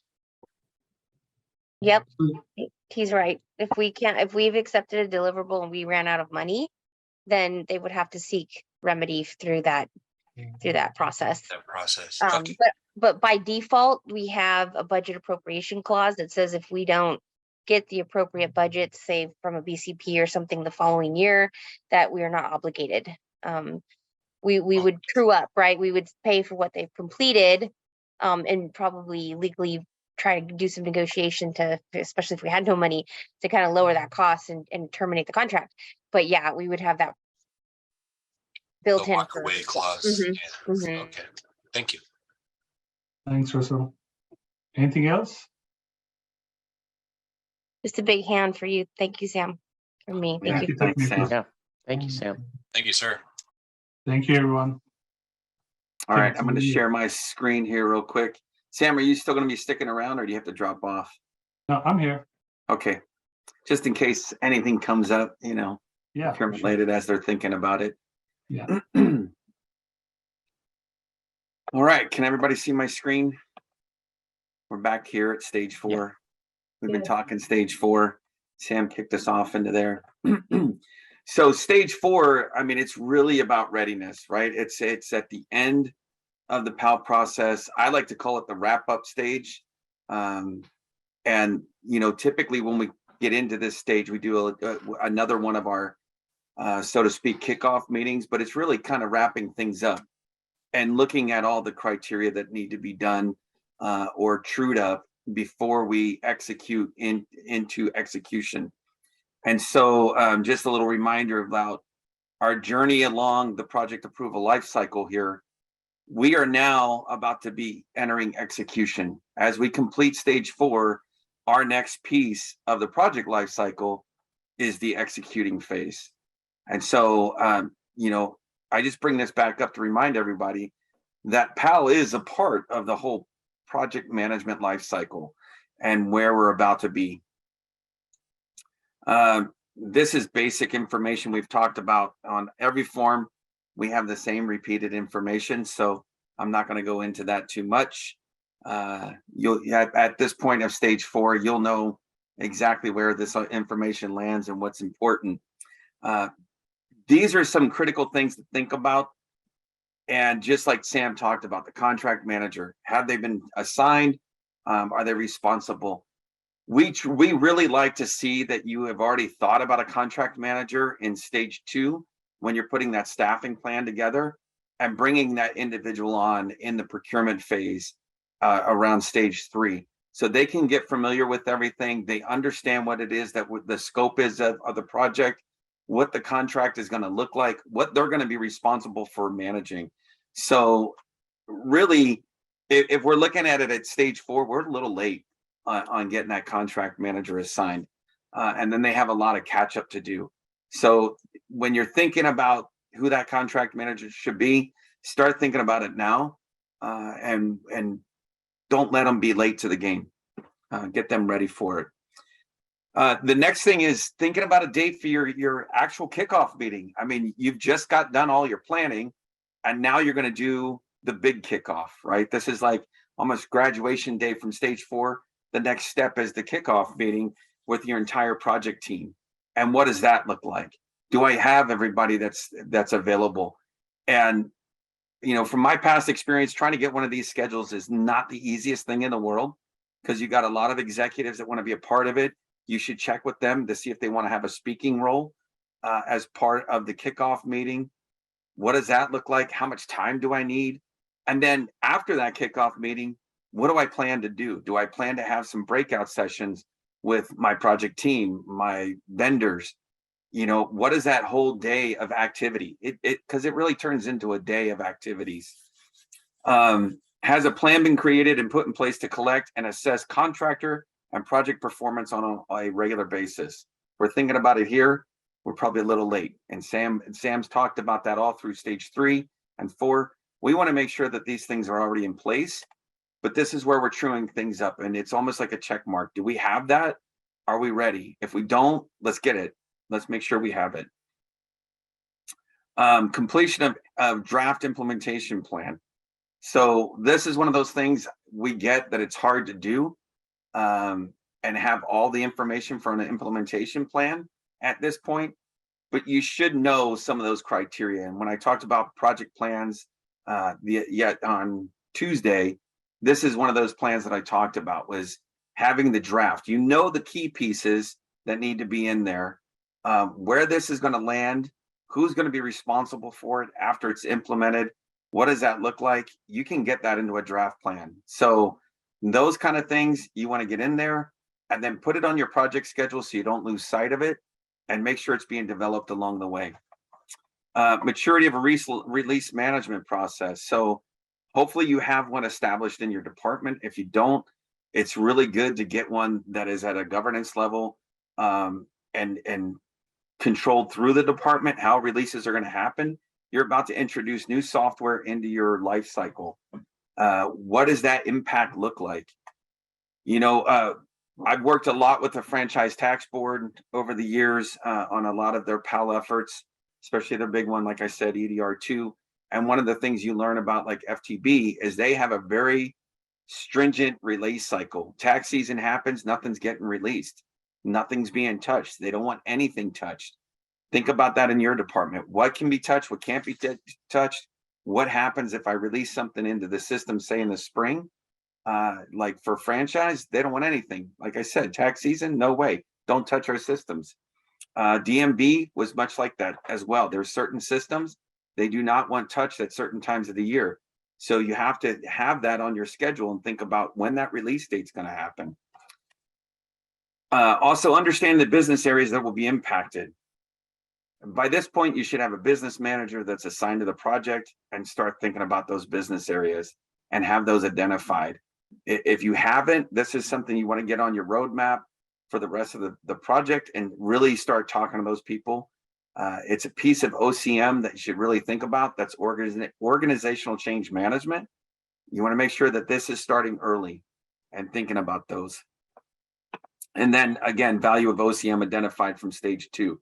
So this is another one of those items. If you need to hire a vendor to conduct OCM for your project, for your department, because you don't have somebody internal, this is another one of those ancillary procurements we'd like to get on early and not late into the game. We would like to get them on by at least stage 4 and make sure that they have come in, they get to understand your organization, what the impact's going to be to your organization, who's involved, what's that look like, so they can put together a plan and be ready to help you along your project and start working that change for you. Anytime you introduce change, people don't like change. So keep that in mind. Everybody gets upset. You're giving them something new, something they're not used to. And you got to make sure that that is conducted properly and everybody's on board. That will help with the success of your implementation of your new project. This is continued of that OCM. Does the test management plan align with the enterprise architecture and information security needs of the organization? Right. So this is another one of those plans. Sometimes it's hard to do because your vendor is just coming on board to have it completed. But a lot of this criteria that we talked about the other day, it can be a rock solid draft. You can get it in there. You know the must-haves. So always think about your must-haves. Those are what will go into your draft and then get it on your project schedule. Is there planning in place to train and share information amongst project team members? So that's really critical too, right? So think about your project team members that are coming on board.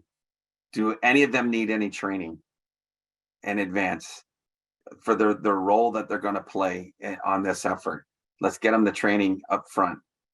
It's also something back in stage 2, as you're doing that staffing plan, as you're assigning team members, if you know you got somebody that's a junior PM or a junior business analyst and they're working on this effort and they're going to be your business analyst for the whole cycle, you probably want to get them some training really quickly and get them on board.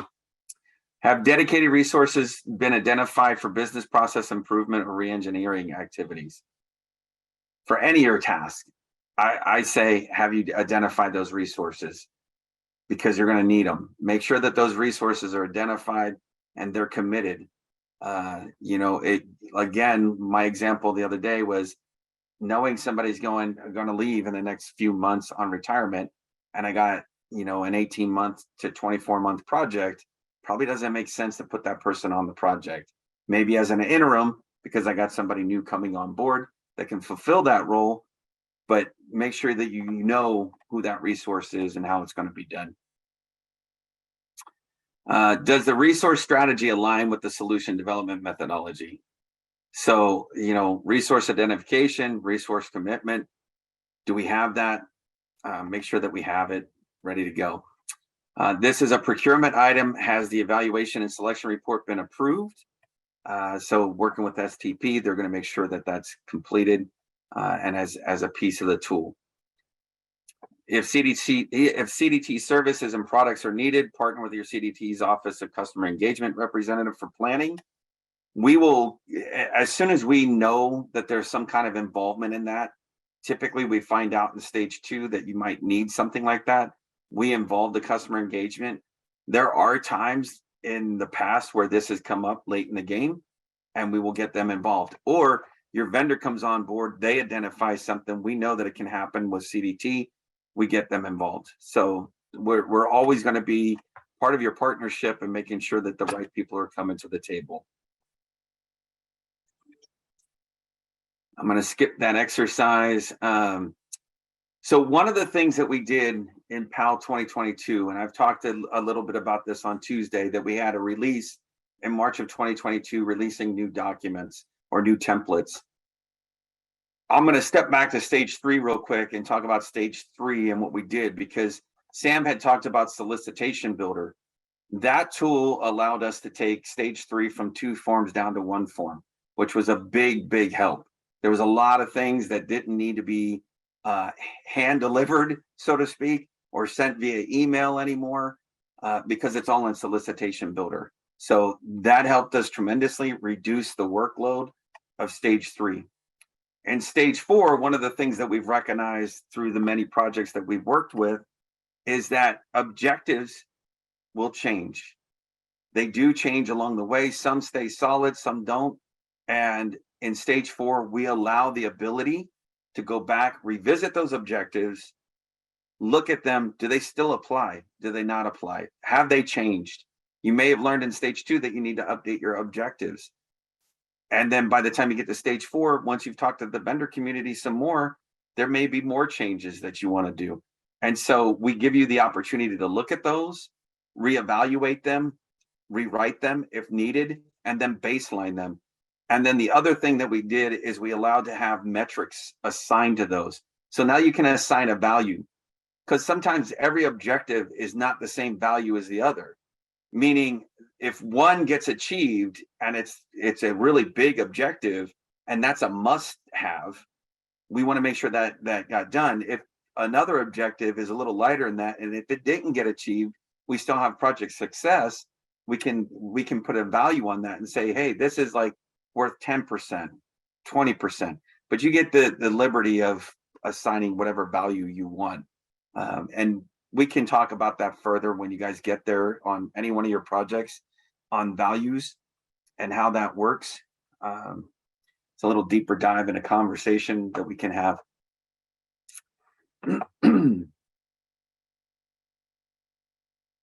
All right, schedule baseline. So at this point, right, we've talked about roadmaps, possibly producing a project schedule in stage 2. Roadmap is key. It's a good communication tool and everything. Now we really need to get that project schedule in play. We need to have a baseline schedule, clear understanding. We probably got some timelines from the vendor through the bids that we received, and we can start plugging those into our project schedule and set a baseline. Because at stage 4, when we set that baseline, this is where all the measurements happen. If you remember on day 1, we talked about the 10% or $5 million variance that happens for a special project report. So once your project is in play, there's a variance that can happen between 10% or $5 million, depending on the size of your project. So that 10% variance happens in there. This is where that measurement happens. It's based on your baseline of scope, schedule, and cost. And in stage 4, that's what we're doing. We're baselining everything. These are now going to be our established bases that we will measure from. Is the high level schedule realistic? So, that's another thing. Let's not go with any unrealistic dates. We know that those happen. We have to figure out how we mitigate those at times. And we understand that when there's mandates, a lot of those dates are pretty unrealistic to begin with. But as a team working towards this, if we don't have some of those in there, let's be realistic about the schedule and truly, put it towards a winning situation, not one where we're going to have to do an SPR and we're going to have to, push the project out. Does the project resources align to the schedule? So in other words, do you have enough resources for each one of these tasks? When you start to level your resources out, if somebody's assigned to more than 100% of the work, is that realistic? That's what we start looking for in that. Making sure that what you're assigning people can be realistically done. Cost baseline. So, we've talked about the FAW. You got a little training on that this morning. You know that there's an estimate out of stage 2. Now we're baselining that FAW, and this is going to be our cost level measurement. And so from this, we're looking at what are the baseline final project costs? Where did those come in at? So we had an estimate. Now we're gonna plug those numbers in because now we know what those are going to be from based on what we've received from our bids and what we're about to negotiate and finalize. For the differences between your cost estimates and the baseline final project cost. So from stage 2 to stage 4, I'll talk about this a little bit more, but there can be up to a 20% variance between stage 2 and stage 4 in your estimates. And there's some criteria in there, which means what direction do we go if that occurs? And I'll talk about that a little bit more. Ensure the BCP is reflective of the final proposal. So what we talked about before is that in the FAW, you know, we had a BCP, does it align, make sure that it's real. So here's the total project cost and down into the nitty gritty of the 20% variance between stage 2 and stage 4. And this is one of those things that's 20% or 5 million. And when you have a big project that's say an $80 million project, as you know, 20% is $16 million. So you don't get the 20% variance. It's, you know, it becomes a little tough on that. 10% is $8 million. So we start looking at that and what is realistic, what occurred. And these are the steps that we go through. You know, if my stage 4 is equal to my stage 2, there's nothing to worry about. We move forward. If my project costs are between that 20% and 5 million, is there any PAL deliverables that needed to be revised or updated? On this situation, and I've been in it only a couple times through PAL, it doesn't happen that often. It's actually kind of rare because we do so much work up front in RFIs and collecting costs and trying to get our best estimates that hitting this trigger of 20% or 5 million doesn't happen that often. But when it does, the first step in all of this is to have a conversation. It's not to rush to this. These are in the instructions in stage 4. Don't go rush and do all this. Let's have a conversation first so we make sure that we understand what happened and what's going on. In some cases, we've had instances where it's like the vendor bids came in too high. We can go back in and negotiate that. In some cases, we've learned that along our journey, the team members that we were going to need to ensure that this project gets completed, we had to bring on more team members. That's an impact to the overall schedule, impact to the overall cost. So that overall cost, now we're looking at that and going, okay, we know where it came from. Is there anything that needs to be updated? No, because it got applied in the FAW. It's already there. And we were able to explain it and justify why we missed that or what came about. What did we learn in our journey to stage 4, why we needed those extra resources. And sometimes those resources are people, it's hardware. It can be many of different things, right? So think about it from that standpoint. When it exceeds the 20% or 5 million, we did something wrong. And what is it that we did wrong?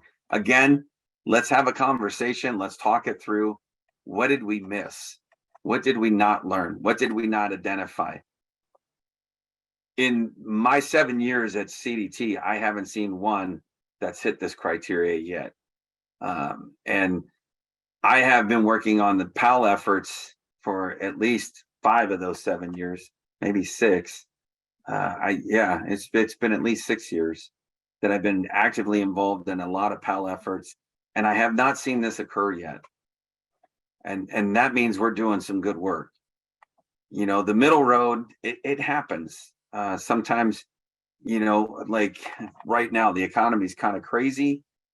Cost of things have gone up.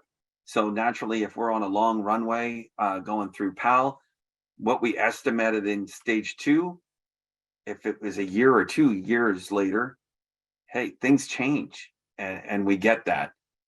So that's why I'm saying, let's have a conversation first, make sure we go through it all and talk about what the impacts are and where did the costs really come from. And we can just explain it, document it, move forward, and we're good. All right. Sam covered a lot of this about the primary solicitation results. I'm not going to go over that. This is a biggie right here. And this is really critical that you guys know this on your time schedule.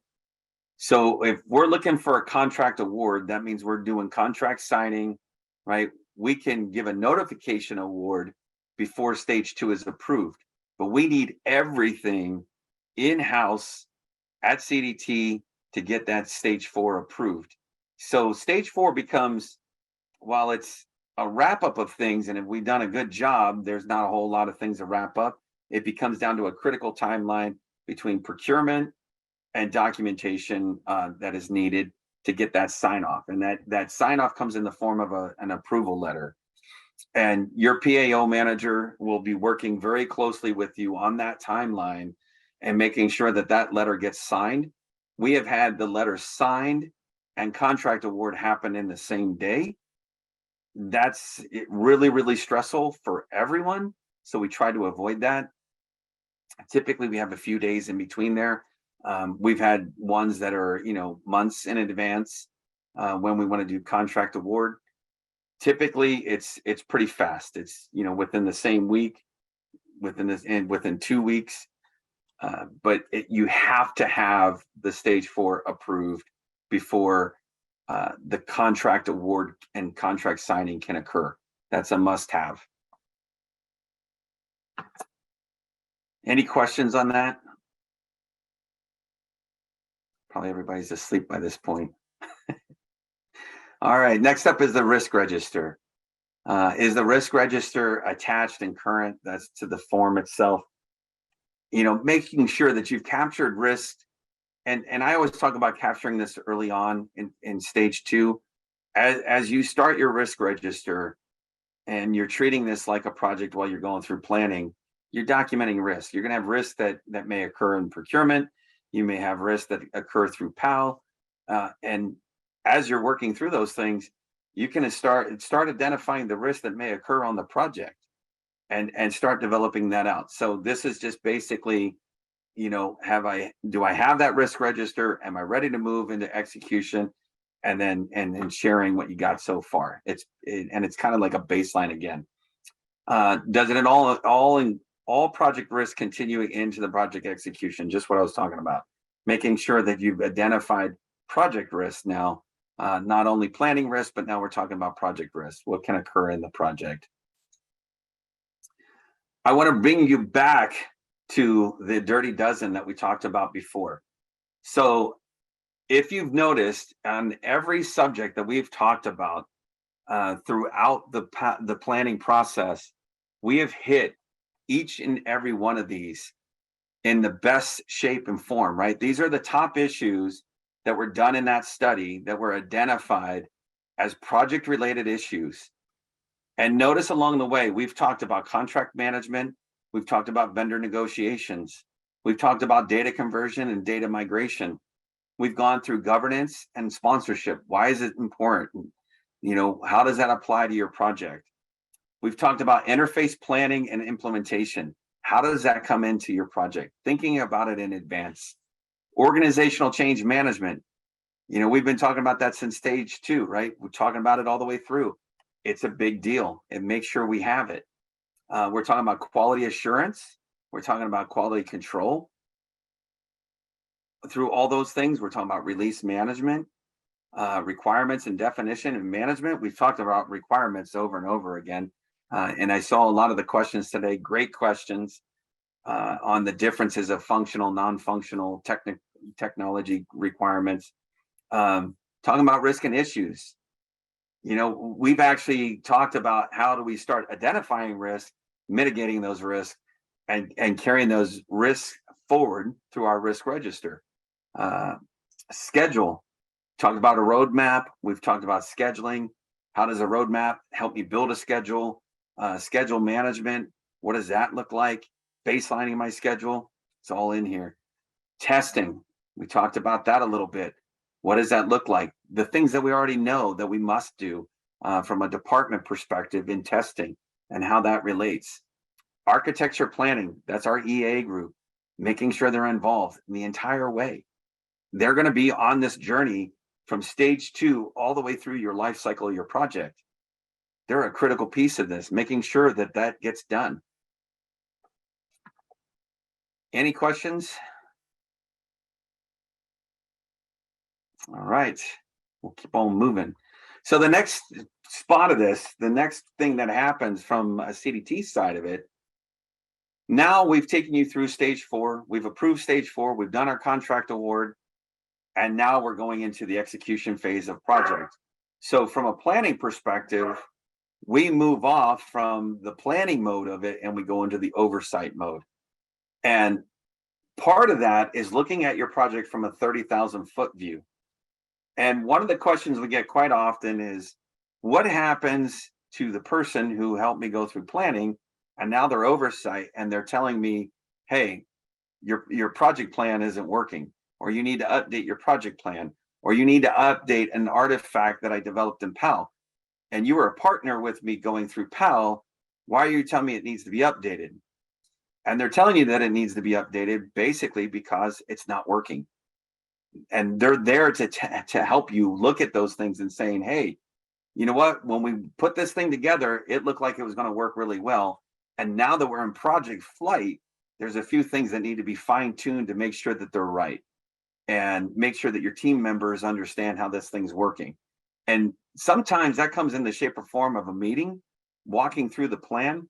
Sometimes as an update to an actual plan, but work with your oversight person. Sometimes we switch them between planning and into oversight because of, workload or whatever we have going on our side of the house. But, when it happens, there's always a conversation. And like I said, start with the conversation first. They're not trying to bring you bad news. They're just trying to make sure that in the overall perspective, you're aware of everything that's going on, because now your project manager is in the weeds. They're working hard. They're flying through things. And from an oversight perspective, we're at 30,000 foot view, looking from end to end, making sure that there's no red flags that are not being missed. When we see a red flag, we're going to bring it to your attention. We're going to talk about it. And then, of course, there's the document called an IPOR, the Independent Project Oversight Report. That's the next thing that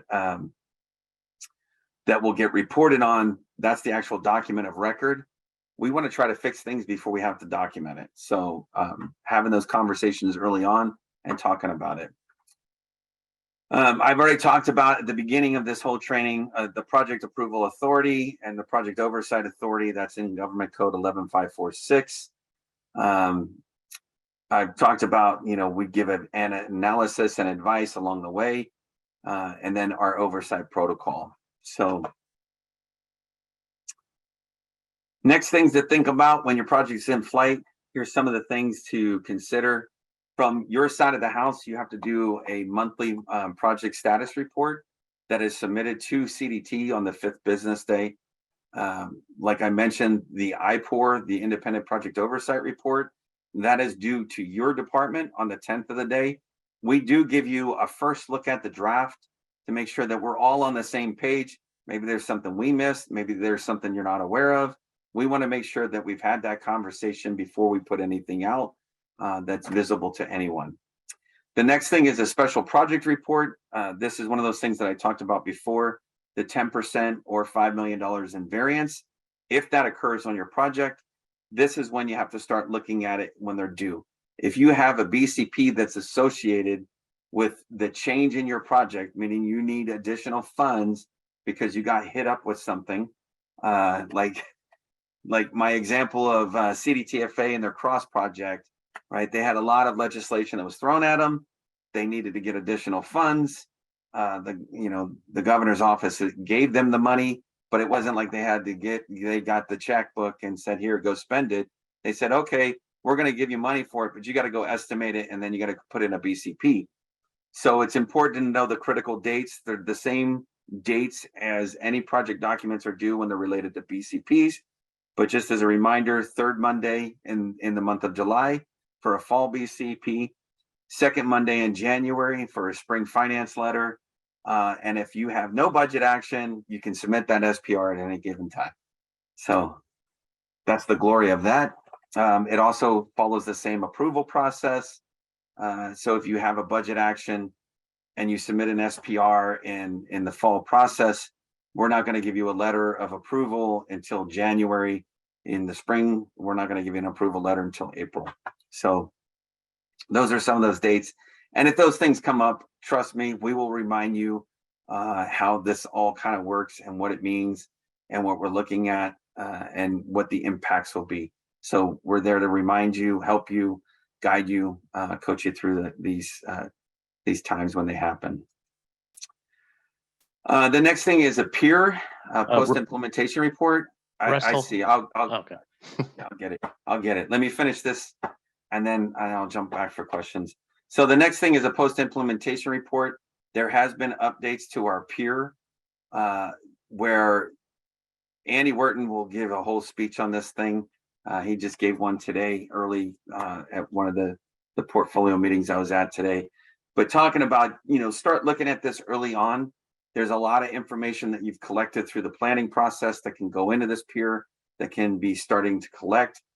Think about lessons learned as you go through the project life cycle, doing those often as often as you can, and documenting those. Those are going to help you in your peer.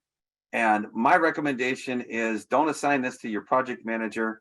At the end of the day, a peer belongs to the business program. Get that business program to take a look at the peer and start collecting this information along the way. They can get a lot of this information from the project manager, but your project manager has a big job and they already have a lot on their plate. And their time is going to be committed to making sure that your project's moving forward. Looking at the peer it's a post-implementation report. Again, that's why it's called that. But there is documentation that be collected early on. Give that assignment to somebody, throw it in your project schedule and give that task to someone. All right, Russell, what's up? Sorry, Tim. Yeah, no worries. So not that this could ever happen, but what is the time frame, or is there such, for current year augmentation? So something comes up, some legislation comes up that actually adds funds and time limit in current year. I've seen it happen and I don't really know the timing. It's a great conversation with our finance folks on that. But what I have seen in the past, and we just had one actually with CPUC this year, they got thrown some legislation this year in the fall cycle to ask for current year funds to begin a project come January 1. Well, okay, so we find out January 10 if your BCP has been approved. So who thought that one through? And January 1, last time I checked, was New Year's Day. But I laugh at some of these things because some, it's really ridiculous on how some of this legislation gets thrown at people. And like I said, I used to work at DMV, so I know the feeling and what it feels like when we get legislation thrown at us and we got to go, okay, now we got to start this thing. And we just found out a month or two. But the question on current year funds, that's a good one. And we could probably circle back with Rosanna and get some more in depth on how does that work with current year funds? What's the ask like that? I believe a lot of the times it's included in the legislation that they're looking to provide you current year funds. We had one with CDCR as well.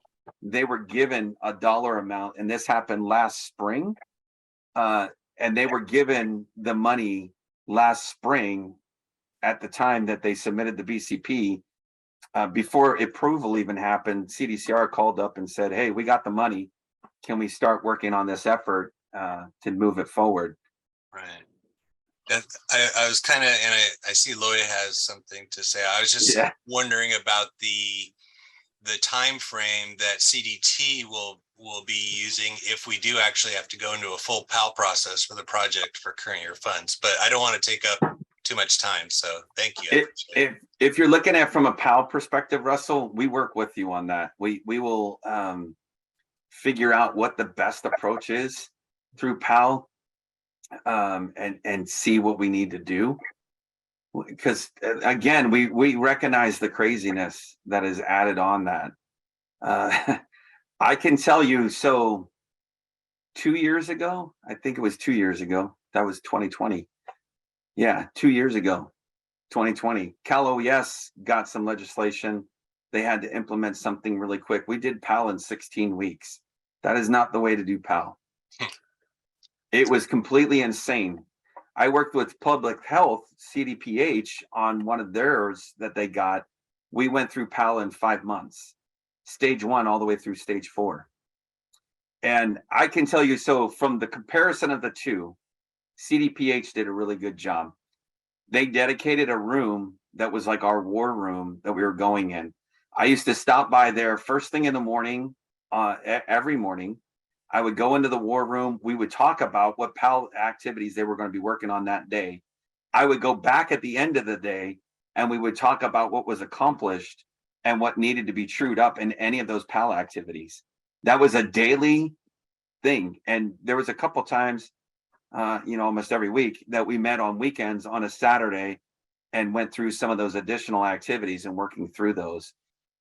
And so, when you get some of those things, depending on what the view is and how much needs to be applied to that effort, how big that effort is, it's going to depend on what we need to do. And it kind of becomes like an all hands on deck kind of situation in some cases, like the example of public health. It was all about getting the right money to the right people who weren't getting reimbursed for their prescriptions at that point. And so we had to move fast. And Russell, you don't need to go too far. Remember what happened to CBC? You're in the middle of that project, and you had to go ask money for the current year funding from the previous one. And we just work with DOF. You let us know what's going on. So instead of going to a different route, the SPR, Right. we avoided that, and we just did our, some other venue for budget augmentation. Thank you. Worked your magic. Yeah. A walk down memory lane, Russell. Within policy. Yes. All right. Any other questions? All right. Because that's where we're at. We're done with stage 4. And as fast as that felt like, as we went through that, because I think I covered that in a little over 30 minutes, that's what stage 4 is going to feel like when you get there, because it just becomes like that quick. We're trying to put everything what's left together and get it wrapped up as quickly as possible so we can get that contract award and get you guys started and get your vendor on board. So that's it. That's the end of the training. Do you guys have any questions for me or Sam or Tiffany or Adam or Loy or any one of us? Or are you completely sleepy, burnt out from these 2 full days of training and you're ready to call it a day? These trainings have been very helpful. They have been just so full of information, but I think everybody on the SOS side has gotten a lot of valuable information. You've just answered, over the 2 days of this training, you've answered a lot of questions that we've been asking ourselves internally and saying, we've got to ask CDT about this. So I just want you to know you guys have done a really great job of compiling this information and presenting it. So thank you for that. You're welcome. You're welcome. And I'm glad that you guys really feel that we gave you some value, because that was the intent. I know it's a lot of information over 2 days. And just with that said, we're not going away anywhere. We're still there. And hopefully you see the value in what it means to go through, what I call proper planning through the PAL life cycle, what the value means to you as a team, what it brings to the table, and look at some of the things that are mitigated, and know that you got some friends over here at CDT that are here to work with you and get you through and get you launched into your project and get you into that first day of executing. And if there's any questions as you're thinking about this material, feel free to reach out to us. I mean, we're more than happy to answer questions along the way. We get it. This is a big effort. There's a lot involved in it, and more than happy to answer questions.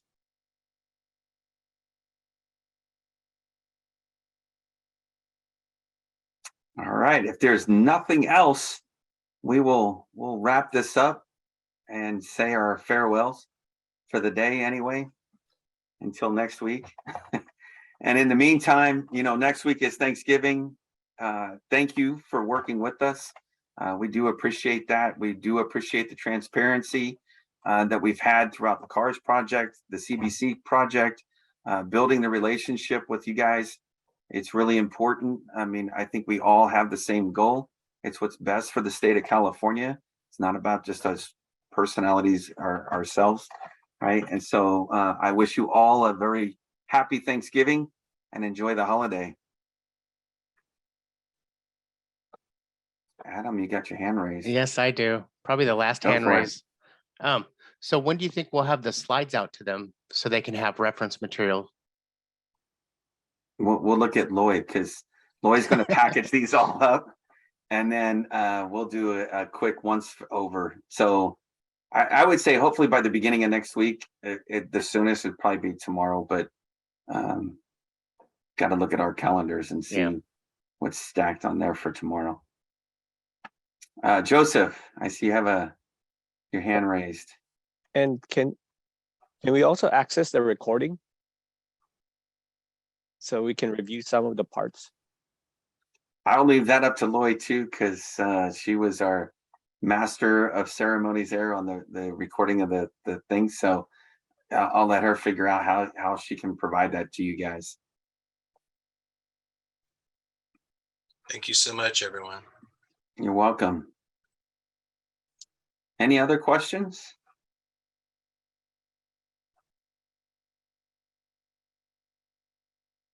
All right, let's call it a day. Yay. Thanks again.